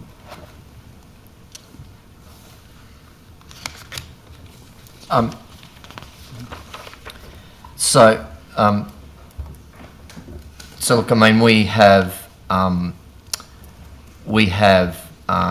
actually reintroduced recently welfare officers into our prisons. So Parklea has a new operating model, and so in that operating model we have returned what we call a staff officer to position there, and that is a position that is focused on the wellbeing and safety of our staff. So if we have staff that are turning up to work that are not fit for work for any reason, be it fatigue, be it issues that are going on in their family life or anything like that, we are, the Commissioner has had us look at returning to a model that existed in corrections some years ago and was discontinued. We have our people division that sits in Department of Communities and Justice, which looks after our workforce from a HR sense, but to enhance that model so that we are meeting the particular needs of correctional officers and people that work, shift work that our workforce do, our uniforms work do. We've brought in a work recovery team which is working to get people back to work who are on workers' comp, but to the next level of that, we're looking at reintroducing staff officers to go to the type of, challenge that that ultimately sometimes emerges through people who take on more overtime than is healthy for them, and have other issues that are related to shift work and the nature of our corrections work. Thank you. Did you want to speak? Yeah, I do. Yep. Okay. Ms. Fairman. Thanks, Chair. Just got some questions for the Rental Commissioner. Ms. Jones, please. Hi. Since you were appointed, what evidence is there that, in terms of moderation of rent increases in New South Wales, what impact has there been? So rents have climbed significantly post-COVID, not only here in New South Wales but across the world. This is an issue that many communities are dealing with. In terms of the recent rent increases, we monitor that in relation to reforms that we've introduced, as well as what's happening in the market. And what we can see is that while rents have increased, there's been a flattening of increases, so the kind of speed has slowed down. And we monitor that really closely because obviously it has significant implications. That's not to say that people are not still doing it very tough. There's significant affordability challenges for renters in New South Wales right now. And that's why we're also focused on making sure that people have good quality, safe homes to live in, and supporting them with affordability measures like price transparency through the rent check tool to check your rent so you can challenge it at NCAT if there's an increase, and also through programs like the Smart Rental Bond Scheme, which is significant in terms of helping people to save money when they're moving from home to home. But what I can say is we monitor the rents. They're flattening to a point or slowing, but it's still an affordability challenge. Are you still providing advice or recommendations to the government about rent regulation? It's part of your role, isn't it?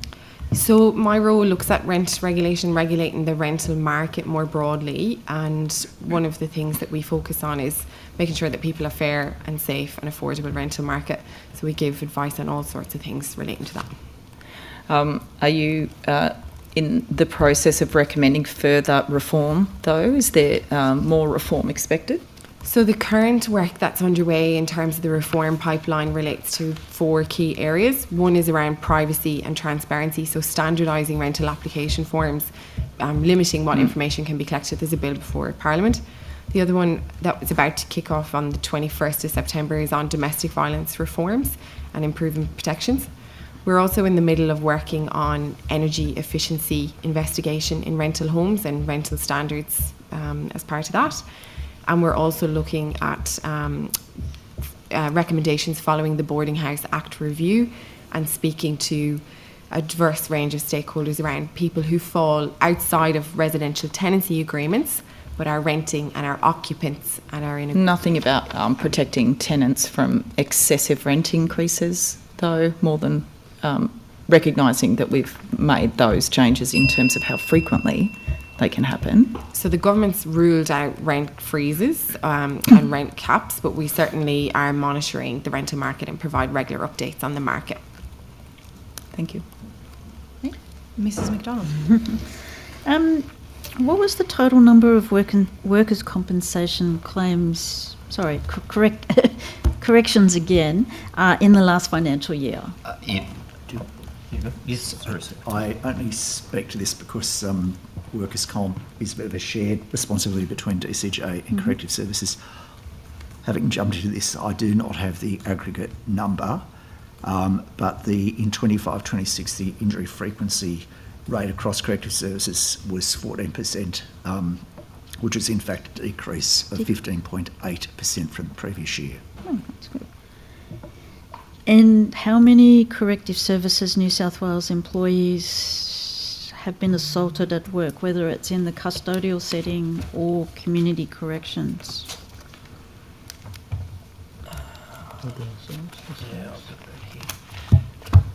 So I don't have a community corrections statistic. It is small, but we have had some serious events in the community as well.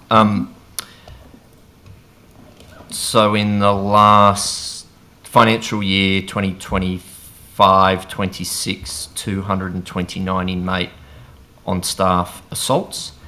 Happily, that was 33% improvement on the year before, on 2024-25. So we had a lot of focus, and every year it had gone up in recent years. We've spoken in this committee for a long time about the increase in remand mate and the challenges of remand inmates on the correctional system. Our inmate on inmate assault rate has continued to rise, and it went up 7% last year. But happily, our inmate on staff assault rate went down by a third last financial year from the one before. Okay. And are you able to break that down centre by centre on notice? Sure. Yeah. Thank you. And you mentioned that there are 100 vacancies. Are you able to break down like how many vacancies currently exist for, say, psychologists, service and programs officers, education and training, Aboriginal client and community support officers, community corrections officers? Yeah, we can do all that. I think the figure I would have given you might have been a custodial figure, so yeah, okay. We can certainly do that unless my colleague has that. I know psychologist is always a challenge for us. We can provide that on notice. On notice? Breakdown by discipline. Okay, that's it. Okay, so we have a 15-minute break now, and we'll come back after that for final questions for the day. Thank you.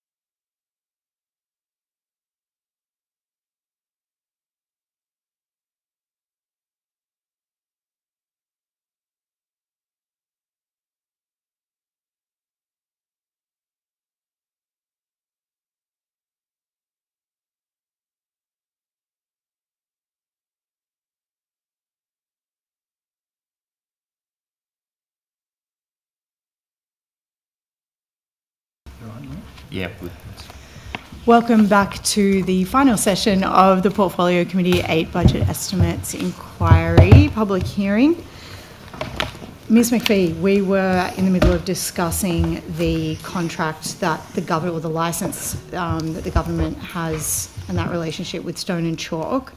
So just to understand how that transfer of finances operates, you said that Stone and Chalk pay the government a fee to, like, what's that fee achieving? So government pays the commercial landlord. Okay. And then Stone and Chalk pay us a licence fee, which is a subsidised amount. Yep, okay. And that amount of the subsidy covers the direct subsidy to businesses for the space, but also the activation and the services that Stone and Chalk provide in the hub.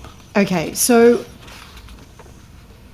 how much is the government paying Stone and Chalk to undertake those activities and subsidise rent? So I actually don't have those figures in front of me. I'll have to take that question on notice. Okay, that would be helpful. And I have to say, in the past, with the supplementary questions or answers to questions on notice, related to budget questions, we often get pointed back to the budget papers, but obviously this detail is not included in the budget papers. I mean, Investment New South Wales' budget is not included in the budget papers, so it would be welcome if that level of detail was able to be provided.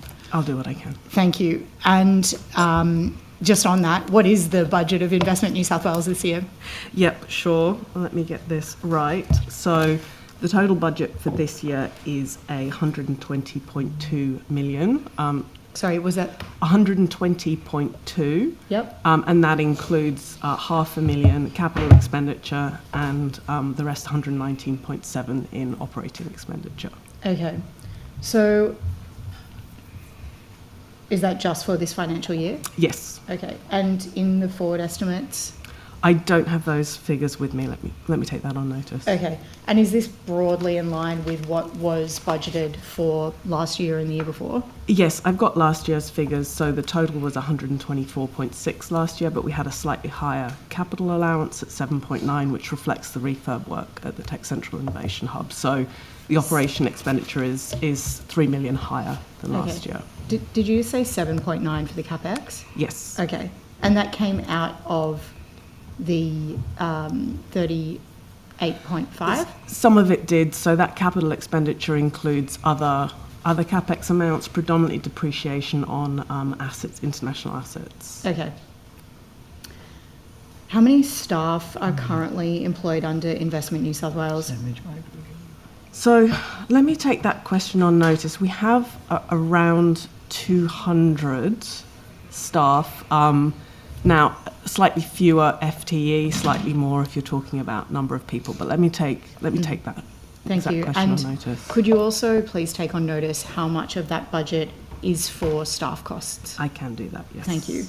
And then I presume the remainder, what is the remainder that is not staff costs? Yeah, so the largest amount are those grants and programs that are run through the year. So, that includes things like the Boosting Business Innovation program, the Diversity Pre-Accelerator program, Going Global Export programs, and some of those other new ones we've launched, like Housing Innovation and Construction, Housing Innovation Network, etc.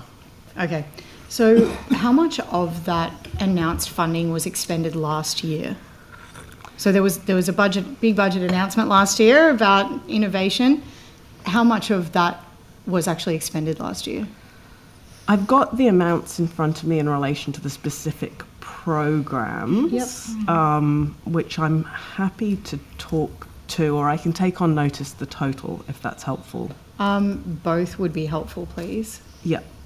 Okay. So in respect to the total funding, last year, I have, and I think these are the budgeted amounts. Let me come back to you with what I can on the actual expenditure. Thank you.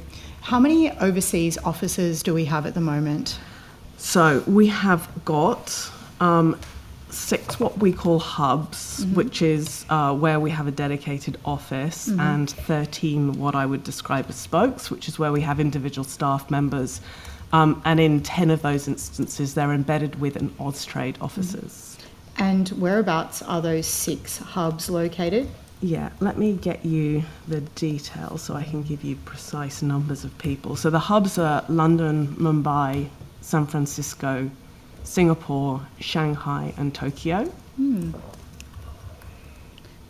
Okay. Sorry, London, Mumbai, Shanghai, Tokyo, Singapore, and... San Francisco. San Francisco, thank you. And why are those locations chosen? Yeah, so those offices have been in place for a while, but we did do the assessment when we pulled together the trade and investment strategy to look at those priority markets and determine whether they were still the optimal place for our staff to be present. And that assessment, which looked at existing export areas for growth and opportunity, particularly in where New South Wales businesses tend to have a comparative advantage, did confirm those as the ideal places for those hubs. Okay, and so there's obviously no office in Europe. Are there offices being explored? So we have an embedded team member in Frankfurt. Okay. In terms of, with the EU free trade agreement coming into force, which should be ratified in the next kind of 12 to 18 months. Yeah, absolutely. We'll continue to look at priorities. Okay. And just confirming that all of those hubs have an investment or trade commissioner? They do all have a trade and investment commissioner role. We do have a couple of vacancies at the moment. Whereabouts are the vacancies? Yeah, so we have a vacancy in Shanghai and also one in Singapore. Okay. It's not my time yet. I'm also wondering how long those vacancies have been in place. Yes, so in terms of the Southeast Asia role, so the Singapore role, that has been vacant since May this year. The Greater China role has been vacant for a bit longer than that. I have to get the exact date for you, but that one's been vacant since the abolition of the Senior Trade and Investment Commissioner role. Oh, wow, okay, that's quite a long time. Is there a reason that hasn't been filled? So it's obviously they're pretty unique roles. We need someone who's got the subject matter expertise, the local knowledge, and personal circumstances that allow them to move into the location. And so I think it's just a matter of ensuring that we get the right person and take the time to do that. In the meantime, we have a Deputy Trade and Investment Commissioner in the region who is leading that team. Okay. So has there been an active recruitment process since the stick situation unraveled? Yeah, so we undertook one recruitment process which wasn't successful, and we have just recently gone back out to market for that role alongside the Singapore role, and we also have another role opening up with one of our long-standing members of staff retiring. Okay, whereabouts is that? That's the USA role, so the San Francisco role. Okay, cool. Thank you.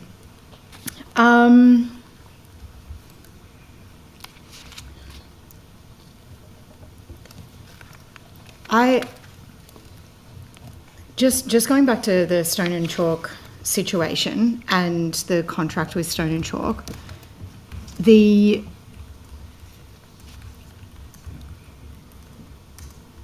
so we're getting information about how much money has been given to Stone and Chalk to undertake activities. Is that okay to I'll take take on notice? that question on cool. notice, yeah. So what are the KPIs associated with the contract? Yeah, so I'm going to ask Dr. Oldenhoven to come up and talk with respects to specifics in that contract. But if I just talk a little generally around, how we look at these hubs and the types of KPIs we're looking at are things like numbers of businesses supported. So in Tech Central, we've got 234 startup businesses at the moment. We look at the number of activations that are held and how many people both from within the hub, but also from businesses, suppliers, potential VC investors come into those activations. We look at the number of jobs that those businesses are creating, and how much private finance is being crowded in to invest in those companies. Okay. Yeah, I think that's broadly what we look at.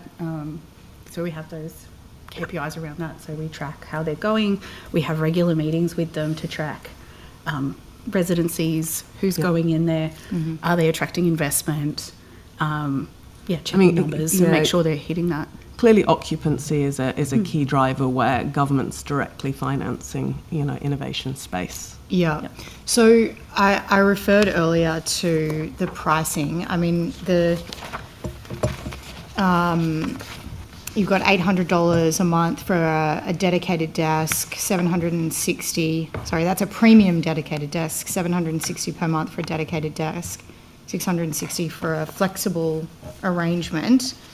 When I look at equivalents, I mean, the Fishburners WeWork setup, they do $700 a month for a full service offer, and their flexi version is $380 a month, which is significantly cheaper than what's available at Stone and Chalk. So I'm just wondering what is really drawing founders to Stone and Chalk's model? Like, I understand that UTS, for example, is totally oversubscribed and has been since they opened their new space, and obviously they have significantly cheaper options again. So how does this operate? So I'll let Dr. Alderhoven speak in a minute about the specific Stone and Chalk proposition, but more broadly, we're really pleased to see a vibrant ecosystem where you've got different propositions from different parts of that ecosystem. In terms of how we, Stone and Chalk, price their space, it really is based on both the discount off the market in that particular location in the heart of Tech Central, plus the value of their those services and activations that they provide. Yep. We also have public free co-working space, so people that are interested in learning about the hub can work there for free. So if you're just a sole operator, you could come and work in that free space. Yeah. Obviously, it's not quite the same though. It's not. But there's entry-level access for $25 a day. Some of I've just been given some numbers from Tankstream Lab, and we can compare those. But some of them are up to $49 a day. You can have dedicated desks for about $595 a month. That's similar to what's at Tankstream Labs. But they offer a range of services. So around it is programming, access to marketing teams, access to experts coming in, venture capital that you may not get at a WeWork site. So a WeWork site, you're likely just to get a desk. This offers you a broader suite of activities to support your business and be around those companies. Stella Solar, who's now the CEO of Stone and Chalk, has extensive experience in AI. She's now bringing that into the hub, which is really great to see, and that's not something you'd see at a general co-working space. Okay. Yeah. So in terms of how the contract operates, is Stone and Chalk expected to run at a loss because of their activities and the government is subsidising that loss, or are Stone and Chalk expected to run some sort of, I know it's a not-for-profit, but they record a profit to invest back in the services? So clearly we can't speak to Stone and Chalk's finances, but the agreement that we have in place for them has been costed on the basis of them paying a subsidised rent to government, on the basis that there is also in that subsidy funding for the types of services that Dr. Aldenhoven spoke to. So that's how we've set, and it was obviously an agreed and negotiated position, that subsidy that government then covers between the market rent and the subsidised rent they pay. It would be good to understand what that looks like. So I said to the Minister earlier that the Tech Central Instagram page hasn't been posted on for over a year. Certainly the website has a hype reel from a year ago. I'm just wondering how, there are no events that I could find listed on the website. Is that something, are those metrics incorporated in KPIs, that there has to be some sort of public engagement or public education about the ecosystem's activities? Yeah, so in relation specifically, I think it's the Tech Central District Innovation District website that you're referring to. It's Tech Central Innovation Hub is the URL, Okay. and it's got Tech Central or Stone and Chalk times Yeah. Tech Central and... Yeah, so I think at the moment on that page, there's a kind of reference to go to Stone and Chalk's website, which does then provide the details of all of those activations. I'm hearing potentially that that's not obvious enough, so we're happy to look into whether we can make that a little bit more obvious, because it's provided there in Stone and Chalk's website, but clearly we need to make sure people are appropriately directed to that. I still think that there is a great deal of confusion about what Tech Central is and what it isn't, and I think a lot of work is required to clarify more broadly that what it is. Thank you for taking that on board. I heard that you're still in the acting role. Yes. Is that a role that is going to be formalised at some point? So we're undertaking the recruitment process at the moment. Okay, but that's taken a little while now. So we made a purposeful decision to provide an extended acting opportunity to ensure stability through a time of change as we look to operationalise the innovation blueprint and the Tech Central strategy. Okay. And just to make sure I covered this, I asked earlier how many founders had applied and been selected or been rejected, which I think you would take on notice. I think Dr. Oldenhoven might have some additional information now. So let me just get that for you. So I don't have numbers on the rejected, but I have kind of the process by which people apply for it. Yeah. So people who reach out to the Tech Central Innovation Hub are spoken to by Stone and Chalk, and there's no real... I think that the barrier to entry is around you've just got to have a company, and you need to be a company that is developing proprietary technology or proving to develop like a minimum viable product. So those are the companies that they're seeking to have there, which aligns with what we're trying to do with the blueprint. So do you... sorry. Oh, and I was just going to say with that, so then they talk to them about the space that they might need, and some of the... from what we understand from them, some of them will just take up that public space to understand it and then might slowly move into the space itself. So do you have oversight as to which companies are accepted or rejected? Like, is there some mechanism to... No, we have a list of who is based there, but we don't have visibility of who's rejected. Okay. Is that a deliberate choice? No, I mean, I think given the criteria that Dr. Oldenhoven's just outlaid, which is, they must be a business, have an ABN and be working in a startup, those seem like reasonable criteria to apply. We wouldn't want to, hamstring or limit Stone and Chalk's ability to recruit companies that do meet those criteria. Yeah, okay, thank you. Did I have a follow-up question about the IDA? Oh, no, I asked Professor Durant-White. Yes. The Innovation and Productivity Council in February said that there was no operational purpose for members of the IPC at the moment. The website is still active, and it says that the IPC provides trusted advice to government.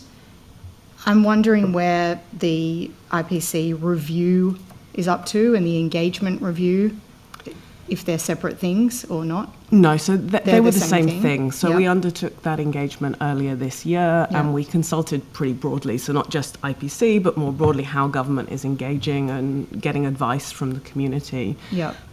We've undertaken that assessment and provided the information to the Minister and to government to consider. Meanwhile, the recruitment is paused, Yep. so there are no active Yep. members, and we haven't amended the website because no decision's been made either way. Okay. So you gave evidence in February that you would be finalising that review in April, and so that was when it was given to the Minister? That's correct. Okay.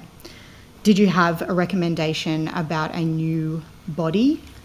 We didn't provide a recommendation. We put forward the outcomes from the consultation and options. Okay, so there are a range of options that the Minister and the government may choose from. Don't suspect you might want to share what those options are. No, it's obviously a matter for government to decide what they want to do with that future of consultation. Yeah. Clearly, the consultation provided both elements of the engagement that we have, which they find extremely valuable, and also things that they would like to see improved. Yeah, okay. Hopefully we can get a copy of that at some point. Mrs. McDonald. Thank you. Thank you. Thank you. I am going to turn to, say, community corrections rather than the custodial, and wonder what is the what is the current average caseload for a community corrections officer? The number of orders is 37,000. As for how that applies to our 2,310 concourse staff, I will answer on notice. I don't think it is simple as doing a division. No. So we'll answer that particular calculation on notice, if that's okay. And then you'll probably have to. So, what is the department's recommended or safe caseload? I think it used to be 120 hours, but it was divided up into different risk ratings and things like that. Yeah, let's answer that on notice, if that's okay, to make sure we get it right. And then you'd probably have to say how many community correction officers currently have a caseload above that level. I know you're trying not to do that, but sometimes it's notice. And I know sometimes what they do is they reassess the LSIR. I think it's the LSIR. Yes. In terms of supervision, so that the risk could be lower, so that they could possibly suspend supervision for periods of time. Do you know how many have had their LSIR reviewed for that purpose? So there's a whole process that our community corrections people go through in terms of suspending someone who's on supervision, and under the Act there's a number of reasons by which that supervision can be suspended, and that's so that we focus the efforts of our community corrections officers on those that provide the highest risk to the community. So there is a detailed process that occurs for that, and there's 3 reasons why we can suspend. And we suspend people kind of in that low, medium risk of offending. Our team leaders keep a close look on, particularly on cops, on the police records to see people who may have been rearrested, and then we'll re-engage with those people and particularly cancel their suspension and bring them back on supervision. But yeah, there's a detailed process and a risk assessment tool that our community corrections officers use to bring people on supervision or to suspend supervision, so that we're focusing our resources in the areas to reduce the highest level of risk in the community. And can you assure the committee that every New South Wales correctional centre, sorry, I'm off community corrections, okay. Back to that every New South Wales correctional centre is currently operating at a safe staffing level? Yes. Yep. And I guess if you had to rely on overtime over the, would you acknowledge that would impact, say, staff safety and security risks? Look, overtime is a high level of overtime is a function of our high rate of workers' comp. Yep.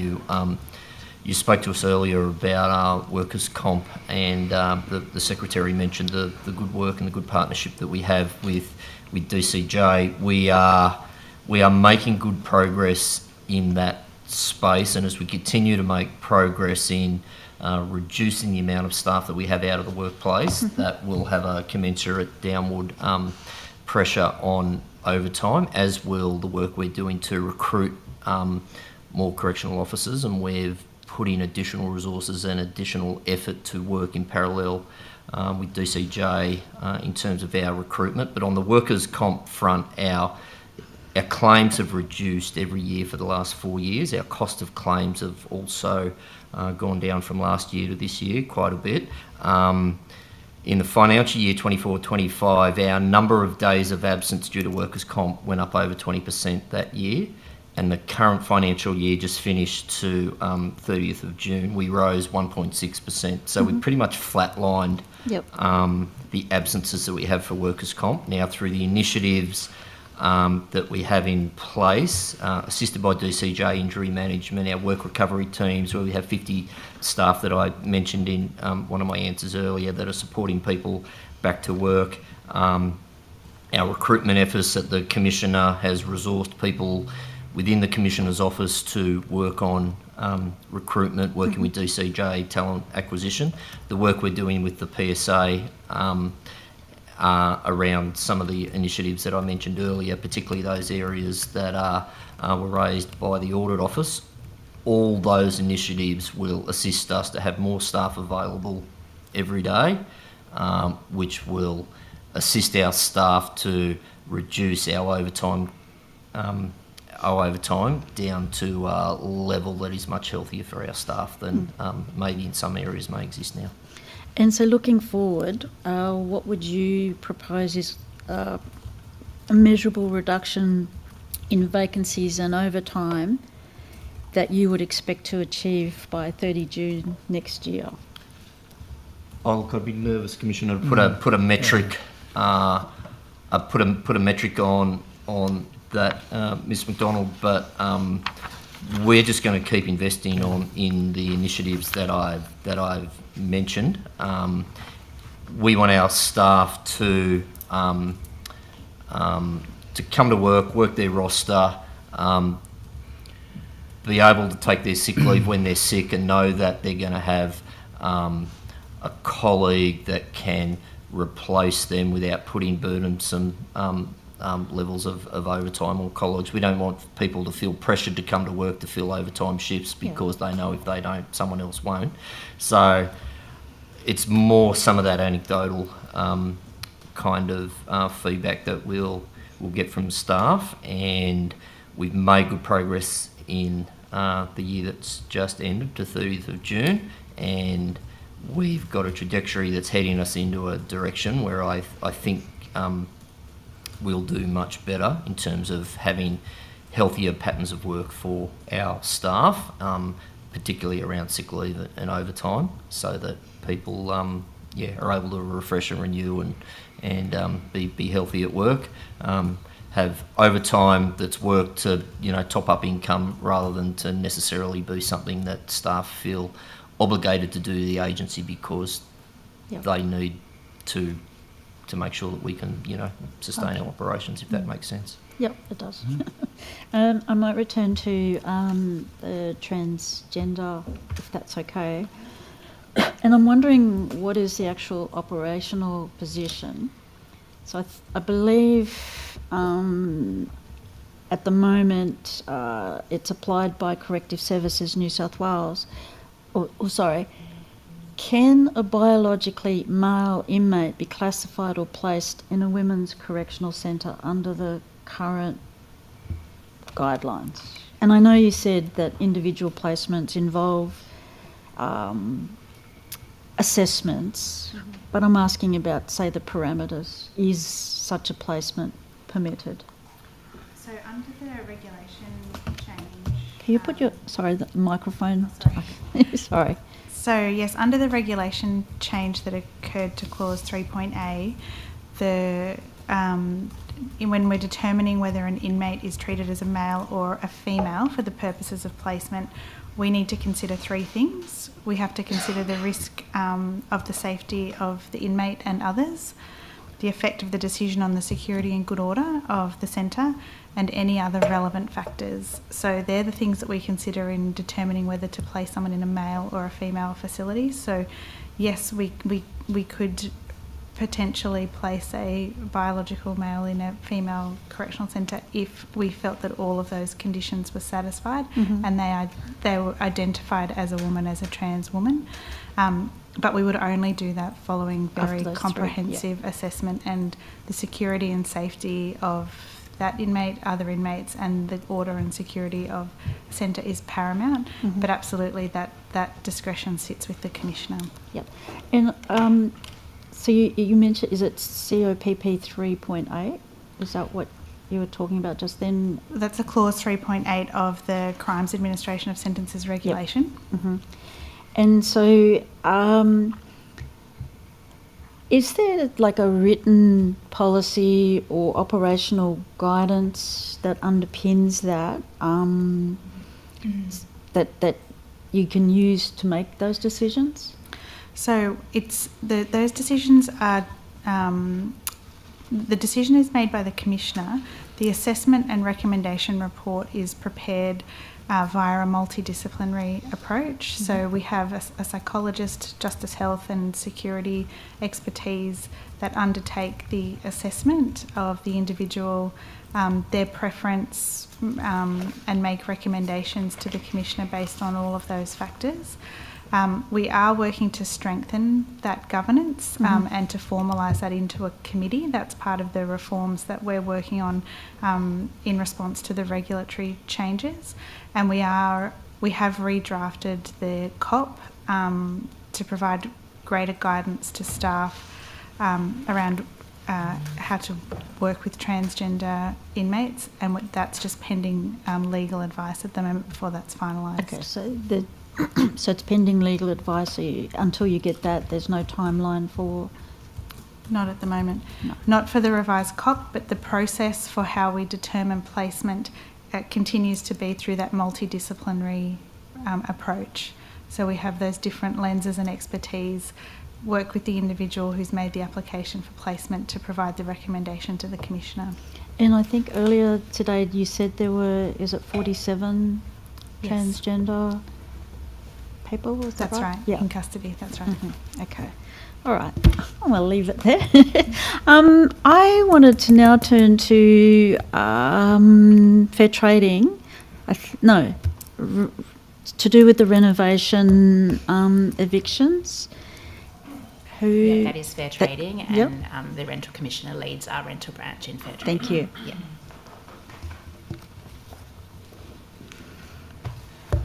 Hello.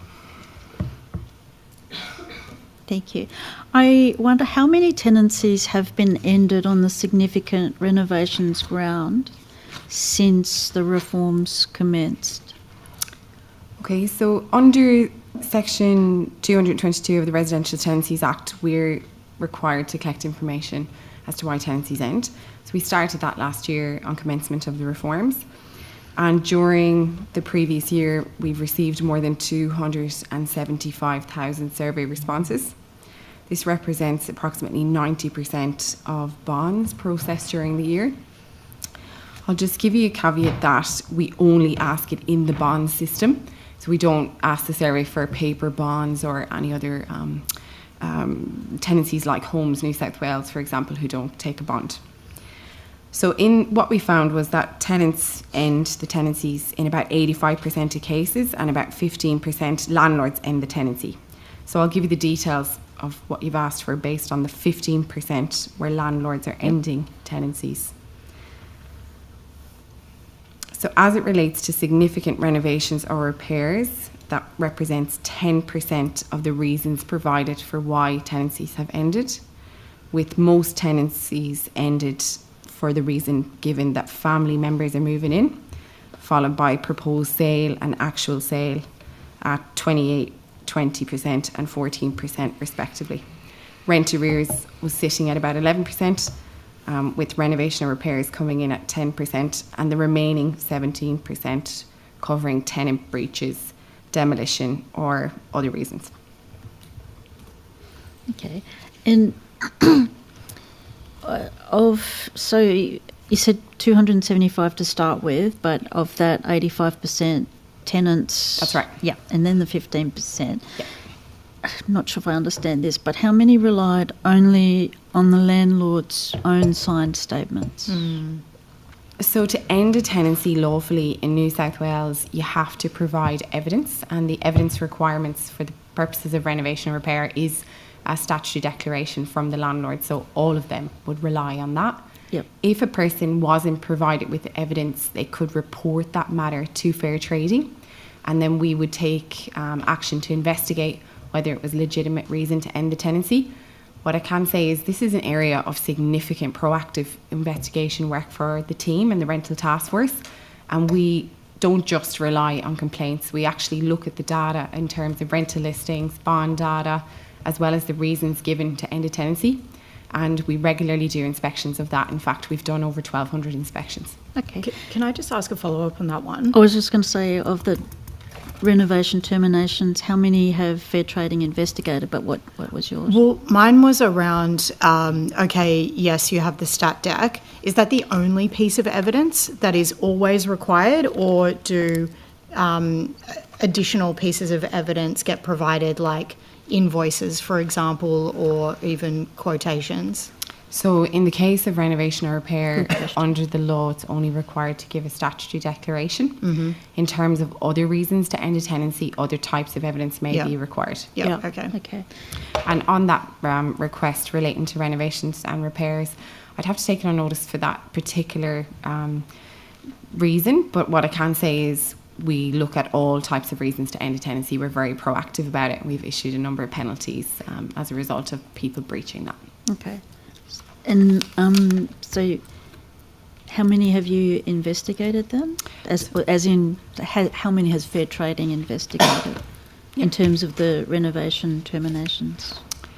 So in terms of the way that we look at breaches of exclusion period, it's there's three pillars of investigation. So the first I'll talk about is we have a reletting exclusion application process. So essentially, when the tenancy ends, the property provider must provide evidence, and that's given to the tenant.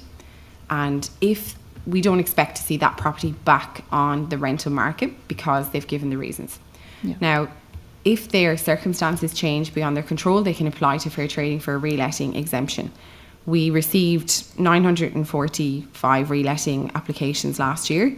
629 of those applications were approved, 213 were withdrawn, over 100 were closed, and one case remains open. We only refused 2 applications.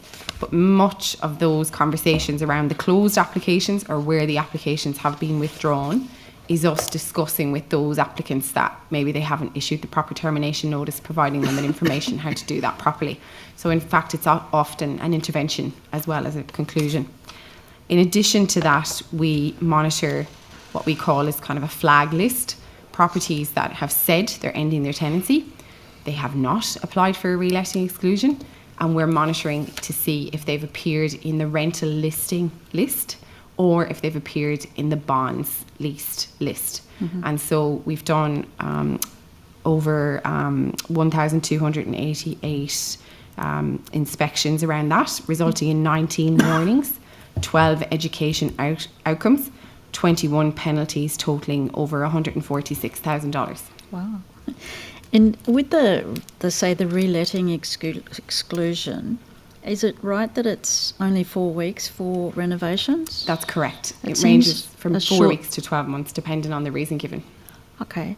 And have Fair Trading found evidence that renovation is being used to work around the ban on no grounds evictions? We're not seeing it, as I said, from the previous figures, as a high number of reasons that are given to end the tenancy. The majority of tenancies ended are by tenants themselves, and that's something that I do want to investigate further over the coming months, given 85% of tenants are the ones ending. Yeah. And of the landlord's reasons, it seems to be more relating to properties where they're moving back in, and also where the property is being prepared for sale or actually being sold.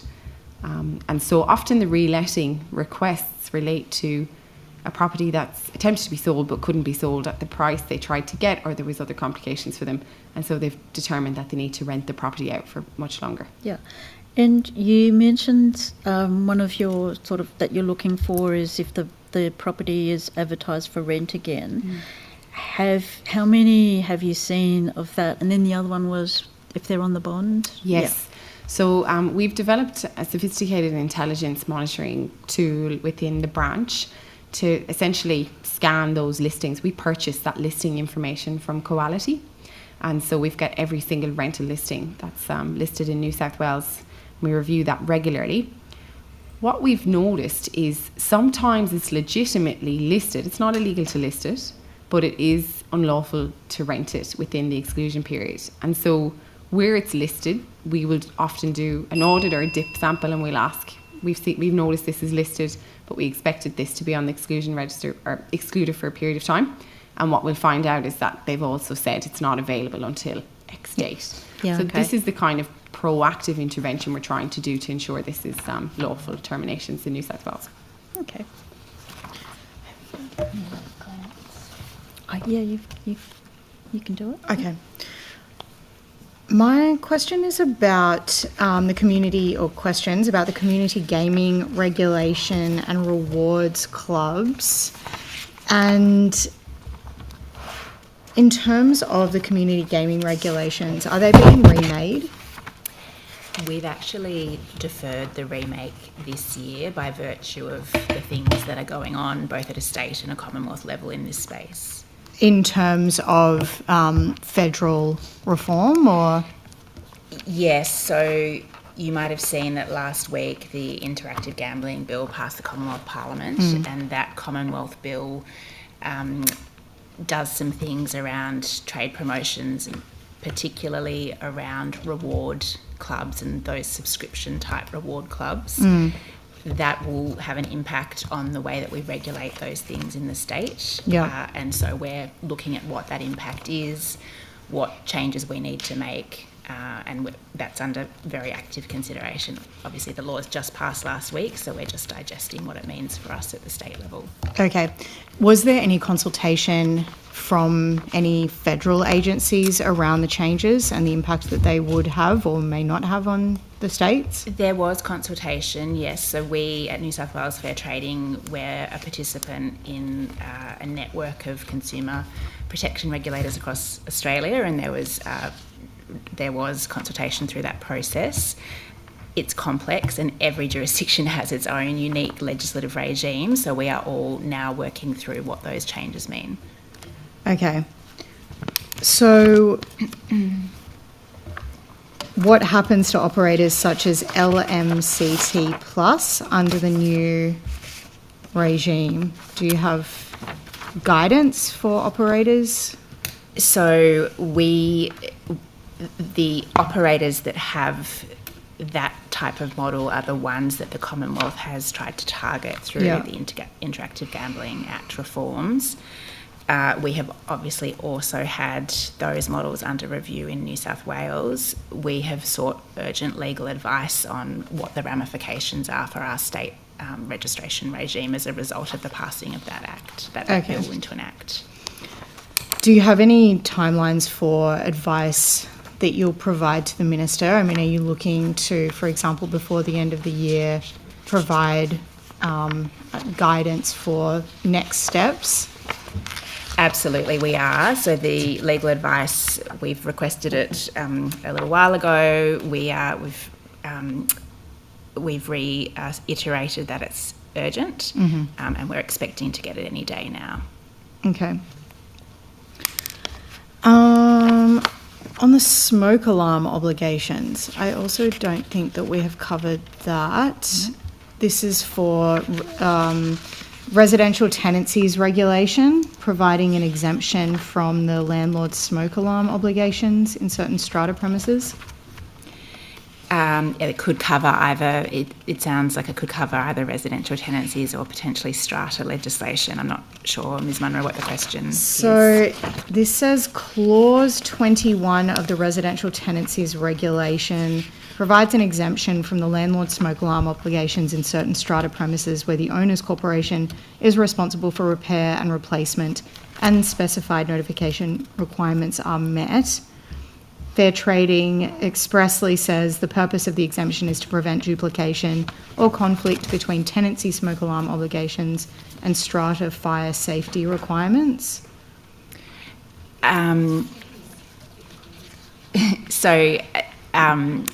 So my team is telling me, and it is true, that there is a confluence of residential, short-term rental and strata. I think Mr Abberty, who runs our strata branch and is the strata commissioner, has come to the table, so he may have an answer for that.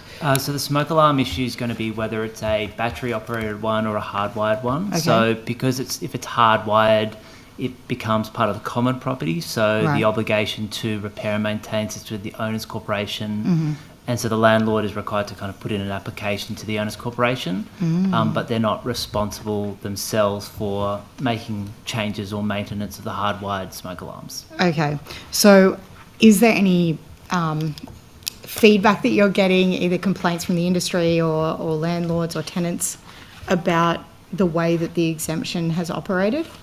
So there's quite clear guidance on the Fair Trading website which kind of steps through, is it a battery operated one, is it a hardwired one with a battery backup, is it or just a hardwired one? And so the feedback covers all three of those types.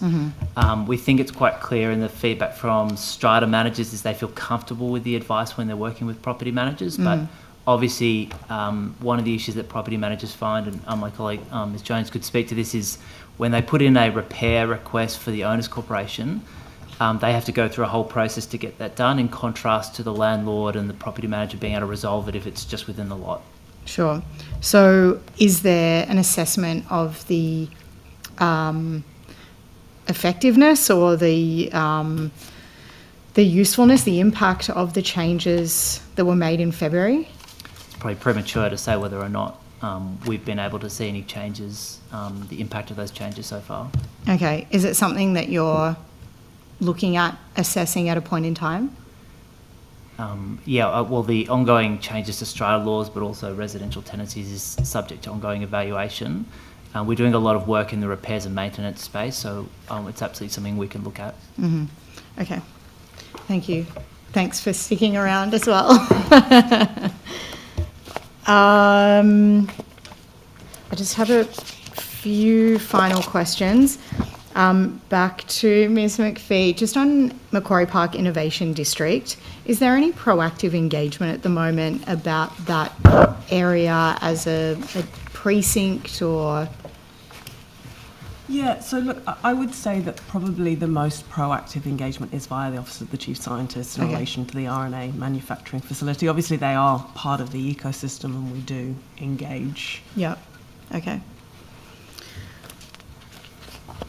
And finally, on just going back to trade and the KPIs or outcomes that are outlined in the strategy, how are you going towards meeting those? Do you have year-by-year targets that you're aiming for? Yeah, look, thank you for the question. So, as you know, the strategy is a 10-year strategy, and we haven't specifically broken that down into annual targets, but we are tracking progress against the 10 years. So, and doing pretty well against most of those metrics. So overall increase in New South Wales exports by $100 billion.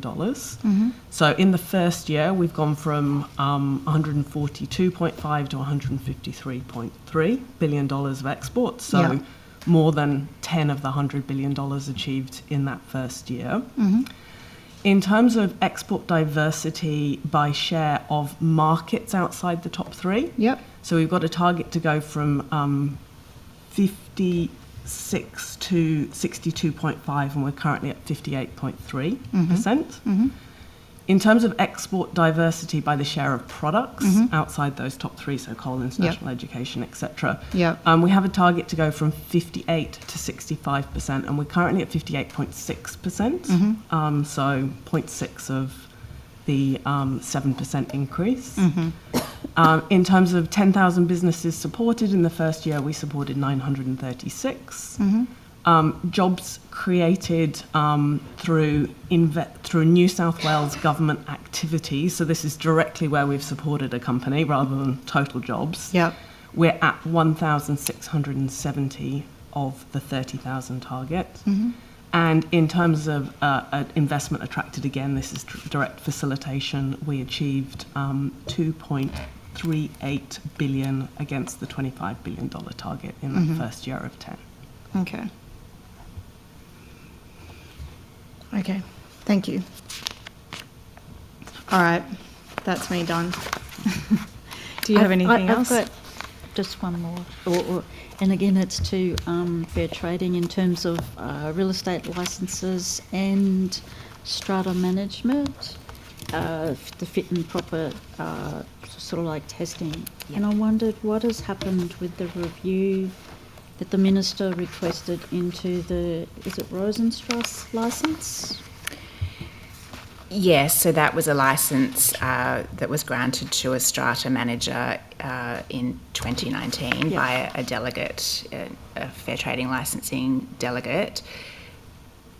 So we are looking, we have a framework that the licensing delegate makes their decision under, and part, as you allude to, part of that framework is the fit and proper person guidelines. But there are other considerations, including what the law says, as well, and other things. So we're in the process of reviewing those guidelines to make sure that they are fit for purpose. But it's very complex when you're considering matters like these ones, and there's a lot of considerations that we expect our licensing delegates to have before they decide whether or not to grant a licence. But yes, they are under active review. And in this case, does he still hold an active strata licence? He does. I'm loath to go into too much detail about this particular matter. The licence is under active review, but the licence is active. We have issued a notice, and we're reviewing that licence as we speak. So it hasn't been suspended pending the review? No.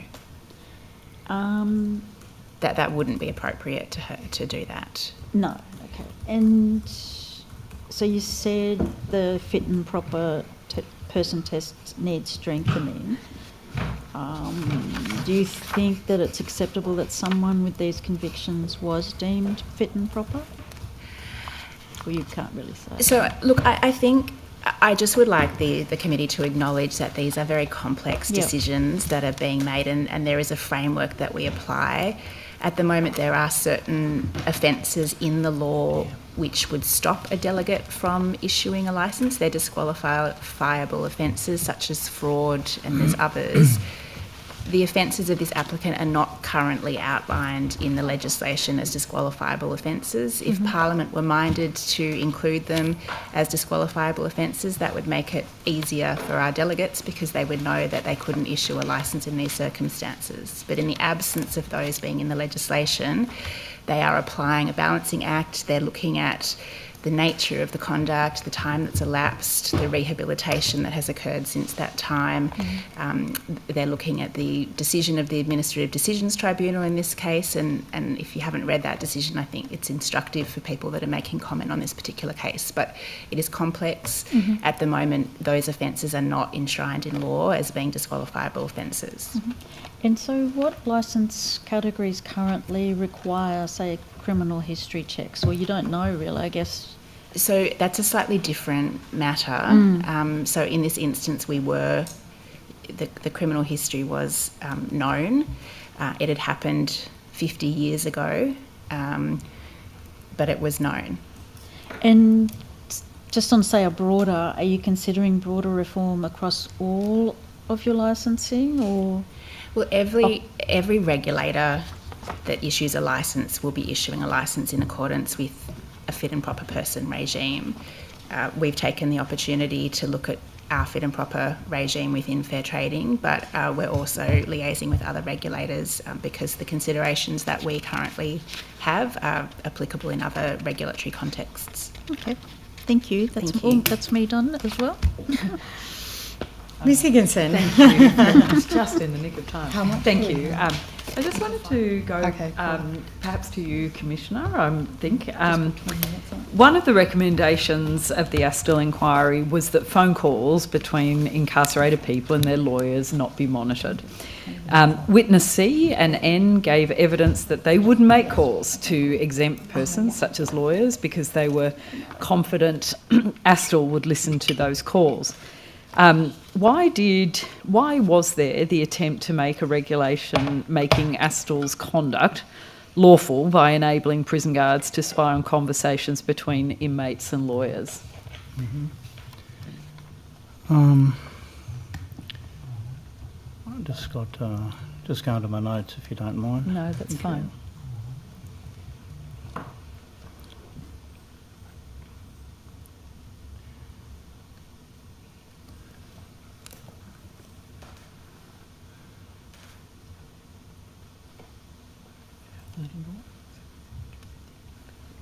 The secretary got the... Can you do two things? Yes, I Seconds. can, Could you Mr. Tibble. I can do repeat three the question, for you. And also, if this is one of the 31 recommendations of Astle, if you can point to the recommendation. Well, actually, I don't actually have the numbers in front of me. That's but all look, right. one of the recommendations was that, lawyers and incarcerated people can have phone calls. And then we saw the attempt of the regulation that would make, that conduct of Astle listening to conversations between lawyers and inmates, that would make that conduct completely fine and lawful. Can you please explain why? Where did that attempt come from, and why was that pursued?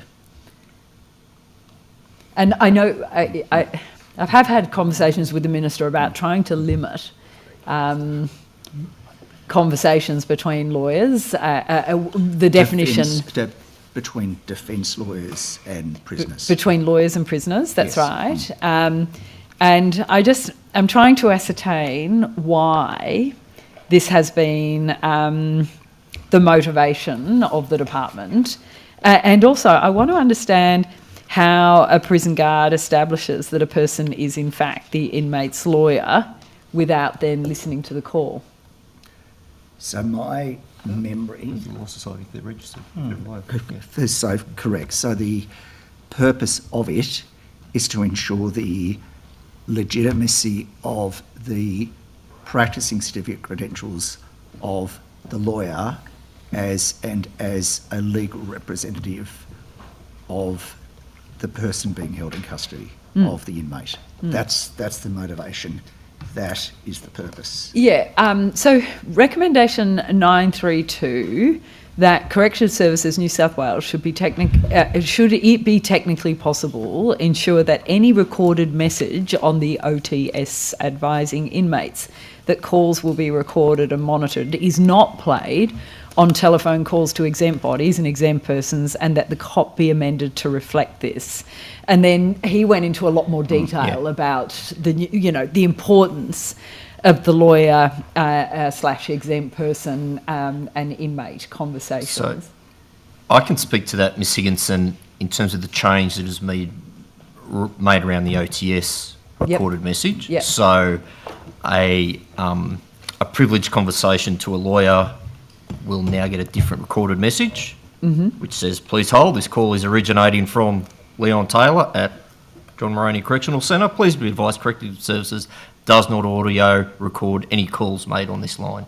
So if a legal practitioner hears the other message, because often what happens is the inmate fills out their form and they'll put their lawyer on, they'll put them as a personal They put them on the contact. personal, So there is a protection there if the lawyer gets the personal message that say, that same thing, and, it's going to be monitored. If you don't want it to be monitored, hang it up now. So then they could speak to their client and say either Corrections has made an error, put you as a personal contact rather than a legal contact. Yes. Or, the inmates tick the wrong, when they filled out the form, they put down the lawyer as a personal rather than the other way around. And so then, what about, where was the motivation to try to change the reg to limit what is a legal, the legal representative of the person, of the inmate. There was the regulation that was brought, and it was trying to make it so that, the person, it was limited to who the lawyer was. Yes. And for example, I know I have acted in a legal capacity over the years where you are not yet engaged by that inmate or that person held in custody, often police custody but handed to corrections for a temporary period of time. You're not technically engaged, but you're providing that first assistance. You may, as a lawyer, say, actually, I can't assist you on this occasion, but I will now refer you to a lawyer if legal aid, ALS, and so forth. What the corrective services and the department were trying to do was completely cut that off, because it was only if you are the lawyer engaged for the purpose. So as it stands, we can still do this now, but I'm just trying to understand where that motivation was to limit a person's access to legal representation once they're in custody. There is a tension, Ms Higginson, around people in custody and those that wish to continue their criminality from custody seek to exploit every available means of communication, and clearly privileged communications are an area that are open to exploitation. Now, there's protections around those so that people can have those privileged conversations. They're privileged for a right reason, to maintain the privilege between a lawyer and their client. There are examples where, notwithstanding people's registration and passing the character test of the Law Society, where people acting with ill intent have been exploiting those privileged conversations. So it's with only that intent to make sure that people that are representing, that are legally representing people in custody or intend to, have the privilege of those conversations, and the fact that you are a lawyer and registered but with no intention of providing legal representation to a prospective client or client has a conversation that could be used for means other than its intended privileged conversation, and that's to continue criminality. So the Court of Appeal has held in Hamsey and the Commissioner of Corrective Services that any policy enabling prisons to, say, drop in on calls between inmates and lawyers constituted a substantial impairment of the right to provide confidential privileged instructions to and to receive confidential privileged advice from a legal practitioner. So how does that, how do you say limiting the scope of to a particular retainer of some sort furthers the object of the actual right to for lawyers and inmates to have the provision of confidential privileged instructions and conversations? Yeah, I'm not sure if the Commissioner's got the notes. It's a vexed issue that there's some pretty detailed advice we're obviously getting behind the scenes from DCJ Legal and from others around that. So it's... And Mr Taylor, is it your understanding then that there is still efforts actively on foot to try and limit the scope of or the definition of a legal practitioner when it comes to inmates in New South Wales? So you would not want, for example, a prosecution lawyer to be phoning a lawyer without you having a knowledge that it was a prosecution lawyer. Yes. That would be the example I would give. But that's up to the inmate, isn't it? Like, where does this is like that? If the inmate is having a conversation, we're talking normally about inmate initiated contact or an arrangement. I mean, it just seems to defy the really, really thorough principled logic in Hamsey. Like the decision in Hamsey, I think it was Justice Leeming, made it very clear that this is a fundamental principle of the way the legal system works. And if we are going to start further attempts, the Parliament nearly did it, we managed to overcome that. But is there going to be another attempt? Is this something that's going to keep going, where we are going to attempt to limit the conversations with the definition of a legal practitioner for inmates? For example, if an inmate's got a phone call from a lawyer they don't want to talk to, they'll say, I don't want to talk to you, and they'll hang up. But if it's a lawyer that they want to speak with, the way you attempted last time was to define it and narrow the scope, that there had to be an active retainer of some sort. But that just defies the logic of receiving legal assistance from the inside. Yeah, let me see. I'm sure I've got colleagues that are watching the live stream that are getting frustrated that perhaps we're not answering your question, because there is work happening to ultimately look at our broader communications. I'm not sure whether it goes back to the issue that you've raised, but if you allow us to answer on notice, I don't want to say we're not continuing to look at it, and we are. Yeah. So it might be best if we answer on notice. So one of the questions then, Mr. Taylor, how do you see it? So let's say there is this successful regulation that says you can speak with your lawyer, your legal practitioner. That is somebody who you have a retainer with. How then do you establish whether in fact they do have a retainer? Do you listen to the phone call? Do you write to every lawyer? Do you have to receive an email? Like, how will this work in real life in terms of inmates being deprived or otherwise of access to a lawyer? Yeah, can we answer that on notice? Absolutely. It's a legitimate question of how we do that. That's what I'm saying is I'm sure we're working through. I would be very grateful. Reinforce. Yes. I appreciate, Ms Higginson, the complexity of the issue, and reinforce that we would prefer to take it on notice. But I understand. It's not with a view to trying to evade. No, I absolutely understand. I was unsure whether I was making the question clear. I get in trouble from people upstairs who I work with when I don't ask the questions properly as well, and we go back and try and ascertain whether we did the thing properly so we could carry on. Yes. I understand that there is possibly, I imagine you probably have legal advice about this very question because there was regulation drafted.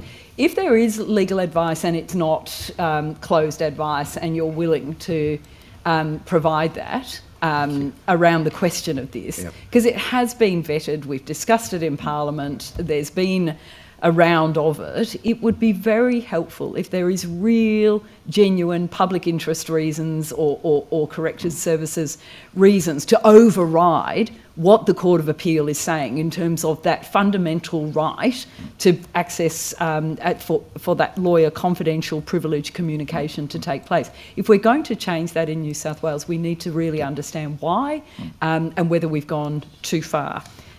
Thank you. I'm very grateful. The last thing I think I wanted to ask was about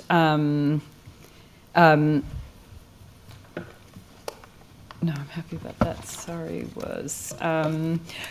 earlier on when we were talking about the change since the change in the standard of proof, and you were saying to me that you would have some confidence around what is happening and the way inmate discipline proceedings are occurring.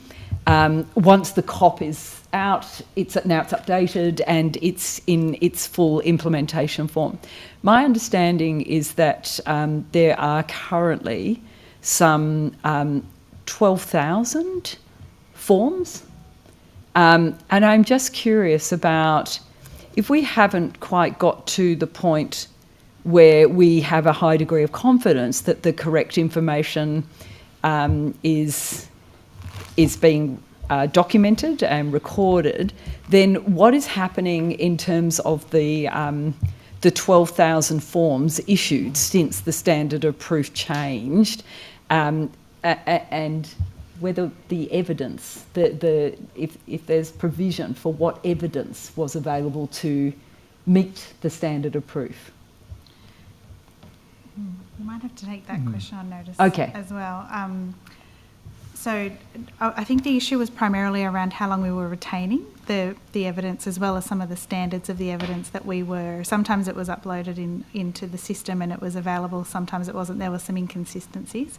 So obviously there is the process of review that inmates have now. They can make application for that review, and we're also doing a review ourselves of particularly where there's been compensation ordered, where we're having a look at the fidelity of that outcome for the person and making a determination if that needs to be reconsidered. Okay. I was just referring to the Ombudsman, who said, since November 2025, when the Parliament lowered the standard of proof for correction centre offences, over 12,000 inmate discipline action forms have been issued. If you could take on notice and provide the full text of the current inmate discipline action forms used right now, I'd be very grateful. And specifically, do these forms, or perhaps do these forms contain fields that require a summary of the evidence considered and specific reasons for the finding of guilt or otherwise, and how that met the standard of proof is really what we're interested in. Okay. Thank you. And I was just curious as well. I noticed just earlier in the case of Mohammed Farhat, I noticed that there was a part of Justice Fagan's decision that actually talked about inmate discipline proceedings as part of his parole hearing. Do you have any confidence that any references to inmate discipline proceedings that Mr. Farhat may have been subjected to were lawful, or were they within the period and the character of when Corrective Services New South Wales were engaging in unlawful issuances of inmate disciplinary proceedings? Ms Higginson, we'll probably have to take that on notice as well. Thank you. I'd be very interested in whether those correction centre offences alleged against Mr. Farhat were the ones, whether they were required to be proved beyond reasonable doubt, or whether they were the balance of probabilities. And and to the extent you can, obviously there's privacy considerations, but to the extent you can, could you please provide some degree of confidence that it was within a system that was a fair, lawful system or otherwise?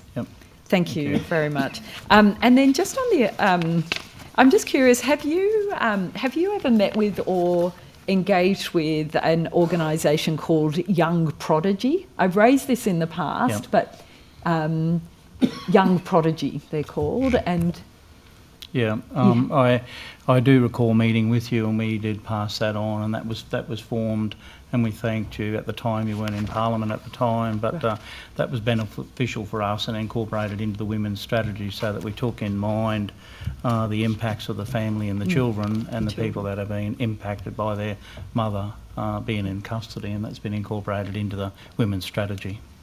Thank you very much. Thank you. And can I just ask one final question?